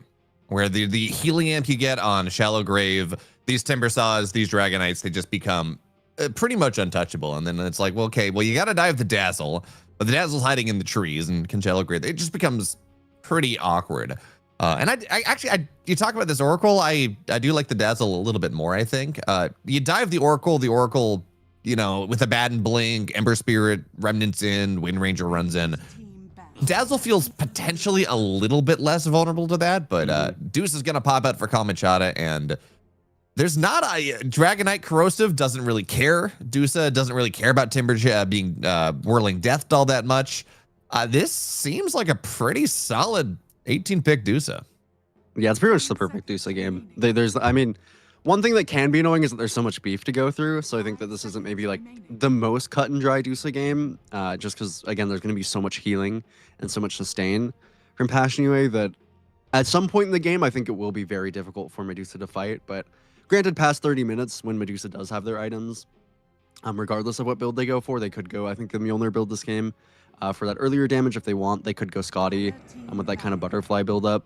They can do whatever. I think, past like 30, 35 minutes, this Deuce will kind of win the game. But for Passion UA, that means that you're probably in a pretty desperate situation to pick up just any kind of hero that can potentially deal with this. I think Pango's one that's still left in the pool that I would be happy with. I wouldn't be surprised if they banned it. 10 seconds remaining. Because outside of that, I mean, you're probably just looking to... At that point, you're probably just skipping the Diffusal idea and just going for something that's really annoying for the Deuce, something that complements your draft in the same way. I could see something like a Sand King in that kind of potential. Maybe it's a good Invoker game if Moonlight wanted to pick that up. I feel like it's a pretty nice Invoker game, but sometimes it can be hardened to Abaddon, just because he's good at purging, especially the Cold Snap, and it can be kind of difficult to navigate into like Ember, Wind Ranger. There's a lot of heroes running on top of you, so for Invoker, I think it's good. It's a little bit dicey. Maybe you can go for something that doesn't care too much about lockdown, because the lockdown right now for Kalmychata is a little bit dubious. It's really just chains and then landing a shackle shot, which at some point you'll be able to deal with pretty significantly. So something like a Storm could be good. They think that the carry's coming out from Passion UA. I suppose that's an interesting idea, something like a Terror Blade, but I'm not sure that I'm in love with it. Okay, I could see it, but here's my question: is because obviously Ursa's removed, is Slark a bad enough hero that you're not looking at a Slark game here? Because Slark into Dusa, Slark into Abaddon, Slark and even into Ember Spirit's not bad. I understand that Slark is very low on the totem pole of carries right now, but I kind of look at this and it's a diffusal builder. It loves stealing stats from Medusa and Abaddon. It seems like if there was a Slark game, this would be there's not a lot of lockdown. This would be a Slark game. yeah, I mean, certainly it could be. I think even they could go something like a Diffusal Clinks, like I was mentioning earlier. Maybe it's not the best now into Abaddon offlane. Slark, I mean, it's a good shout out. I think the hero is probably just too bad, is the unfortunate answer. But if you ever wanted to give it a spin, if Crystallize thought that was the kind of hero that he wanted for this game, I think it'd be reasonable. But I personally don't really see any reason to not put this Dragonite in the safe lane. I know that Passion UA is probably thinking of it pretty heavily as, again, this could be mid Timber and offlane Dragonite, or Dragonite mid, etc., which is what Kalmychata thinks it is. But I feel like there's probably a really strong mid pick here, but I suppose the Dragonite mid into Ember is a very natural response. So I guess we'll have to see if Crystallize has something cooked up. A Slark would be very fun to see, granted. I'm not sure we will. And for Kalmychata, I think they really do just need some kind of more lockdown, and not quite lockdown, but it is really good into the healing. So I feel like this makes Kalmychata's lineup a little bit one-dimensional.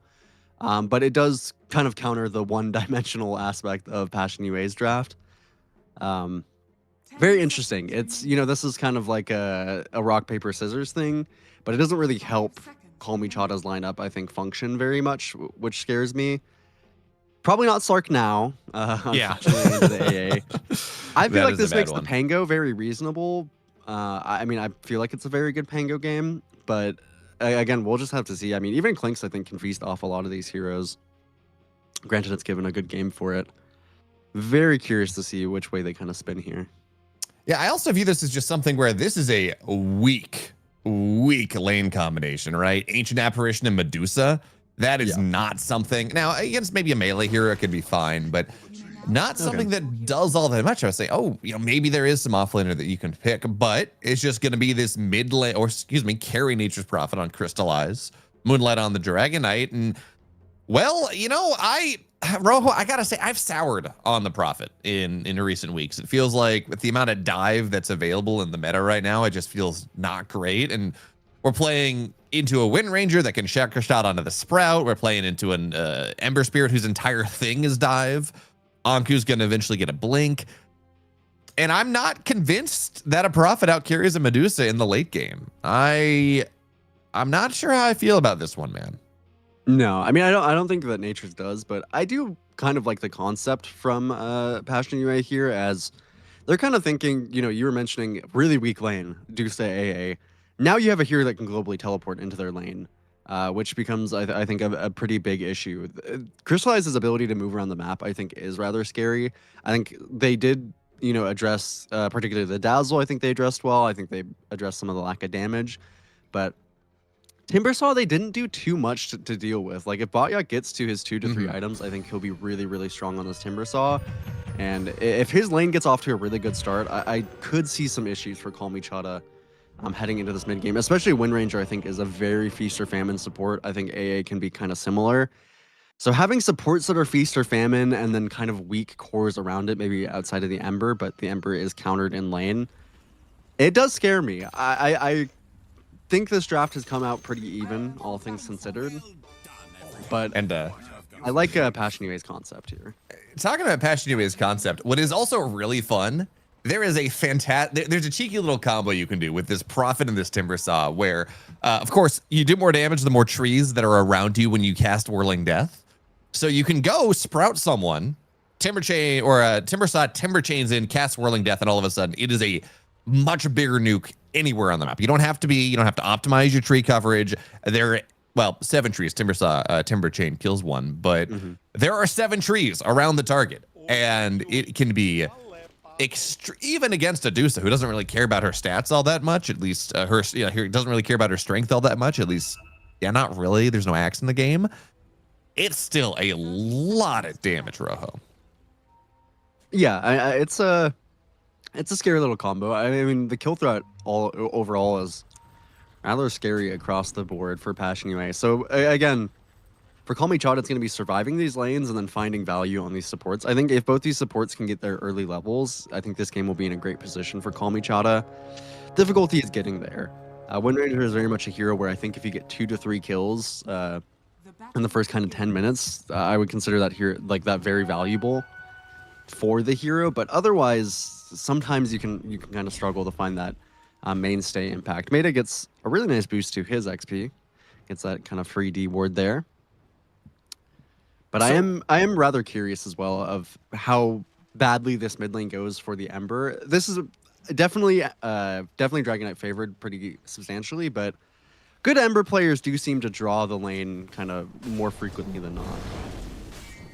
They just rely on the magic damage that you have and other things like that. So even as you're lacking pretty much all the damage with Breathe Fire, you at least get something out of it. That's gonna be the ideal, because I'm with you. Moonlight, if he is able to go and win this lane pretty hard, or at least do enough to keep Ethereal down, well, Ethereal's this guy that you're talking about that you gotta make plays through. So if he's not able to do that, if the Vessel, this is a fantastic Vessel game. If the Vessel's slow, if he's not making his rotations, this is just going to be a very static lineup. Abaddon doesn't really want to rotate. Dusa certainly doesn't want to rotate. And that just means that, without this, nice quick level 2 on Ethereal, doing a lot of damage to Moonlight. We're talking about, hey, can Ethereal get off the ground? But early levels, at least, going very nicely for this Ember Spirit. Yeah, which is definitely scary. Again, this is a hero that you have to play through because Dusa, Abaddon, as you said, they are not heroes known for moving around the map or being good at showing up to things. So far, actually, I think a very nice start for Kalmychata. Even they've resulted to some lane dragging shenanigans in the bot side. Woe has gotten his CS. The Ember Spirit mid is doing quite well for himself on Ethereal. So early couple minutes is pretty decent, which is, I think, a lot of where it can go, especially wrong for the Ember Spirit. See how it continues to shape up. Do you expect Anku maybe not to have maybe the best lane ever in the top lane as the Abaddon, but it is rather nice that they already picked Abaddon, and then they picked Dazzle, so now you have this Abaddon into the off lane. Don't really have to worry about what this Dazzle does in any sense with the Wind Ranger and the Abaddon. It's going to be pretty much impossible to keep that poison touch up. And QBFY. Ooh, getting very low here. Shouldn't tick down to the Blood Grain. He's going to be fine. But, we talked about this, the safe lane. Ancient Apparition, Medusa, not a strong off lane. But getting a kill early on would do a lot to change that. Even still, Batyek's fine. He's going 10 for 4, 11 for 2. This is just going to get easier for him as he gets a second point in reactive armor. And, this just becomes pretty untouchable in the early to mid game. It is a bit unfortunate, Rojo, that we're talking Ringmaster and Timber Saw, because there's not a really good setup stun for this Timber Saw to be able to go and bring his Q to bear right and actually get a kill. But he's gonna see us fine, right? And that's you're okay with that, right? Just open up this mid game and start to get on top of some of these other heroes and have fun with it. Yeah, Timber Saw won't necessarily dominate the Dusa until you get a couple of points. Yeah, as you can see, 2 points in the reactive here. It's pretty much going to be unkillable for that time being. Up until you get, some decent levels, especially going for the extra Chakram here. So we'll be that level 6 timing. Once Batyek is level 6, potentially if we build some stacks for him, I think he will be really scary, but for the time being, it's fine for Woe. Moonlight is taking a beating, and that's a kill shot. He wasn't. I did not think he was close enough. He's like 40% HP when he gets taken down. But that is one of the nice things. If Ember can get some chains up, it's not when you're thinking about like good hard lockdown to control someone. You're not really thinking about chains, but this kind of long reach that you have, especially after level 6, we could see some. We could see a little bit more there. As for now, we're gonna see the Impalement Arts land, and Woe is very low on mana for the time being, so he doesn't have the Mystic Snake available. He's just gonna have to kind of sit here and kind of suffer. Yeah, he has a ton of consumables ready, so he'll be okay. Even a nice Clarity, I think, brought over from Meta. That is kind of nice for the Dusa, is if you're allowed to have Clarity. That doesn't really get any reduced duration. But yeah, Ethereal, he's doing great in this lane. Very, very necessary that he does. Now it's getting a little bit difficult that, Moonlight has come back with full HP, but Ethereal's gotten all that he could have possibly wanted and more out of this lane. Still has to be careful, but doing really, really well for himself, all things considered. And especially, too, in the top side, Crystallized did get a little bit low. So it seems like they have had to spend a decent bit of resources here. Haven't been able to utilize the Prophet, to make any kind of moves yet. Obviously, it's still rather early in the game. So far, Kalmychata just doing well for themselves out of this early game. And Rare Gods did get that early kill and did find himself those kind of levels, which he does desperately need. You're talking about this Prophet rotation. I do feel like it's the level 2 teleport that we really, if there is a rotation available, it does feel like it's that level 2, the level 4 overall on the Prophet, that we start to see this happening a little bit more. Just the cooldown is a little bit nicer. But for now, a couple heroes around the mid lane, Meta, QBFY, as we're getting set up for the 6-minute rune. It's still about 20 seconds away, but now looking for the Impalement Arts. Not going to land on Ethereal. Here's that. Okay, it's not going to be a rotation coming out of the Prophet for now. But a little bit of a tango in the mid lane. Level 5 for both mid laners. They're not... Oh, actually, no. Ethereal did hit 6 in time for this. He's going to TP back home, fill up his bottle, and the Ember and Fire Remnant right back onto the top side. Unfortunately for him, it's on the bottom side of the map here, but Cracker.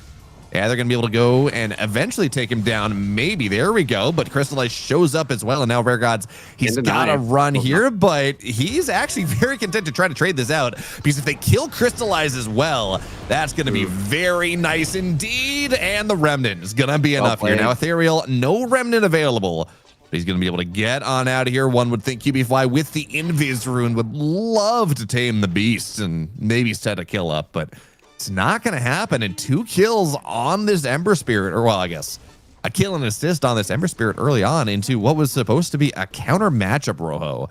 Ethereal's cooking. Yeah, he has a really, really nice game for himself. They have left Botyuk on a bit of an island as he does actually pause the game here, so maybe feeling a bit lonely. But overall, I mean, it's been going very well for Kalmychata. I definitely think that Passionate want to push the tempo, and a little bit less than 1k behind here. Even Moonlight's first dragon form is not going to get particularly much value.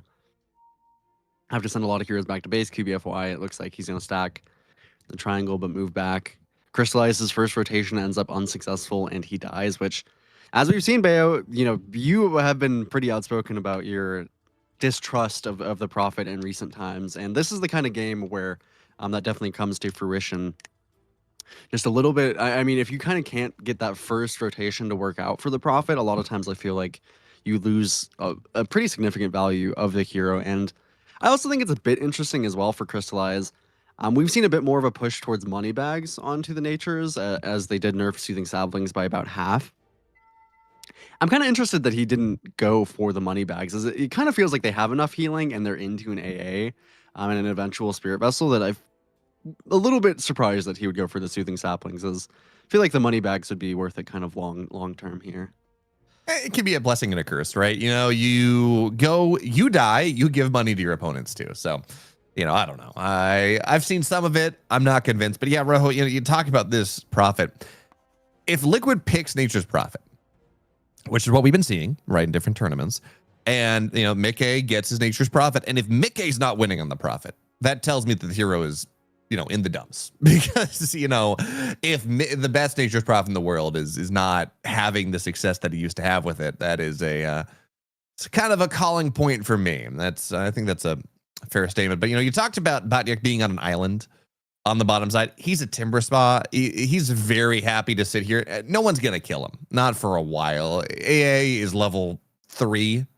Maybe if you get everything together, a kill shot can go take him down. But he is very happy to sit in the bottom side of the map, get his levels, chain waves and creeps together, and just snowball to the point where the tower goes down, and then you can start to make your rotations. Yeah, no, he's certainly happy to be on this island. Again, he just hit level 6 for himself in the bot side, as we do get this unpaused really quick here. Back into the action, but level 6 already for this Timbersaw. Bayek is definitely the happiest camper on the map. No issues with him getting to his level 6. He should be the biggest threat. He should be great at taking stacks. Got into his early items. And now Woe is now that the Timbersaw is level 6, I think Woe has recognized it's best to sit in the kind of backside of the jungle here. Don't push your luck too much. I think this is definitely the correct play. Just be a little bit patient. Maybe if your team shows up, you can show your face. Ooh. With level 6. Doesn't go for the Stone Gaze, notably, and Krekker might have actually gotten... I believe did not get seen there. So he's getting a little bit greedy. That's a TP. Rotating in from the side. Gorgon's Grasp has been popped, and that means there's no control. So Twisted Chakram, regular Chakram, and now Woe just dying to the right clicks. But Rare Gods is here, as is Ethereal. Woe still so low, looking for the Timber Chain. Not gonna find it here, and now Batyak has to run away. It forces a big rotation, certainly. And Batyak taking a lot of damage. Grave is gonna try to buy some time, but the kill shot's gonna take him down anyways, and I looked at that. I thought he was going to be fine. He's trying to buy time for QBFY and Moonlight to rotate over, and it seems like they'll get here. But Wind runs up, ready to go, and Pale Heart still lands. And with the Breathe Fire, Moonlight will be able to go and take this Windrunner down. But a little bit of greed there, I think, from Passion UA. It felt like Timbersaw was trying to wait for his team to show up to bait it out a little bit, and just not quite as tanky as he thought he was. Yeah, that was a really bad sequence of events. At least they get Rare Gods at the end, but Krekker's rotation not fully successful. It kind of sucks that Crystallize wasn't able to come over, as a singular Sprout would have killed the Medusa, so I guess he just unfortunately had to use that to go base or something. But not getting that kill on Medusa sucked, all things considered, though. Moonlight, he's managed to find a bit of net worth, as I think he probably took the stacks. Now he got that bot tier 2, or bot tier 1, sorry. Yep. It's important to point out as well, you're talking about Batyak and whether he could get out or not, because we're just going to Moonlight TPs right back in. There are no points in Timber Chains. It's 3-0-2. So, maybe that that has a little bit to do with it. You can't Timber Chains out. So you're just kind of forced to go and suffer. It's a good farming build. You're tanky against this Medusa in lane. But no way to get on out of things. The stacks are still up. Ooh, yeah. I thought that with Moonlight's net worth, I really thought that he would have taken them.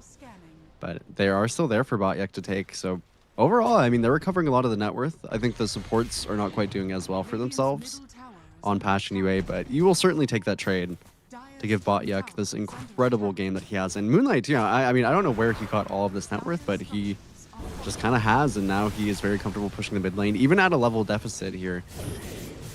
Well, for now, Ember Spirit's going to go and get a decent set of chains in, but there's going to be this stun, tame the beast as well. Can we kill off Ethereal? Not quite. These extra attacks, they should. Oh, it's going to be another poison touch. Is he going to tick? No, he's not going to tick down, but getting very low, and now they're bracketing Meta in, and he's dead. So Meta will fall. Ember Spirit forced out of the lane, and now Moonlight, with the vast majority of his Elder Dragon form still ready here to go. This feels like a mid-tier 1 they should be able to get. Yeah, the awkwardness of Kalmychata's draft is starting to show a bit. They can't match any moves, and currently they don't have the AA ulti. So they don't really have any kill threat up until the point of where Meta gets that. Getting that kill on Meta might seem small, but it was definitely very significant. Every minute without that ulti is difficult. It's a decent bit of damage onto Moonlight, but no kill threat without Ethereal there. Unfortunately, though, it does seem like they should be able to go and get the deny on the mid-tier 1. It's very low, but now Crystallized top side. This is what we were worried about. A bunch of run-at-you heroes versus this Prophet. He's going to go try to sprout, buy some time. Shallow Grave, and the one stun already used. 4 seconds on the chains until that was ready to go. So That is always the solution. You run at the Prophet, he just teleports out. Yeah, here that's pretty good at doing that for sure. So far, Kalmychata, I mean, specifically Woe, is finding honestly a lot on this Medusa. But the rest of the team is struggling a little bit. Ethereal, he's okay being kind of lower net worth, even though he won the mid lane. But he would like to be a bit propelled from where he is. Now he has 0 earn charges as well, which kind of sucks. And Moonlight, I like the build from him. Not going for any funny business on the Dragon Knight. We've seen this definitely become the predominant build, just straight into Blink. It's going to enable them to play through him even more than they already have. Do you get the mid-tier 2, or the mid-tier 1? Sorry, no tier 2s have fallen. Don't know why I keep going back to that, but just, I mean, it's nice pickup here, but this Blink could be really devastating here. They don't see it quite yet. Ethereal, no kill threat. It just gets out. He's not interested in entangling. But Rojo, you're talking about the lack of earn charges. I have a very simple solution for this Ember Spirit right now. Have you considered? Has he considered just dying? You know, that would give him a charge. Yeah, this that reminds me of, I don't know if you've seen it at all. It is a little bit off topic, but there is a really funny build you go with. It's Alchemist, and you go the seed money. You take Urn of Shadows at level 1 and you walk into the Roche Pit. You just let him kill you. So before 0 minutes, you end up with an Urn charge on an Alchemist. It's really funny. I don't know how effective it is. I think it happened in one C game that I watched. But it's a very interesting strategy. Moonlight is kind of haunting Ethereal, but he can't actually do anything with his shield rune up for the time being. And Meta takes to level 6. That is a huge timing for them. That Any is skill they get would be massive for Ethereal, but again, getting those kills without the vessel is pretty difficult for the time being, but it does allow them to play a lot more aggressive. Take away some of the jungle here. Especially with the shield rune that Ethereal has. He can dive into things with just a little bit more impunity than he might otherwise have. They get rid of the vision in the deep jungle, but no vision of their own. And now Moonlight, the one dangling a little bit. Rare Gods rotating over. They're pinging it. They would like to try to get him if they can, but Moonlight just blinks out of there, knows that something's happening. So again, this 3-man hit squad, that should be able to kill most heroes on the map. Not able to get the connections. And now, in fact, it's a smoke from the Dragon Knight and the Ringmaster in the side jungle. This is interesting, Rojo. Yeah, maybe not the most conventional kill threat here between the two, but they can land that wheel. They will likely be able to. And Anku, it's a hard kill, but I think it is one they can get as he's super far extended. He is. There comes Crystallize. Just pops him in the sprout so he doesn't take too much damage. And it is a full heal. Even still, stuns. Well, Impalement Art will land for now. He's but fine. Anku totally fine here. Now the smoke, the counter smoke coming in on the side of Kalmychata. They would love to be able to go again, get a vessel charge on Ethereal, really start that play from happening. And they're going to go find QBFY, looking for the Shacker Shot. There's the Blood Grenade, Power Shot as well. QBFY tries to dodge it, not going to be able to do so. And finally, Ethereal get to charge back on that vessel, call it 2. And now this kill combo, it just became a whole lot scarier. Yeah, I mean, that was really unfortunate. To be honest, I didn't even know myself that the Abaddon could ulti purge the Wheel of Wonder there. So that kill did end up rather awkward for them. Botyak is finally showing up to something. He's level 12 with Hikaya and Sanj. So he'll get this kill. He is, but now, okay, we will get the Ice Blast on top of Moonlight with the Vessel. Ooh. Moonlight, nothing he can do. Vessel's still available. Power Shot on top of Batya because Anku has to run. No borrowed time. He's going to fall down. And now Ethereal, no Remnant's got to run. There's going to be the Tame of the Beast. Gets up onto the high ground. Remnant last second here. And now Woe goes in with the Stone Gaze. Is this going to be enough here to keep Ember Spirit alive? There's going to be the Shallow Grave, the Hex. On the Null projection, Ethereal will fall down, and now Woe is him. He's solo trying to TP on out of here, and they have no stuns. Not enough damage to pump through him, so he will stay alive, but they did lose the other 2 cores, Rojo. Oh, a quick little kill on the QBFY. Very comical timing there, but overall, a very poor fight for Kalmychata. I thank God that Woe got out of there, otherwise I think that one would have been devastating, as they're giving a lot over to Botyak, and he is a huge problem. Particularly, I think, I'm interested to see what Botyak's itemization is here, but it feels like he can't go wrong with really any survivability options. Anku himself, he did go for that Midas. He's looking at a Radiance, so no supportive aspect to this Abaddon offlane. But for Botyuk, I mean, his game is, of course, off to an incredible start, but Lotus looks incredible here for him. Pipe looks incredible this game as well for his team. He's just And going the build Axe you were... as Rojo, he's just going the build you were singing the praises of on Monday. Yeah, and he's got the Atos side. He's got the Atos done. Gleipnir on the way. It's pretty good. I've been playing around with it as QBY. Yeah, that's the kill combo. Yeah. Vessel AA Blast. You're dead. There's not a lot that most heroes can do for pretty much up until the point where they get a purge. Yeah, I am interested in this going for this Gleipnir. For Botyuk, it is a greedier build. I think that it has some good concept for just helping catch heroes, but I would have preferred, I think, a survivability option here. That's really what is kind of threatening them here in Rare Gods. Ooh, nice kill. Dire's middle tower. Not the easiest thing to land that Twisted Chakram, at least for a while. Now, Metas. Hello, Meta. You want to have some fun? Yeah, no, he's Shallow Grave popped it just for the hell. I don't know why you popped that, but just for the hell of it, it's fine. Dragon Knight was full HP before it and was full HP after it. Yep, again, the awkwardness of Kalmychata's lineup here. Getting onto heroes is not a very obvious plan. Ooh, there's the Atos. There's the Atos, and he follows the Flame Remnant in a little bit higher up, and now Ethereal, he's just going to get taken down here.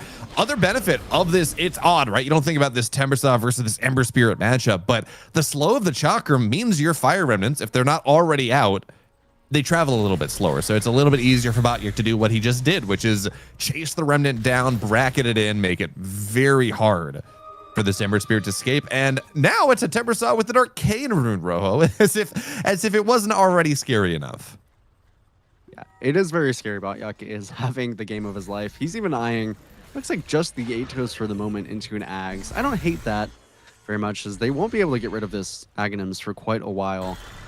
No ways to purge it for the moment, but on the flip side here, Woe, he TP'd out of that last fight, and he's been doing very, very well for himself as well. I mean, honestly, more farm than I would expect to do so, likely to get, but he got that Manta very early. So he is doing really well in Medusa, and we talked about how good of a Medusa game it is. Really interesting, though, Rojo, is they're going to get on top of it bad near. Ice Blast will land, though, on top of Botyuk. Is Cold Feet not quite gonna proc. You're looking to rotate right back in. Shallow Grave should be fine if they need it, if they get close enough. And Abaddon's gonna go get taken down. Orchid on this Ember. He falls down as well. 2 dead on the side of Kalmychata. Passion UA still very happy with how this has gone. But Rojo, talking about this Medusa and how good of a game that she's been having, just kind of farming away. Second item, Diffusal Blade.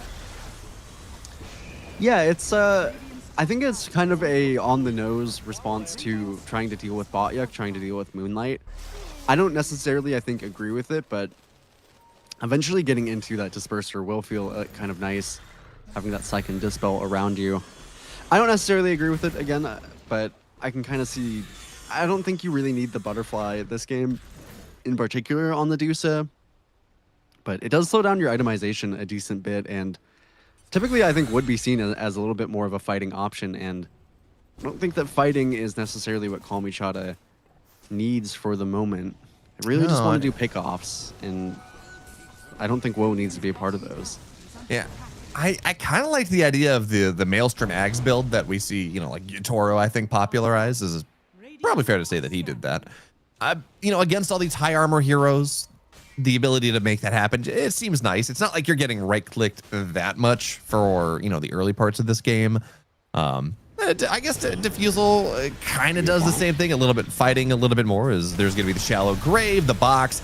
It's going to be totally fine. And yeah, Botyuk does so much damage right now. Wheel of Wonder goes down, trying to just hold on top of this Ember Spirit. He's going to fall as well. And you talk about this awkwardness, Rojo. It continues to exist. What exactly... Ember Spirit is maneuverable if he doesn't get Orchided, but no one can make plays right. You gotta play through the Ember Spirit, and it feels very difficult to make the plays that Kalmychata want to make. Yeah, and I think particularly for them, they're kind of making the obvious plays across the map, which I think is really the last thing that they should be trying to. They go towards this top side, which incredible shard, by the way, onto Cracker here. He is incredibly happy with that one. But I mean, walking into the top side of the map near where this tier 2 is, when the Tormentor is spawning, probably something that you could expect from Kalmychata, at least be prepared for. And it's a difficult game as well for Kalmychata, as at this point in the game, they don't really have any ways to deal with the box. They don't have any ways to deal with Shallow Grave for pretty much the whole game, outside of getting that AA ulti down. So when they don't have the, especially meta there, feels like they just are never going to end up getting kills. And now that has meant that Ethereal, he's still about 1,500 gold or so from this Yules. It's a very good Yules game. He needs to purchase this into the early Orchid that Moonlight got. But it's going to be a while before he has it. This Orchid is doing a lot of work for the side of Passion UA, and they see Ethereal. Yeah, he's just going to run straight in. Yeah, no, he's dead. And by the way, Aghanim Scepter is done on the side of Batyak, which is kind of a cool answer to the Ancient Apparition. It's a shield. You don't really care all that much. And now Batyak, Wicked Sick, double kill. They're going to try to find more. Looks like Wind Ranger and Abaddon are going to be able to get out of here. But yeah, it's funny. I think of this Aghanim Scepter as, okay, physical damage is not going to kill this Timbersaw for a while. Right? You can dive in there, you can be fine. But it is kind of an interesting answer to the Ice Blast, right? Because it's a shield, it replenishes. I'm pretty sure healing reduction doesn't change how much shield you get back every second. So it's no, it is good, yeah, for sure. It's just in general, I think of anytime that they have a difficulty dispelling the Aghanims, I think it will always be good. It's pretty much seeing a Timbersaw die through the shield is nearly impossible. Sometimes it's kind of annoying that you lose the regen from the reactive if you're playing against the likes of something like the AA, but overall, yeah, this hero is not dying in the duration of that. Well, he does see Cracker. Cracker is actually one of the best kills on the map, but they're a little bit late to doing it. Still looks like they'll get him as no one's top of. Yep, well, it does pop the Shallow Grave for now. Gets Poison Touch, but he's just prolonging the inevitable. And you're right, that is a significant kill. It's worth about 1,000 gold, but more importantly, it means that for the next 38 seconds, unless there's a buyback, you can go on other heroes. The Shallow Grave that this Dazzle is just, the saves that this Dazzle has been providing to the side of Passion UA have broken like quite a few moves. So if you can find something, that'd be really nice. But Ethereal, he's gonna have to half damage just from 2 chakrams is, yeah, that's that not the most comfortable position to be in as this Ember Spirit. Definitely not. Definitely not at all. Even Moonlight here about to finish up his Hurricane Pike soon. Woe as well. He did go for a Hurricane Pike, which I think is the correct choice into the Nature's Prophet, granted.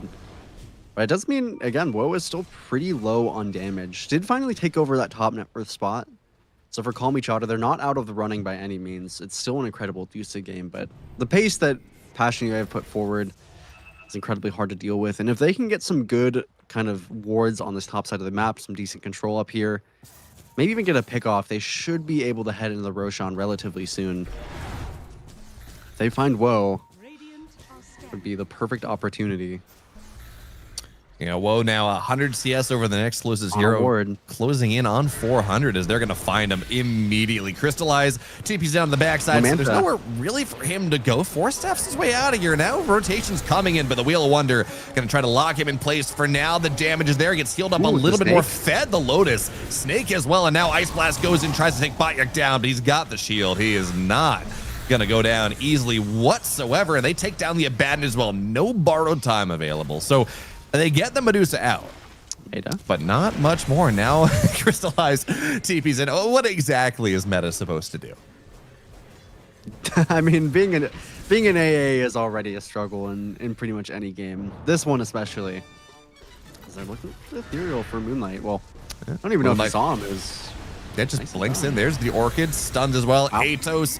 Yeah, Access Gleipnir done now.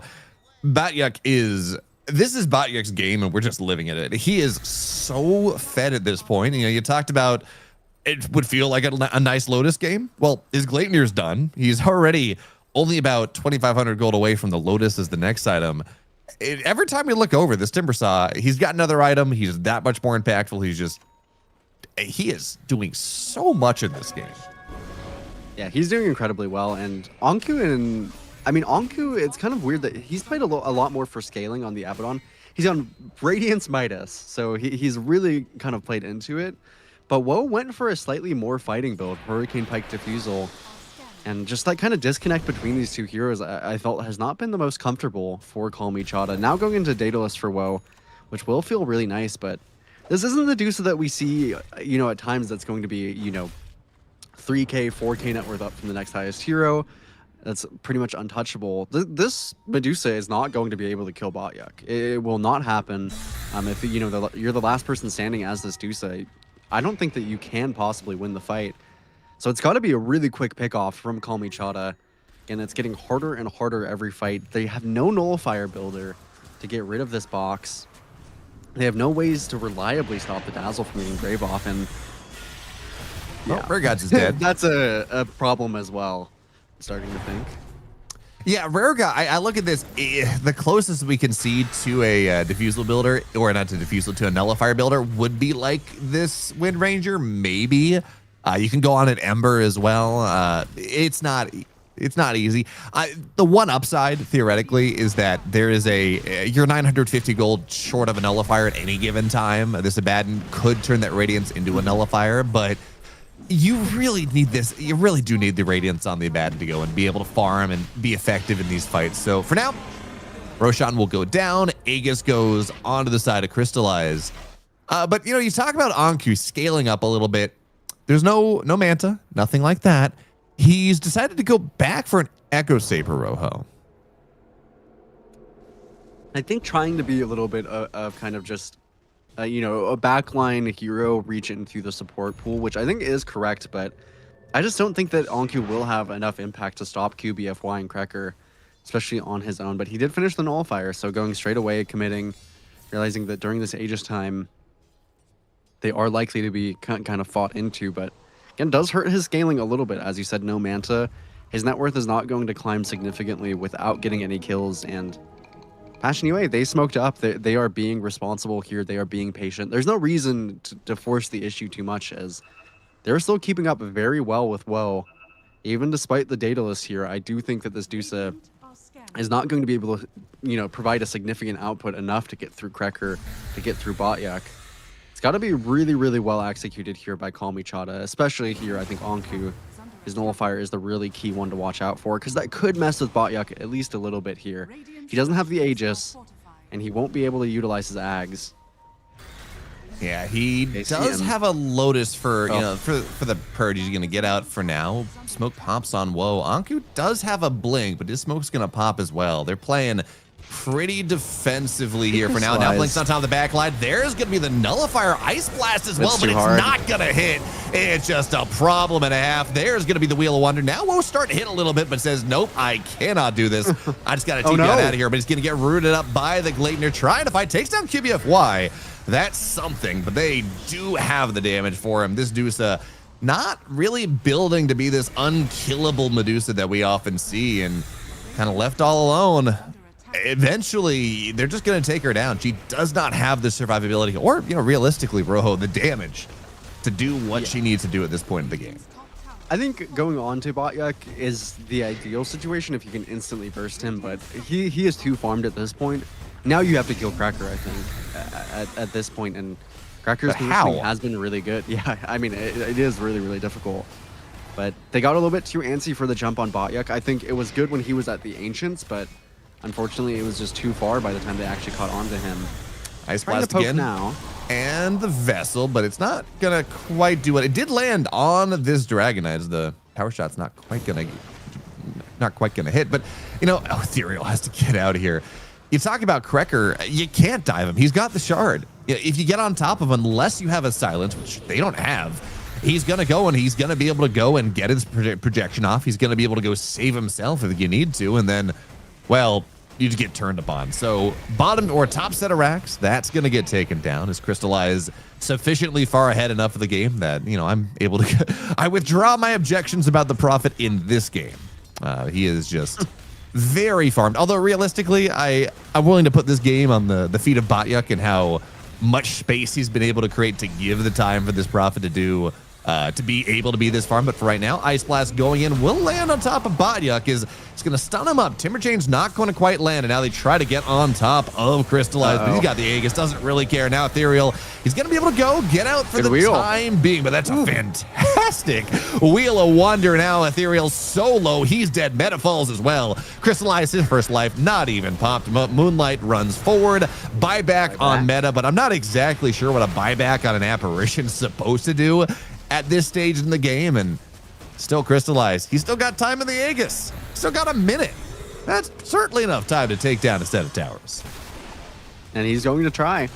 Should be relatively successful as well. Even as a defusal, so whoa. No butterfly, has to be careful. I mean, the damage just even coming in from this Timbersaw's Rare God's getting through evasion. So low, through evasion even. But yeah, the damage coming in from this Timbersaw on the Deuce even is significant. So looks like they may not be able to go and crack the second tier 3 and get a second set of racks, but that was a very successful 5 minutes for the side of UA. Yeah, they've only pushed themselves further, and this Deuce is certainly not, I think, getting anywhere close to a point of being too big to deal with, especially Ethereal as well. He did go back for the Kaya and Sanj before finishing his Yules. I think with Anku by his side, I can understand the reasoning, but not having this Yules, I think, has been hurting a little bit. At least if you could maybe buy some time from one of these heroes, if you can play a little bit more aggressive on Ethereal, and you can try to facilitate a fight, try to force something, but just has not been able to. There's way too much net worth on Passion UA, but just equally as many tools without that net worth to survive all these fights, to push them away, to split things up. Now BKB as well. We haven't seen the Nullifier be really too effective, Bayo, and that means that there is this lack of the Radiance to propel Anku even further. Hasn't even finished that Harpoon yet. No, Rare Gods is gonna get found out here, but he's just likely to fall. There we go. Crystallized monster kill. Now they're gonna find Anku having the gall to leave his base. How dare you? Oh no. He's gonna go blink out for now, and he's gonna be fine. Nullifier is gonna go get rid of the shield there, but even still, Batyuk, that doesn't matter that he's not regenning. He still has about 50 armor, Rojo, and that means that this Medusa is doing just about nothing to him. Now Woe's gonna go get jumped on by Moonlight. Abaddon's there to save for now, but now has no borrowed time. Wheel of Wonder, he's dead. No mana on the Deuce either, and that's gonna be it. Game 1 is gonna go the way of Passion UA as they continue their quite impressive, actually, run through the lower bracket, repeating what happened in their last series versus Kalmychata, where they were able to go and take the 2-0. Rojo, what did you see in that game 1? Was that just a draft issue? Like very inactive supports, very hard for Kalmychata to do anything, or is there something you saw in the game that you'd like to see changed as well? I think there's both. I think they didn't necessarily set themselves up too much for success out of the draft. Definitely a difficult game for them, I think, to play from the get-go, but I do think that there was a lot of awkward kind of moments and itemizations. I think Anku, he went for a very greedy build, whereas Woe kind of went for a more fighting build. I'd love to see those roles reversed or just synced up. Woe, I think, probably should have just gone for a full farming build.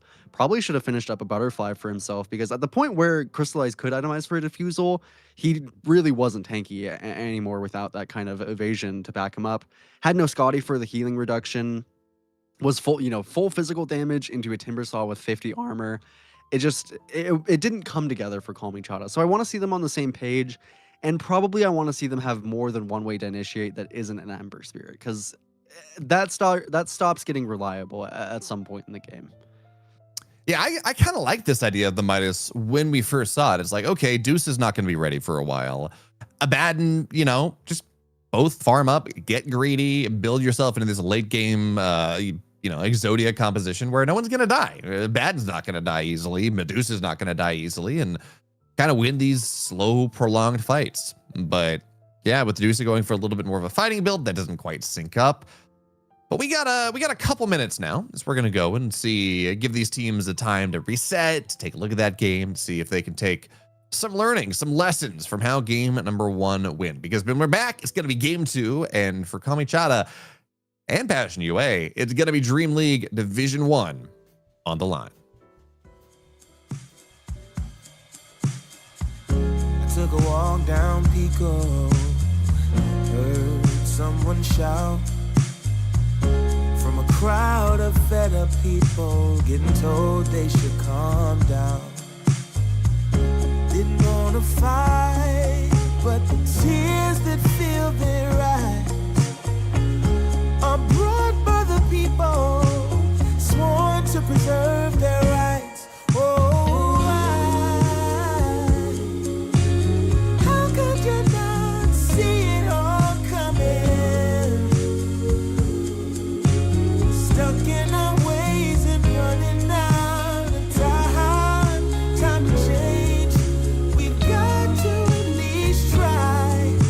But what will they do when the people are stepping out of line?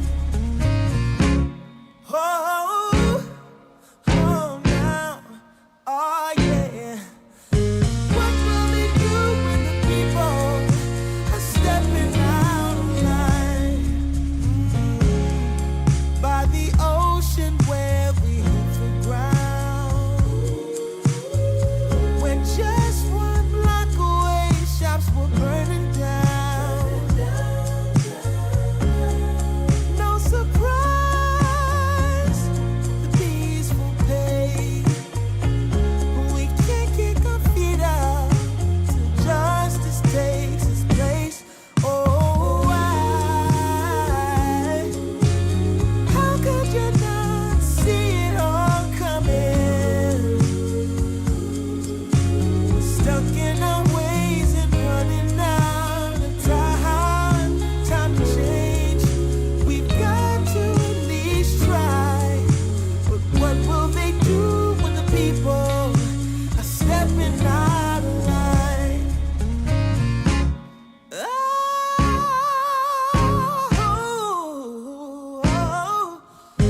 What will they do when the people are stepping out of line? What will they do when the people are stepping out of line? Stepping out of line. I wanna know when they're stepping out of line.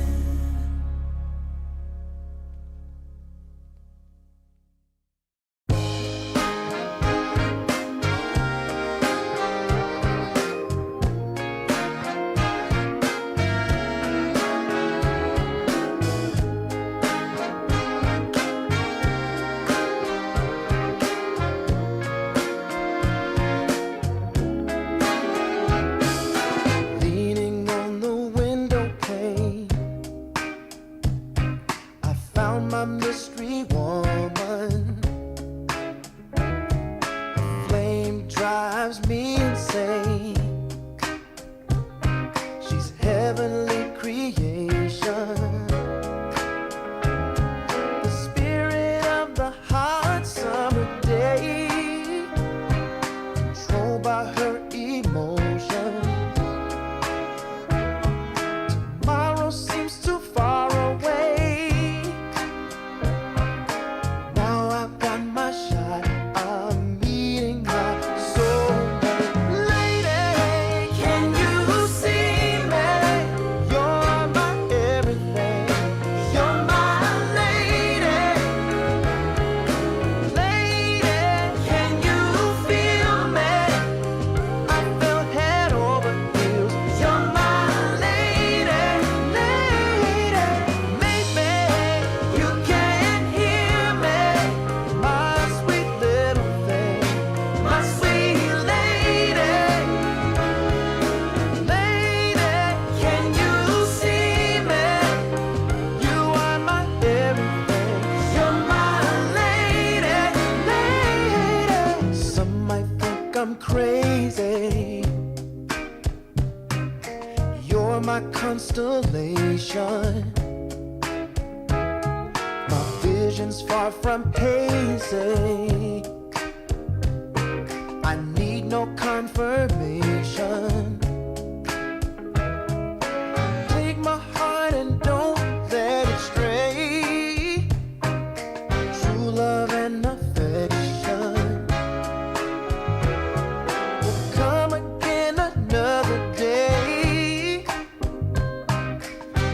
the sight of your light always takes my breath away. Lady, can you see me? You're my everything. You're my lady. Lady, can you feel me? I fell head over heels. You're my lady, lady. Maybe you can hear me, my sweet little thing, my sweet lady. Lady, can you see me? You are my everything. You're my lady, lady.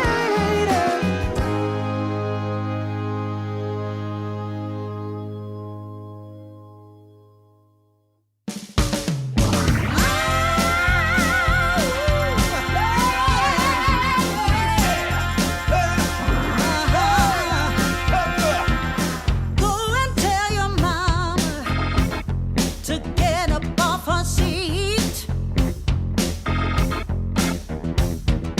Go and tell your mama to come out in the street. 'Cause it's all going on right here. We're gonna make it perfectly clear. When you hear our voices ringing in your ear.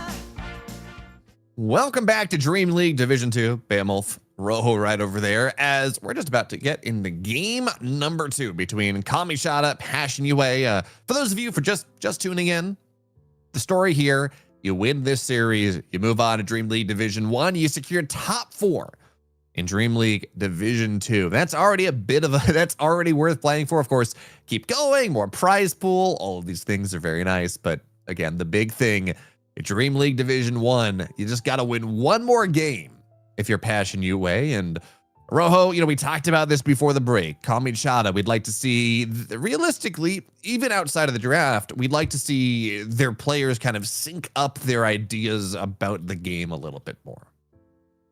Yeah, a bit more cohesion would definitely be nice. They just weren't connecting super well. I think even there were some gangs where Rare Gods and Rare Gods was there, the Ember Spirit was there, but Meta was not there on the Ancient Apparition, which is really the kind of key portion of that kill squad. So it didn't really line up for them, anything in that game. Ethereal had a good early game. They weren't able to transition it into anything. Moonlight ended up getting kind of top of the net worth towards the 10 minutes. It just, in the early portion, it was decent for them, but as soon as Passion UA started making moves as a team, they just felt a little bit better overall.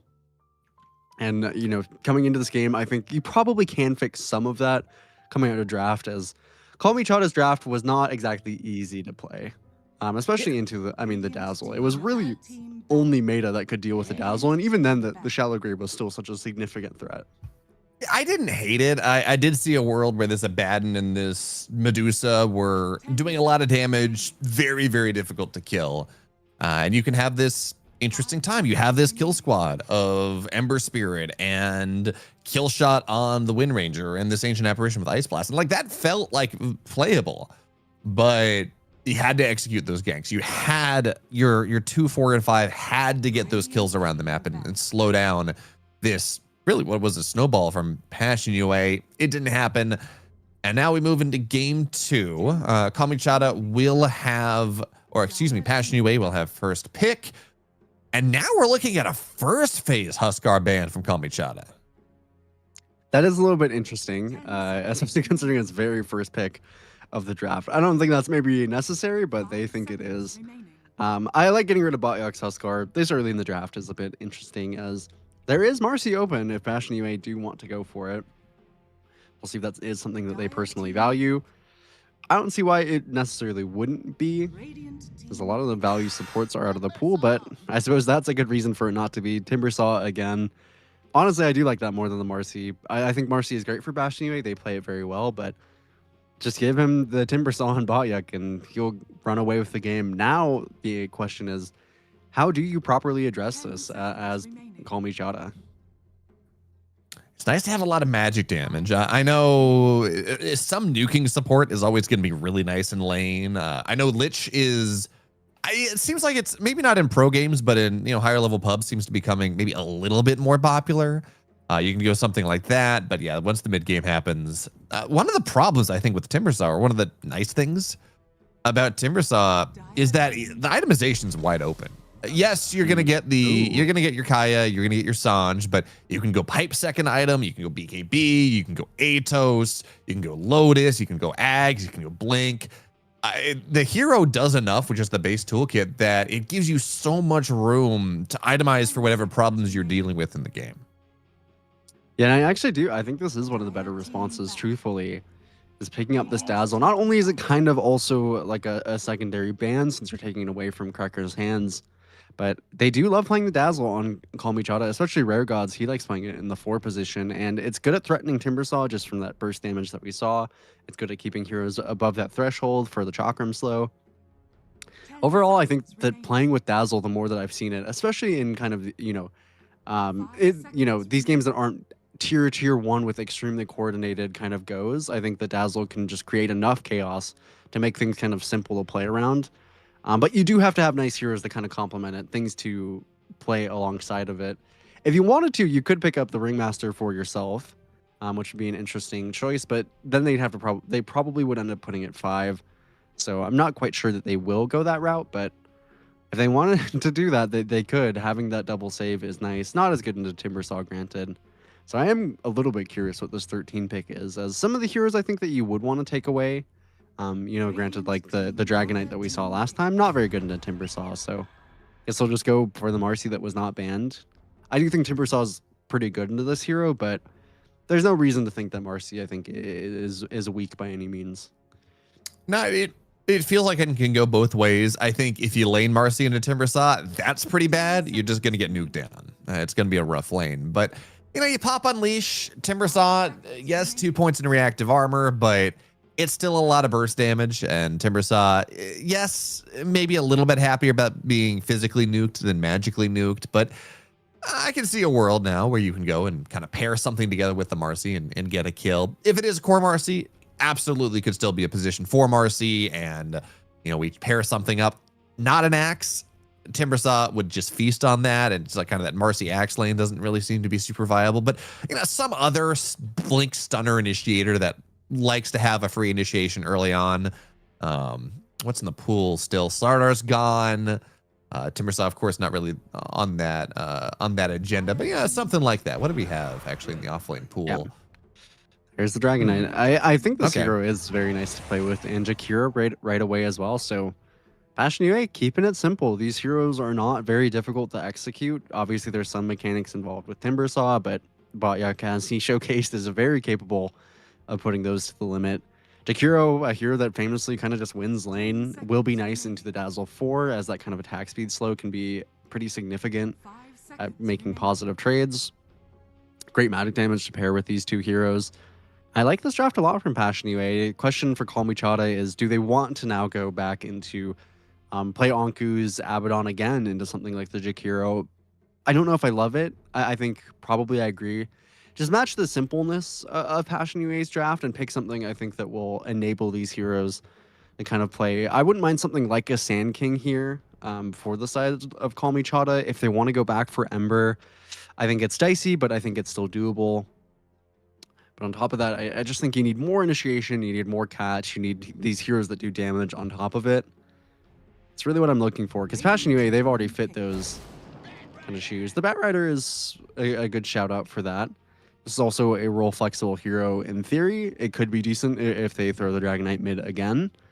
So you have that kind of threat. Don't know if they'll likely go for it, as it's probably just the 4 Batrider, but 4 or 5, I guess. I believe that they do play it on 5 as well. I like that. It's initiation again. Now, what do they pair with it? It's a little bit more of a difficult question. Sometimes the Dragonite on the field can make picking something for mid a little bit difficult. If you wanted to go full damage, you could go something like the Leshrac. It's a lot of choices, but it's a difficult one. I do like the concept of a Leshrac. That is these heroes, Dragonite, Timbersaw, very sustainable versus physical damage. They do get a lot of HP, but Not super happy about the magic damage. They're gonna go Jug. I like it, actually. I feel like just like don't Timbersaw Dragon Age, they just become so tanky, especially once like Timbersaw gets the Ags, that Jug for most of the game is really gonna struggle to be able to kill them. I mean, these are heroes that aren't very good at killing the healing ward, which is one thing I think is pretty relevant, especially once you get into level 20 as Jug. But as you go later and later into the game, I think the Juggernaut is going to be pretty happy, even into the likes of, you know, they will have tankiness and sustain on Passion UA, but they don't have good damage to get through a Juggernaut. I think especially, again, with that healing ward up, with Dazzle up. So far, I think that it does actually seem a little bit easy for Kalmychata to play in towards kind of the mid to late game. Again, I do think that they might struggle in some early portions of the game, as they've now put this Marcy likely into probably the offlane position here. You obviously cannot throw the Batrider mid anymore, as there's a Quap on the field. So that hero's been reduced to support.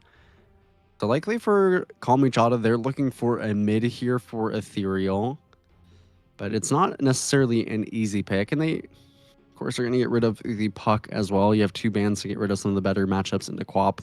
I don't actually love the Quap, I think, for Passion UA, interestingly. I'm curious to see what they pick up for the last support, but Quap into Dazzle, I think, can sometimes be a little bit difficult. That hero just has so much sustain through your kind of, you know, sometimes as Quap you play it as burst, sometimes you play it as kind of a sustained damage hero, but very rarely do you actually full the zero burst somebody, and even then the Dazzle prevents that. The Dazzle has a lot of healing with the Jug. I see some awkwardness potentially with the Quap. Maybe it will be able to kill the healing ward at some point in the game, which is kind of nice, but so far I am personally thinking that this Jug could be a pretty big issue. And now they do also have a pick as well on 24 that's probably going to be their mid laner, as they'll have kind of the pick of the litter here for their mid matchup. It could just be Ember again. I don't necessarily hate that, but we'll have to see what they do end up opting for. Now, one thing you talk about this healing ward. The nice thing about Jakiro, right? Even with level 20, you are able to go get 2 hits on it. You have that level 10 talent that gives you a little bit more attack range. I don't know how relevant that's going to be because, you know, C Jakiro, Omni Jakiro, but you do have that answer, I guess, at the very least, is we're going to see. Okay. Oh, I like this Bane pick. It's control for the Juggernaut. Yeah. It's save for everyone who goes, like the rest of the engage of the team. I really like this Bane pick. Yeah, this Bane pick is quite good. It's also notably pretty hard. It's pretty hard to answer Bane from the mid lane. And they don't have very much time to do it, as there's no heroes from mid that honestly feel incredible into Bane. They go straight away for the Void Spirit, which I think was probably one of their better heroes left, but this can also struggle into Bane. This hero doesn't really have any ways to get out of it. I almost kind of want them to play offlane Batrider here with the 4 Marcy, as to have the Marcy available to be a save hero. Yeah, I'm kind of with you. Because I think having that extra layer of support from the pick-me-up would be really nice to have. But they do. They end up putting Rare Gods onto... Okay, so it's going to be actually offlane Dazzle, which is very interesting. I don't necessarily love that switch up personally, but I guess I can see the concept. I would have much preferred to keep the Dazzle with the Juggernaut pairing. So I don't love it, but at least they now have the pick-me-up. I think the pick-me-up was pretty vital to keeping this team kind of safe. But I think by the end of the draft, despite how much I do like the Juggernaut for WoW, I think if he has like a very static game, I think he will be very, very happy. But Passionary showed last game that they can push the tempo. They can be a pretty active team. And I think in this game, they have the potential to do the same. So maybe I'd give them a slight draft advantage. But I think that they could struggle a tiny bit more to do it in this game. But I don't know, but there's not really... It's just... Again, I'm feeling some awkwardness from Kalmychata's draft, especially with the offlane Dazzle. So a lot of it is going to be watching Anku, watching WoW. I think if they can play a static game, I think they'll be rather happy on Kalmychata, but I'm just worried that they won't be able to do that. Yeah, I also look at these lanes, right? It's going to be Batrider Jug, it's going to be Batrider Jug. It's going to be Marcy Dazzle. And I can't help but look at this and say, well, you know, some other combination, putting Marcy and Batrider in the same lane, that feels like a really good kill combination against You can kill the Dragonite, you can kill the Timbersaw. It doesn't matter who it would be, but you have that's a very strong kill combination. And then, of course, you can go Dazzle and Jug, and that's a slow. You can make something happen there as well with the Blade Dance, or the Blade Fury. But as it stands right now, I feel like these lanes are, based on the kind of the role assignments, the lane assignments, you could get a lot more done than how they've decided to lane this. Yeah, I definitely agree as well. I think particularly I don't like the concept of getting meta on the Batrider into the Bane. I think the Bane is going to have kind of a field day into the Batrider support. Not a hero that cares very much about Napalm stacking on you, a hero that's very good at positive kind of trades. I think that's something the Batrider is not particularly fond of. I think I do like, Marcy Dazzle does have a lot of potential. I think if Rare Gods if they get 1 to 2 kills in this lane, they'll be doing really, really well for themselves. I don't really expect it. I think that this Jakiro hero is far too strong in the early game. I think the Crystallize is going to be a rather difficult kill to pick up on the Dragonite, so I'm not expecting that kill combo to work out. The good news, at least, as we do get into the rune fights here, doesn't seem like there will be much of a fight, but they're going to get both of the wards onto Kalmychata are going to deward both of the wards placed by Passion UA. Not a huge deal, but it is going to be some extra net worth injection into them to hopefully keep these lanes stable. Now we're going to have to see what they're going to be able to do. Certainly Poison Touch plus Marcy is scary, and of course it will be Poison Bloom on the side of this Dazzle because this is a core Dazzle, and you do like that additional damages. The shenanigans. It's funny. This started as kind of like a rare thing that you just do in kind of bad offlane matchups, and now it's just, okay, we're going to block the safe lane creep wave, and the safe laner is going to block our offlane creep wave, and probably going to meet where it needs to be anyways. But just the next generation of shenanigans, Rojo. It's always funny. Like, okay, what are the offlaners going to come up with this month to try to give themselves a chance at a good lane? It is funny to see the kind of mind games and how do the safe laners adapt. So far, it seems like for both sides, it's going to be ending up pushing towards the offlane tower. Just kind of the natural progression of things. QBFY, he is dragging waves, so not actually doing the best into the Batrider right away, as he did go for that Nightmare to block the wave initially. Just gonna be some early shenanigans from him. This the Moonlight Ethereal matchup as well is gonna be rather vital here. How do you feel about upgrading Bane to 4, by the way? I feel like, yes, Bane is a hero that likes net worth, but not also a hero that can really get it all that much. And this Batrider, of course, you want to Blink, you want to BKB, you want to Force Staff. So upgrading this to a position 4 Bane, is it just for the lane matchups, you think? I think they probably just want it on QBFY, and it's certainly a better lane for it. But I think, don't make any mistake, I don't think QBFY is position 4 in terms of farm, just in terms of the position that he's playing. I'm pretty sure Cracker will end up with some pretty good net worth on this Jakiro, and that is a little bit of a scary concept. I think Cracker with net worth this game, there's not a lot of ways to stop him from getting his damage out. You have decent ways to jump him, granted, but there are, if you're jumping Cracker, then, you're not jumping maybe a higher value target.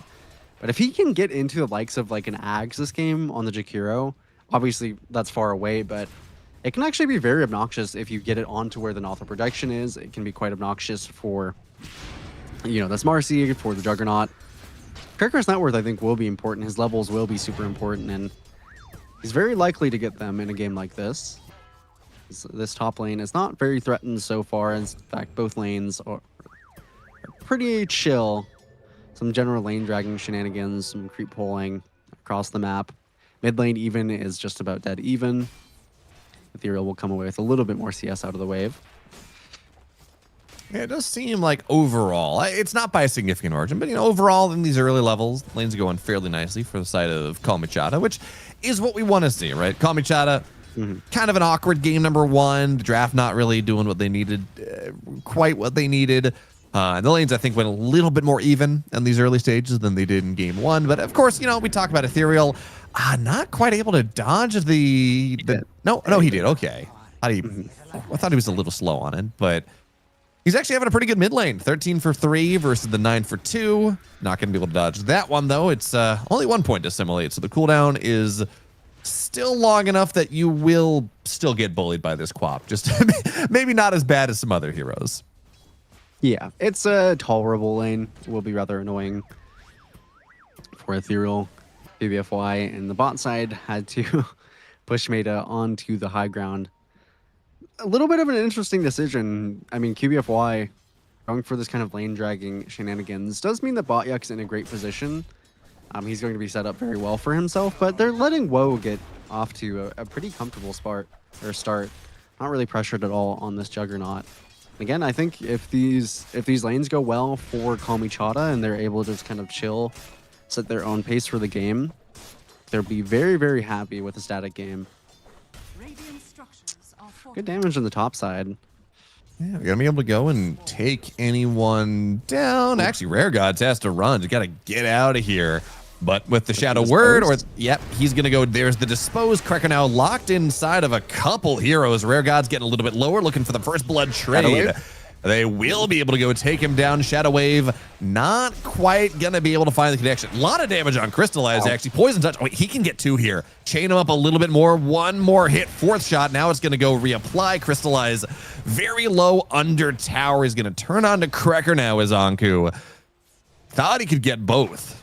Instead, with the tower regen, the tangos, and everything else, doesn't end up getting either. Yeah, it's only level 1 Poison Touch, which I think is correct, but unfortunate that he didn't have the level 2. Oh, Blink goes in. There's the Dispose, looking for the Shadow Word. A little bit more damage. Poison Touch. And now Crystallize. Oh. Nice deny there from Cracker. And this Marcy went in under tower. Soaked a lot of tower damage. So you go in. Yes, certainly Dragon Knight's off the map for the next 15 seconds, 10 seconds. But now you got this Marcy that is pretty low. Yeah, and I definitely don't mind giving Cracker a little bit of solo experience. Jakiro just does so much with it. Mid lane is a little bit dicey for Ethereal. Definitely has to dodge this next dagger. So he's playing a little bit of a mind game with Moonlight. We'll start to see some big rotations come over towards mid. QBFY, if he can just deliver the Nightmare into the dagger, that might even be enough to kill him. As Ethereal, I think he saw him. Not quite fast enough. There's going to be the Blood Grenade. Nice shield, actually. He's going to be able to get onto the high ground. Either Remnant to go and buy some space. And now QBFY bounce back under tower. He's actually going to be the one that gets taken down here. And a couple napalm stacks. Moonlight's got to be careful. But unfortunately, Ember Spirit did die to the damage over time. So Moonlight will get a kill from the grave. Now Anku very low here. Ooh. Rare Gods, not quite enough of a bodyguard. The power of the... Dude, I am so done with Jakiro. He's good at getting picked, but the amount of lanes I played recently where it just feels unplayable. You just get Liquid Frosted over and over again, and right-clicked and dual-breathed, and like 1 round of spells, and you lose 80% of your HP like Rare Gods just did. It's so obnoxious, man.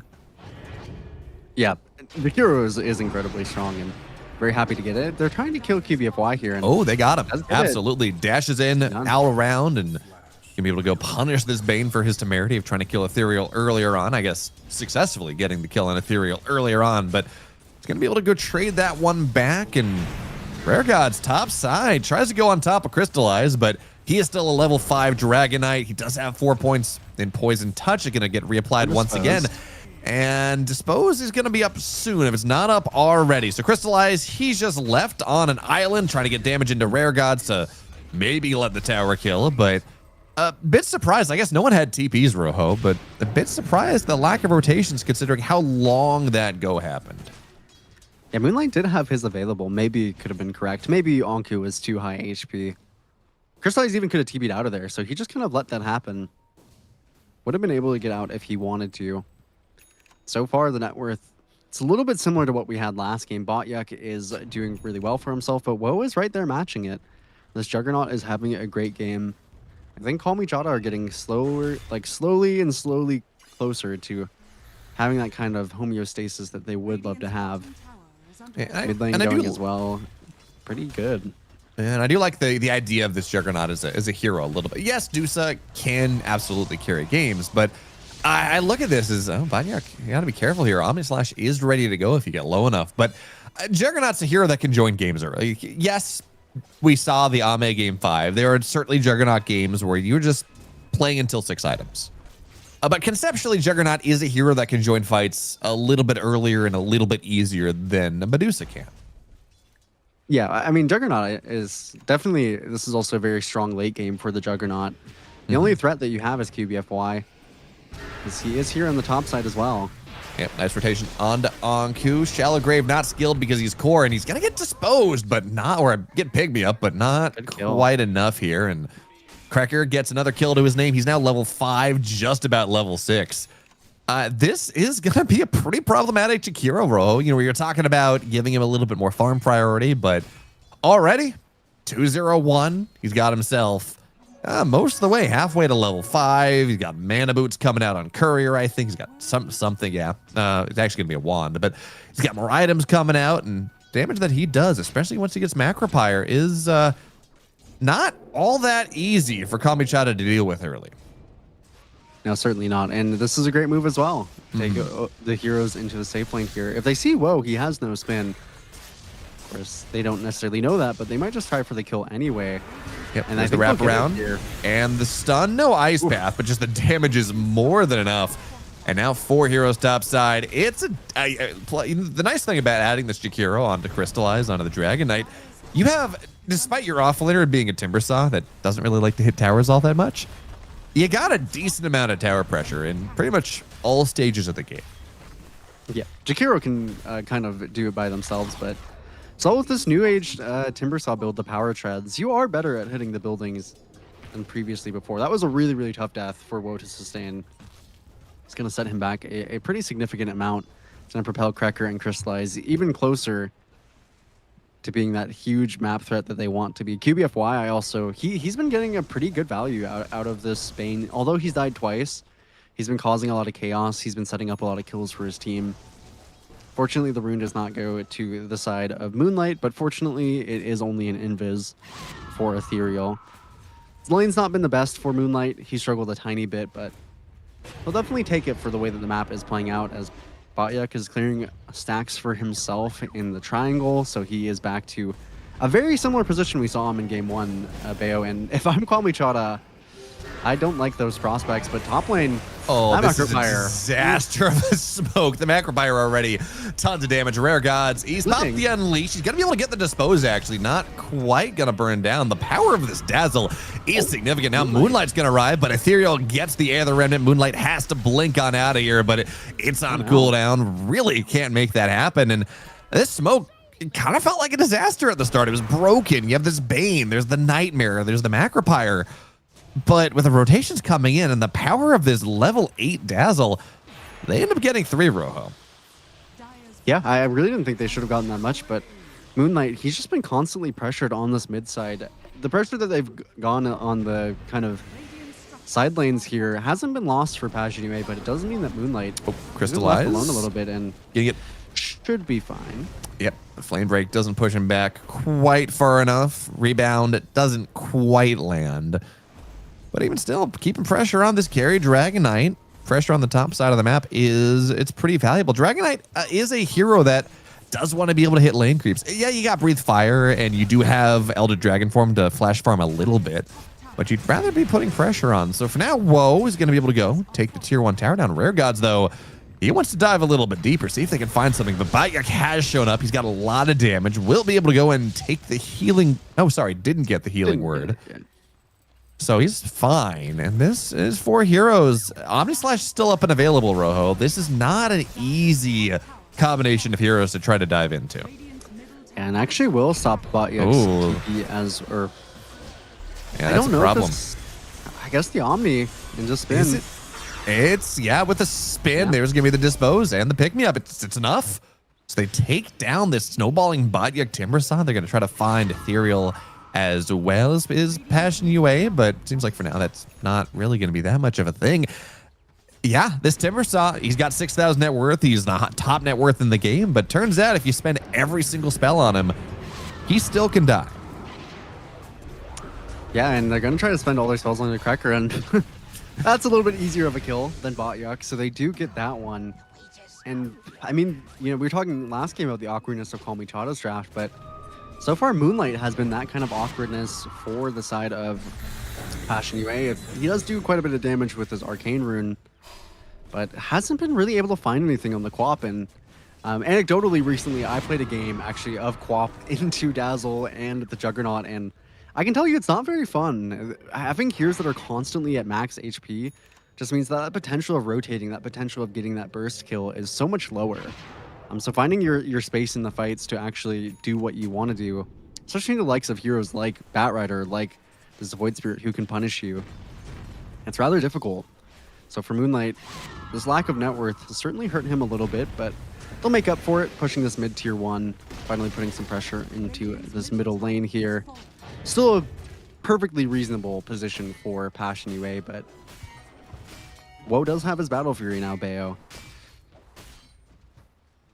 Maybe not the fastest. We've seen faster. There we go. That's going to be a dead Batrider. Botyak on the solo kill. He just does so much damage this early on. And, we were talking about how nice it is that you can be a Timbersaw and you can go Eggs, second item. You can go BKB. You can go Shivas if you want to. You can go Lotus. You can go. There are many, many options. But it seems like Botyak is just following the same story that he has been in game number 1. It's going to be Kaya Sanj. It's going to get the Atos behind that. And then I would not be surprised to see an Axe following that up, which it's a very tanky set of items. That's for sure. Yeah, I like the build. I think having this extra Atos that you eventually upgrade does make the game a little bit easier to execute. You can stop Meta from getting out Rare Gods, Anku. Just getting a little bit of extra control is super nice. But speaking of Anku, he's been having a pretty decent game on this Dazzle. He'll soon get into this Ags. Not the best game ever, but still a perfectly fine position for him. He's got decent levels. Again, once he finishes that Ags, he really takes off on the Dazzle. So he's not been punished incredibly before getting that item. And this ball from Kalmychata will eventually be problematic. The question is when they want to actually activate it. For the time being, it is just farming. Curious to see what their go item is, because for the time being, they are losing a decent bit of space to the side of Passion UA. Yeah, I will say you would love a Vessel on the side of Passion UA with his Dazzle and the Juggernaut healing and everything else, even Bodyguard a little bit, but no one really wants to get his Woe now going to get found out. You got to be careful though with the Fiend's Grip, because one of the changes they made with Juggernaut in the last, I don't know, what was it, a year ago maybe? Is that when Blade Fury ends, you get a hard dispel, so you can't just go and use this Fiend's Grip as the full-on cancel. It is a control through the Blade the Blade Fury, but you do have to be careful there. As now Crystallize rotates over, he's got his armlet done. He does a lot of damage in meta. There's going to be the Fiend's Grip. Maybe not the target you were looking for, but any kill's a good kill this early on. Yeah, and it's pretty hard to get kills here for the side of Passion UA. So take the freebie while you can get it. Ethereal gets himself this amplify damage. So despite these heroes being relatively kind of low net worth, Anku and Ethereal, I think they're kind of happy with the game state. They're both looking towards this first item Ags. They're both very close to it. Where Anku, he did finish his Ags. He's very happy with that. Moonlight takes a ton of damage to this amplify damage. Should be fine for now, though. Is actually kind of interesting. Got herself the Kaya, now going back for the Blade Mail, and it's a decent Blade Mail game, I guess. But I don't know. You like the armor, I guess, is kind of the big thing. But I don't know, bro. It just feels like, Kaya Sanj, BKB, anything like that is, even with the bondage facet, just feels a little bit more valuable this game. Yeah, I probably wouldn't have gone. I like the idea of the Kaya first. I probably wouldn't have gone back for the Blade Mail. But this is what Moonlight's deciding to do. It's pretty good against Batrider, I will say. With the stoked facet plus all the damage that you're dealing. Often kill yourself, like Crystallize. Yep, got to be very careful here. There's giving the Poison Touch. He does have Elder Dragon form. That's going to be a big stun, but unfortunately, not enough to get him on out of there. Rare Gods, he gets Shell Graved. It's fine. And this kill threat bottom side, well, there's just no one there. So you can Liquid Fire the tower. That is something that Cracker can do. And it's just Botyak continuing to farm up a little bit. Man, those Croakers, though. four-man stun from the Croakers. Not enough, of course, to get the Dragon Knight out, but certainly enough to be a little bit annoying. Yeah, that was even the Boglets. So Yes. yeah, the cute ones that really often ruin your game. Ethereal, he's now finished this ag, so again, maybe not the highest amount of net worth between the mid and the off lane for Kalmychata, but a very comfortable amount. They have the items that they were looking for. Void Spirit doesn't often need that much net worth to actually feel impactful, especially if it's this ag, but some deep ward from QBFY. If they could kill Ethereal, that'd be really, really nice, and they're in great position to. There's going to be the Tumbler Story into the Fiend's Grip map. It's just they're spending everything on him. Not the Sonic Wave, but that is, in fact, going to be a dead Ethereal. So that timing you'd love to hit with your Ags, double silencing people, not really gonna be there, at least not for the time being. And it's also revealed. They know the Ags is there now. Now finding Rare God's bottom side does have a Glimmer Cape, but the Ice Path will hit. There's gonna be the dagger as well. But Woe's gonna show up, and woe unto you who wants to face him. He is very scary at this stage of the game, but looks like Cracker Moonlight, they will be able to go and just run right back from whence they came. Probably smart not to push your luck too much. For some heroes on the bot side, Cracker, I think, has been doing a great job on this Jakiro of keeping himself farmed, but QBFY, bit of a victim here. Yeah, decent amount. As we do have that. Yeah. Oh, Sonic Wave doesn't land either. That's a lot of problems. And now this is a dead Quap. Timbersaw has shown up here. That's oh my god, the damage there of the Whirling Death, but still has to be very careful here. There's gonna be the Omnislash, but actually Timber Chain is out of it. He's gonna be fine for the time being, but not long enough. And Batyak, he does a lot of damage, survives the Omni, but Woe is gonna be able to take him down anyways. And this is the kind of thing you can't do. You're big hero on the map, right? This Timbersaw coming in, dying, getting the kill on a support. These chain deaths are exactly the type of thing that Passion UA just has to avoid. Yeah, and Moonlight unfortunately just completely whiffed the Sonic Wave, and that's going to be straight into the timing for the Tormentor here. Obviously, kind of some of the best heroes to possibly take it.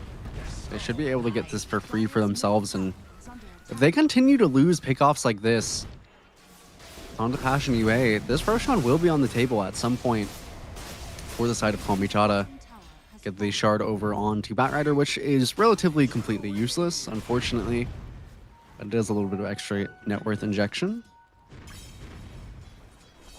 Don't worry, Batrider now is the counter to the Jakiro in terms of support tower pressure. It's gonna be fine. Is Ethereal? Oh, goes in. Nice. Gets the silence as well, so no stuns available for the time being with the Atos causing problems. Unfortunately, Batya cut his own trees, but still going to be a death there on Ethereal. That was the amp damage as well, so you really thought you'd get a kill, but nice rotation now. QBFY got to be a little careful.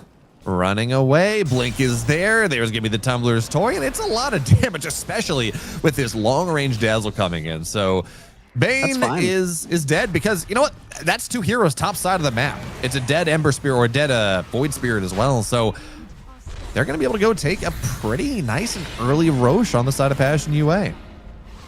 Yeah, very, very nice. Give it over to Botyuk as well. Make it so that if he ever does show up to something, there's no way they're killing him twice. You know, killing him once, that's possible, but now he's 3,300 HP, granted, and he's about to finish that Ags. Gonna be level 18. Botyuk, he's in a similar position to carry the game. Of course, they are down net worth on Passion UA, but that's the nice part of getting that Roshan. You're preventing Passion UA, who again are an incredible Roche lineup, from getting it. Got some great vision bot side, killed that tier 2. So you don't have to play for that much right now if you're Passion UA. Just keep your farm up, get through those items, especially on Botyuk. Now he's finished the Ags. There's no way to dispel it for the time being, so he's essentially unkillable as long as he can press that button. He's going to get into his Lotus next. This is the item that Juggernauts always need to watch out for. Obviously an incredible counter to the Omnislash. But it's really just good in general against the lineup of Kalmychata. Lots of things to dispel the lasso as well. They're gonna smoke straight Goes in. onto the high ground there, but Big here's the trip. Fiend's Grip on Ethereal Passion, or excuse me, Cracker trying to find the Ice Path. Not gonna land it on Ooh. Ethereal just yet. There's the Shallow Grave. The damage on these supports immediately is so much. vision. Cracker backside though, he's found the Dazzle. That's a big kill. He's got this Ags as well. Batrider backside should just explode the shield. Omni Slash though on the Crystallize is a problem. He's dead. And it really just is this Timbersaw who was in the fight, getting a lot of damage done, but not really all in the fight. He was not there on the back lines, not keeping his supports alive or making the damage happen. Now, Rare Gods, a little bit of happy feet. Moonlight will be able to find him, and you got to assume he dies. Yeah, he's got the Atos, so he's going to go down. Botyak with the killing spree. But big winner of this fight, realistically, this Juggernaut, he got a lot done. Woe is getting a lot done in general. Doing quite well Ooh. for himself. And yeah, I believe you see probably that he's going for the Mjolnir here, which I think is a pretty good response this game on the Juggernaut. Having that extra magic damage is going to be necessary to kill really these two cores, Crystallize and Botyak. As Botyak, he is increasingly becoming a very significant problem. He's level 20 now, Bayo. So despite that fight going, I think, the favor of Kalmychata overall, Botyak is continuing to kind of accelerate, and I believe he finished the Gleipnir as well. It's kind of funny. We look at this. It's like, oh yes, look at the net worth chart. It's the two carries on top, and oh wait, you're telling me that Timbersaw's the offlaner. Oh, okay. Well, Yeah. Botyak, he's got Medusa level farm this game. He did last game too. He is very comfortable on this first pick Timbersaw, and now the Gleipnir's done. He's moving to the Atos behind that. He's still got about 2 minutes left on this Aegis, and the one downside, right? He takes this fight, he dives on top of the back lines like you're kind of supposed to, but unfortunately, it does mean the strongest hero on the map is not kind of hugging all the kind of the weak squishy heroes on the back line that can get Omni Slashed. Don't know if he wants to make any changes for future fights and makes that happen a little bit more, but for right now, he's going to get spun on, and in fact, it's just going to be a TP out. That is not something that this Juggernaut would like to deal with right now. Yeah, you definitely get out of the way of Botyak. Still a minute 30 on the Aegis. Oh, meta. Ice Path will catch him on the very edge. Dual Breath as well, so he's slow. Yeah. He's on the high ground, though. Not gonna... Crystallized almost got him, actually. Sleepwalk right back to the low ground. Not quite going to be able to go and get that kill. Not quite. So they're making a little bit of space for themselves during this Aegis timing. The Rare Gods, oof, you got to get out of any sight of Botyak. Radiant's top tower is under attack. Gonna be a very scary, even without the Aegis, I'm pretty sure Botyak can play the exact same way, but this Mjolnir does change the dynamic a little bit. We'll see what neutral items players start rolling into as the smoke comes out. Did finish the BKB onto Moonlight, but not very much mana to speak of for this next fight. Yeah, 30 seconds on the Aegis. Of course, Timbersaw very far away from where this pickoff might otherwise happen. They find Crystallize. He blinks out. Ooh, very nice blink there. Just in time in the Nightmare. Find a little bit more space. But yeah, Bayek's here. Not a lot of time left on this Aegis. 20 seconds if they can buy that time. But whoa, has to be careful. Looking for the spin out for now. Trying to find QB4. Would love to kill him before the Omni Slash comes out. And now backside. There we go. Bane is dead. So Omni Slash is now very, very viable here on the backside. Buying time here. Bayek's disposed on the low ground. But Omni Slash 3 backside. Very nicely done. Whoa. And now looking for a little bit more. Botyak, though, pops the shield. Crystallize, he's going to be the primary target, but Woe just has to get on out of here. Dispose in, rebound in. Looking for a little bit more. They're also very low. Rare Gods will fall. Crystallized, nice armlet toggles. Staying alive, and the Sonic Wave is a lot of damage. Ethereal will stay alive for now on the shallow grave, on the high ground. No, back to the low ground. Looks for Moonlight here, but he's so low. The shield is not going to be enough, and Botyak, this indomitable wall. Triple kill for him. They didn't get him down below like 80% HP, Rojo. No, he did not pop the Ags for the first 10 seconds that he was gone on. Great recognition from Botyak, and that fight does slip eventually into the favor of Passion UA, as Botyak is really just unanswerable for the time being. Aegis expires in the middle of the fight, and he's still full HP. Radiant's top tower. This is becoming a bit worrisome for the side of Kalmychata. Specifically, I think this has to be so obnoxious for Anku, as what does he even do into the likes of Botyak? who's just been standing directly on top of him. Really, the only choice he has is to heal through it.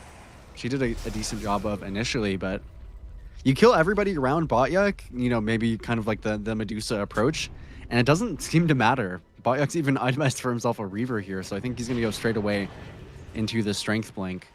Doesn't feel like he needs the Lotus, and I certainly have to agree with him. He has not had any need for a defensive item. If anything, it'd be for his team at this point. Yeah, he's just very hard to kill. Eventually, you know, you can get to this point where there's an Omni Slash and the damage is going to be there maybe. I do like that we are seeing Anku go. You say, what can he do? Well, he does have a Nullifier queued up. It's still about 2,500 gold away. It's still pretty far away, but that does, if you can go and just nullify the shield off immediately, that does solve some problems. Not going to say every problem, but it does solve some problems.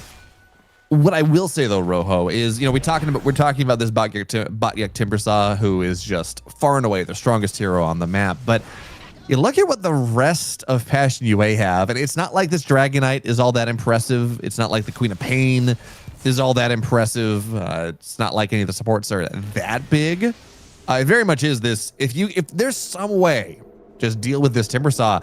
It does feel like Kalmychata should have what it takes to deal with the rest of Passion UA pretty easily. And they're coming towards the top side. They see Botyuk and yep, just gotta run. He has spin. no fear. Yeah, no, he is not killer. You need the Nullifier. You need about 4 to 5 minutes. This Dazzle has to farm it, and up until that point, yeah, Timbersaw shows up. You run away, Rojo. That's the story. You certainly do. As going for this Ags on Woe, I think that will change the dynamic a little bit. Being able to actually play these fights will feel really good for this Juggernaut. As if you get split away from the Timbersaw, you're the only damage into it. Still going to be a very difficult kill, granted, but having that Ags is going to increase really any opportunity to actually play these fights out. Get some burst onto these heroes with Ethereal. They're still in a great position on Kalmychata, but I do think that even this lack of net worth on some heroes, particularly like Moonlight, once he finishes this Ags, he's going to be perfectly happy with where his build's at. He's level 20 as well. On the bot side, good setup by QBFY. Yeah, there's going to be long-range Fiends group, so should just be a dead Ethereal. Botyuk gets the kill once again. 10-2. Wait, sorry, no. There we go. Yeah, 10-2-1 on this Timbersaw. He's just taking over everything. And now, with the Reaver done, what is he at? Is this the Strength Blink coming out? Yep. Yes. Strength Blink at 30 minutes, Rojo. He's going to be at like, what is that, 5,000? Yeah, 4,800, 5,000 HP when this is done. That is a, yeah, that's a beefy boy. That's some, yeah, without the Soul Ring slotted in, he's got 4,700. He did get the dust for himself, a very responsible core here. Going to soon tick into 25, but he's not on the top side here for this fight. Yep, they're going to be able to go Bat Rider pretty early. Woe on the high ground, looking for an Omni Slash maybe. Oh no, that's the one thing you don't want to happen. You go Omni Slash, it bounces the Queen of Pain. She blinks outside of that target range, and all of a sudden this Omni does nothing. 4 dead on the side of Kalmychata. Botyuk, you say he wasn't there on the top side. I think he was in the middle of the map triangle area, but you're at Timbersaw. You're level 25 at 31 minutes in. You have the Timber Chain range fast, or Timber Chain's range talent. You can get pretty much anywhere on the map rather quickly. Yeah, it's pretty impossible to deal with Botyuk, and starting to think that you should definitely ban this hero out. Yeah, just a little bit. As much as they can possibly try to respond to it, it just hasn't felt like they've had the tools. Particularly, Anku is supposed to be, you know, he was the second pick response to the Timbersaw. But it feels like he really has been countered by Botyuk, as he just puts his Timbersaw body directly in front of wherever the Dazzle projects from. And even if you live on the Dazzle, it's just a completely wasted Notha projection, and eventually you will die. QBFY, he's been a masterclass of how to be annoying. Well, does get the spin off, no Nightmare or no Fiend's Grip right away. But they're not killing this ward that QBFY, he's placed 2 of. They did get it finally. That was the second iteration of that ward. And Woe does have his Ags done. No buyback, certainly not for another 600 gold, but does have the Ags. 30 seconds until the Omni Slash is back. He blinks forward. He eats an A of the Remnant, so we'll be fine. Looks like Woe's gonna get out of here. I'm with you. There's room now to make a play with the Swift Slash. You know, you force something out, you get the blink out of them, and then you can maybe Omni. But even with that, we're seeing this Timber Chain with the blink, these significant distance utility items or utility spells. If you're quick enough on it and you go far enough, you just break Omni. You don't need an item for it. You just blink out of kind of where the Omni's going. And it's making this life of this Juggernaut really difficult. Yeah, I mean, Woe is not having an easy time sticking on targets. And unfortunately, he is going for a slightly more expensive item here in Rare Gods. Yep. You would think he would die, but the Glimmer Cape is very nice made of backside. Batyuk finds that one. So they get 2 supports, and now tier 3 on the table. If that's what they're going to go for. And I mean, realistically, Batyuk, he's level 25. Ethereal. He's actually level 26. They're going to find Ethereal as well with the Fiend's Grip. The damage is there. And now Ethereal dead 70 seconds. They're going to try to kill this Juggernaut through the spin. That's not going to be a thing, but Batyuk's level 26. He can just kind of sit himself in front of this tier 3. Not really worry about it. He can soak all the damage, and with the minus armor, with the tower pushing power that Crystallize has, this should just be a set of racks for him. It certainly should. They did get the Nullifier at least onto Anku, but no heroes to play around it for the time being. And Crystallize, despite his relatively low net worth for most of the game, is about to finish a Daedalus. Feel perfectly comfortable on this Dragonite. BKB finished up for Batyuk as well to replace likely his treads or the gem. They're going to go on top of him at the very end. There's going to be the Omni Slash trying to take this guy down. Gets the shield off, but not quite enough here. So finally, 2,000 gold onto the side of this Timbersaw. They get someone, but it's only going to be the one. It's in trade for racks, but even still, that is a... Who got the kill on that? It's 1,000 gold to the Dazzle. You would really like that to go on the Juggernaut, but even still, that is a 6,000 XP. That is a significant kill. Yeah, massive to get that kill. I didn't think they would have the damage. Maybe particularly, maybe they should have forwarded the wave to make the Juggernaut ulti go somewhere else, but it's kind of close in margins. The Nullifier did end up paying off, and they didn't even need Ethereal for that. So now for the time being, Batyuk, he's mortal. Did finish up the BKB, granted, after he died, I believe. Maybe they didn't recover the gem, I didn't quite see as well, so pretty significant kill. Rare Gods, I believe, picked up that gem, or maybe put it in base here. It doesn't matter much as they took it out of the hands of Passion anyway, and it's kind of the awkwardness of this Aegis onto Moonlight. Hasn't been able to accomplish too much with it himself. Unfortunately, the Timbersaw is just a little bit... couple few too many items, and you do want to make sure this Quap is able to do what they would like to do. I'm sure they just thought that there's no way that the Timbersaw dies. Like, if Timbersaw is dying, something's got horribly wrong. So we're just going to give it to the hero that can die a little bit more, and that's fine. But even still, level 26, level 27 on this Timbersaw, taking him off the map for quite a while. It's got a lot of space. It's given Rare Gods the Shard, which is always nice. Not the biggest of deals when you're playing like Pick Me Up Marcy, but it's something. Nice. It's not bad. It's net worth on the field. It's importantly though, getting this Jug, he's now only about 1,500 gold away from a Swift Blink, Rojo. Yeah, they need something for sure to actually keep up with this. Is Passion UA net worth is just slightly in their favor, but they are still a lot stronger. This will be Batyuk's 9-second BKB when he does pop it, and an amplified damage to go on top of it. Moonlight jumps forward with the Aghanims, only Aegis for 5 more seconds, so he has to play careful. Particularly watch out here in this fight for Krekker's Lotus. That could make all the difference. The Juggernaut maybe not prepared for this Lotus to come out, or sometimes even when you are. Krekker isn't dealt with. He has that potential to actually keep Batyuk alive for himself, as Batyuk never bought his own Lotus. And interestingly enough, you know, if you look at what Batyuk is itemizing towards next, he has an Abyssal Blade queued up. I don't know if he'll finish it, as the smoke is going to meet. If they try to burst him again, We're gonna have to see. No, just goes on the back line, looks for that, but the stun immediately on the Batrider. Very well done, but the damage is significant. Oh, Crystallize, he gets solo, he's dead. Etheria now looking to reset. That's the 9-second BKB with the Ags. There's so much damage, so much silence. Now Chain Control trying to go take down the Juggernaut. He's gonna get Fiend's Grip. Yes, he's kept alive for now, but he's got no mana even if he survived. And he's gonna go get taken down. Another kill as Rare Gods falls at the very end.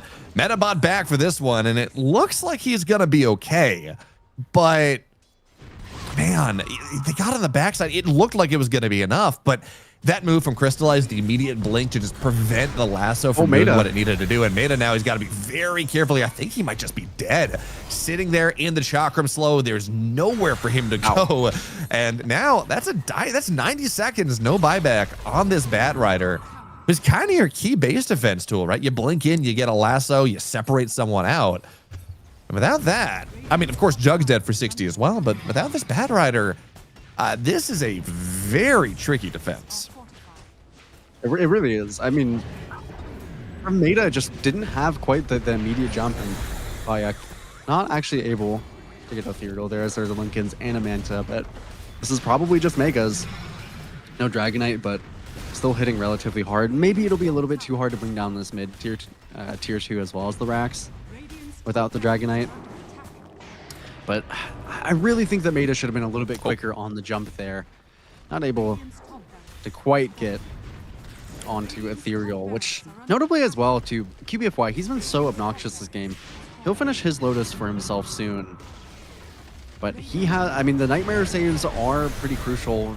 Ethereal, a lot of damage. Nice rebound for now, keeping him safe.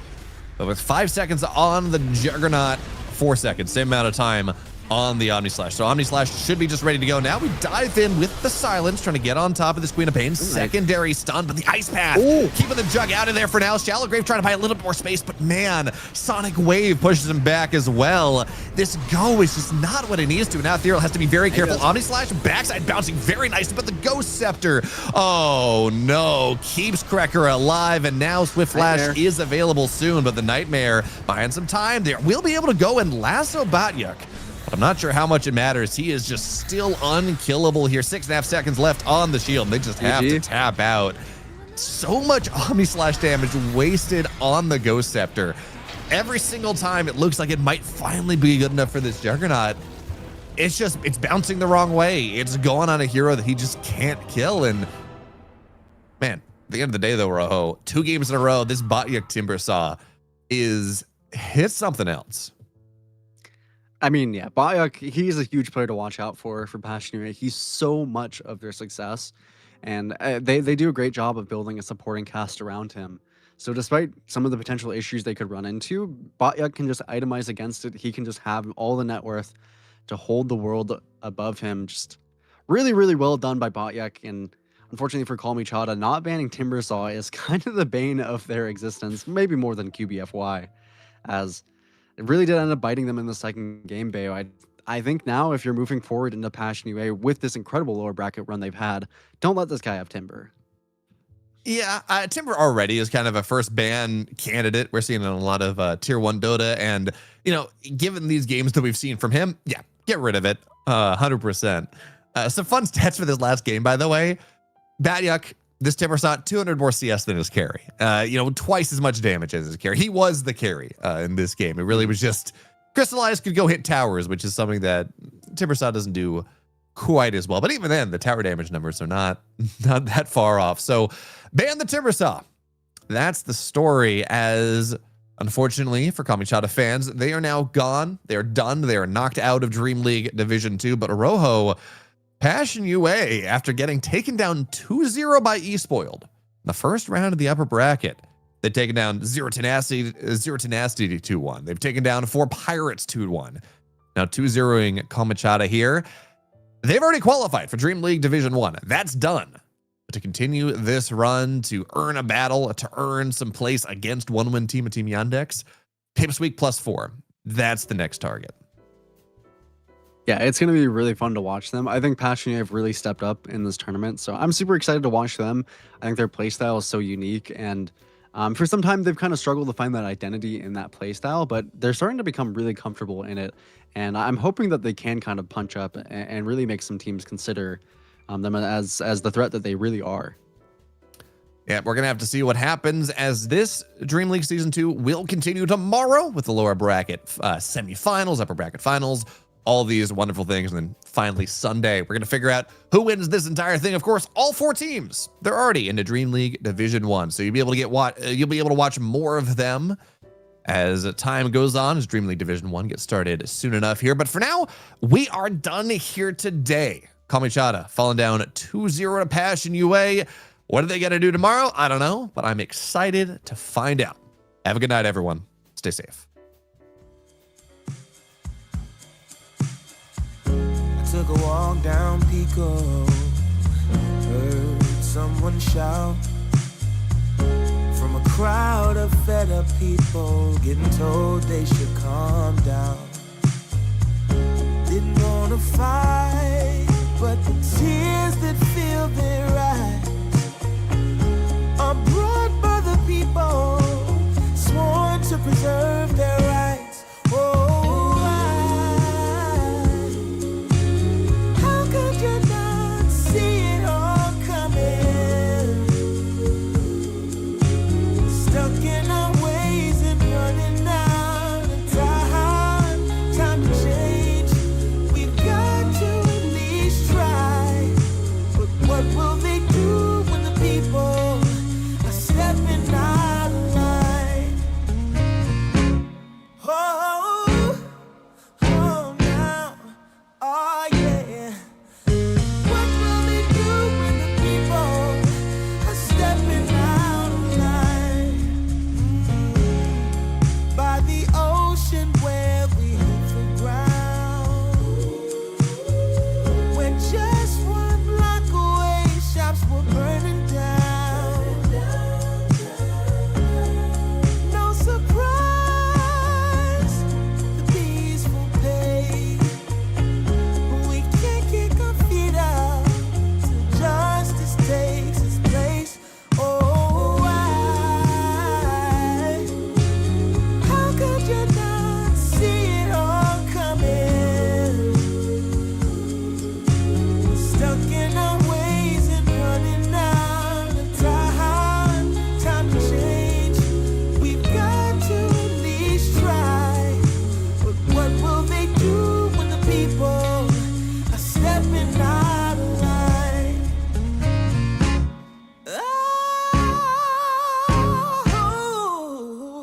Oh, what will they do when the people are stepping out of line? Oh, what will they do when the people are stepping out of line?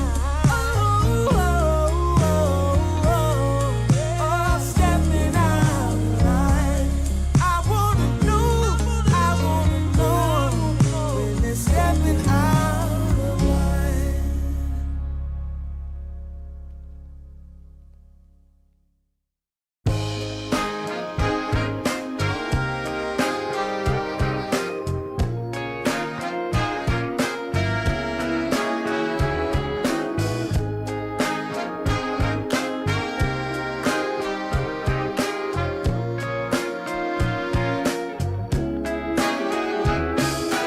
Leaning on the window pane, I found my mystery woman. The flame drives me insane. She's heavenly creation, the spirit of the hot summer day, controlled by her emotion. Tomorrow seems too far away. Now I've got my shot. I'm meeting my soulmate. Lady,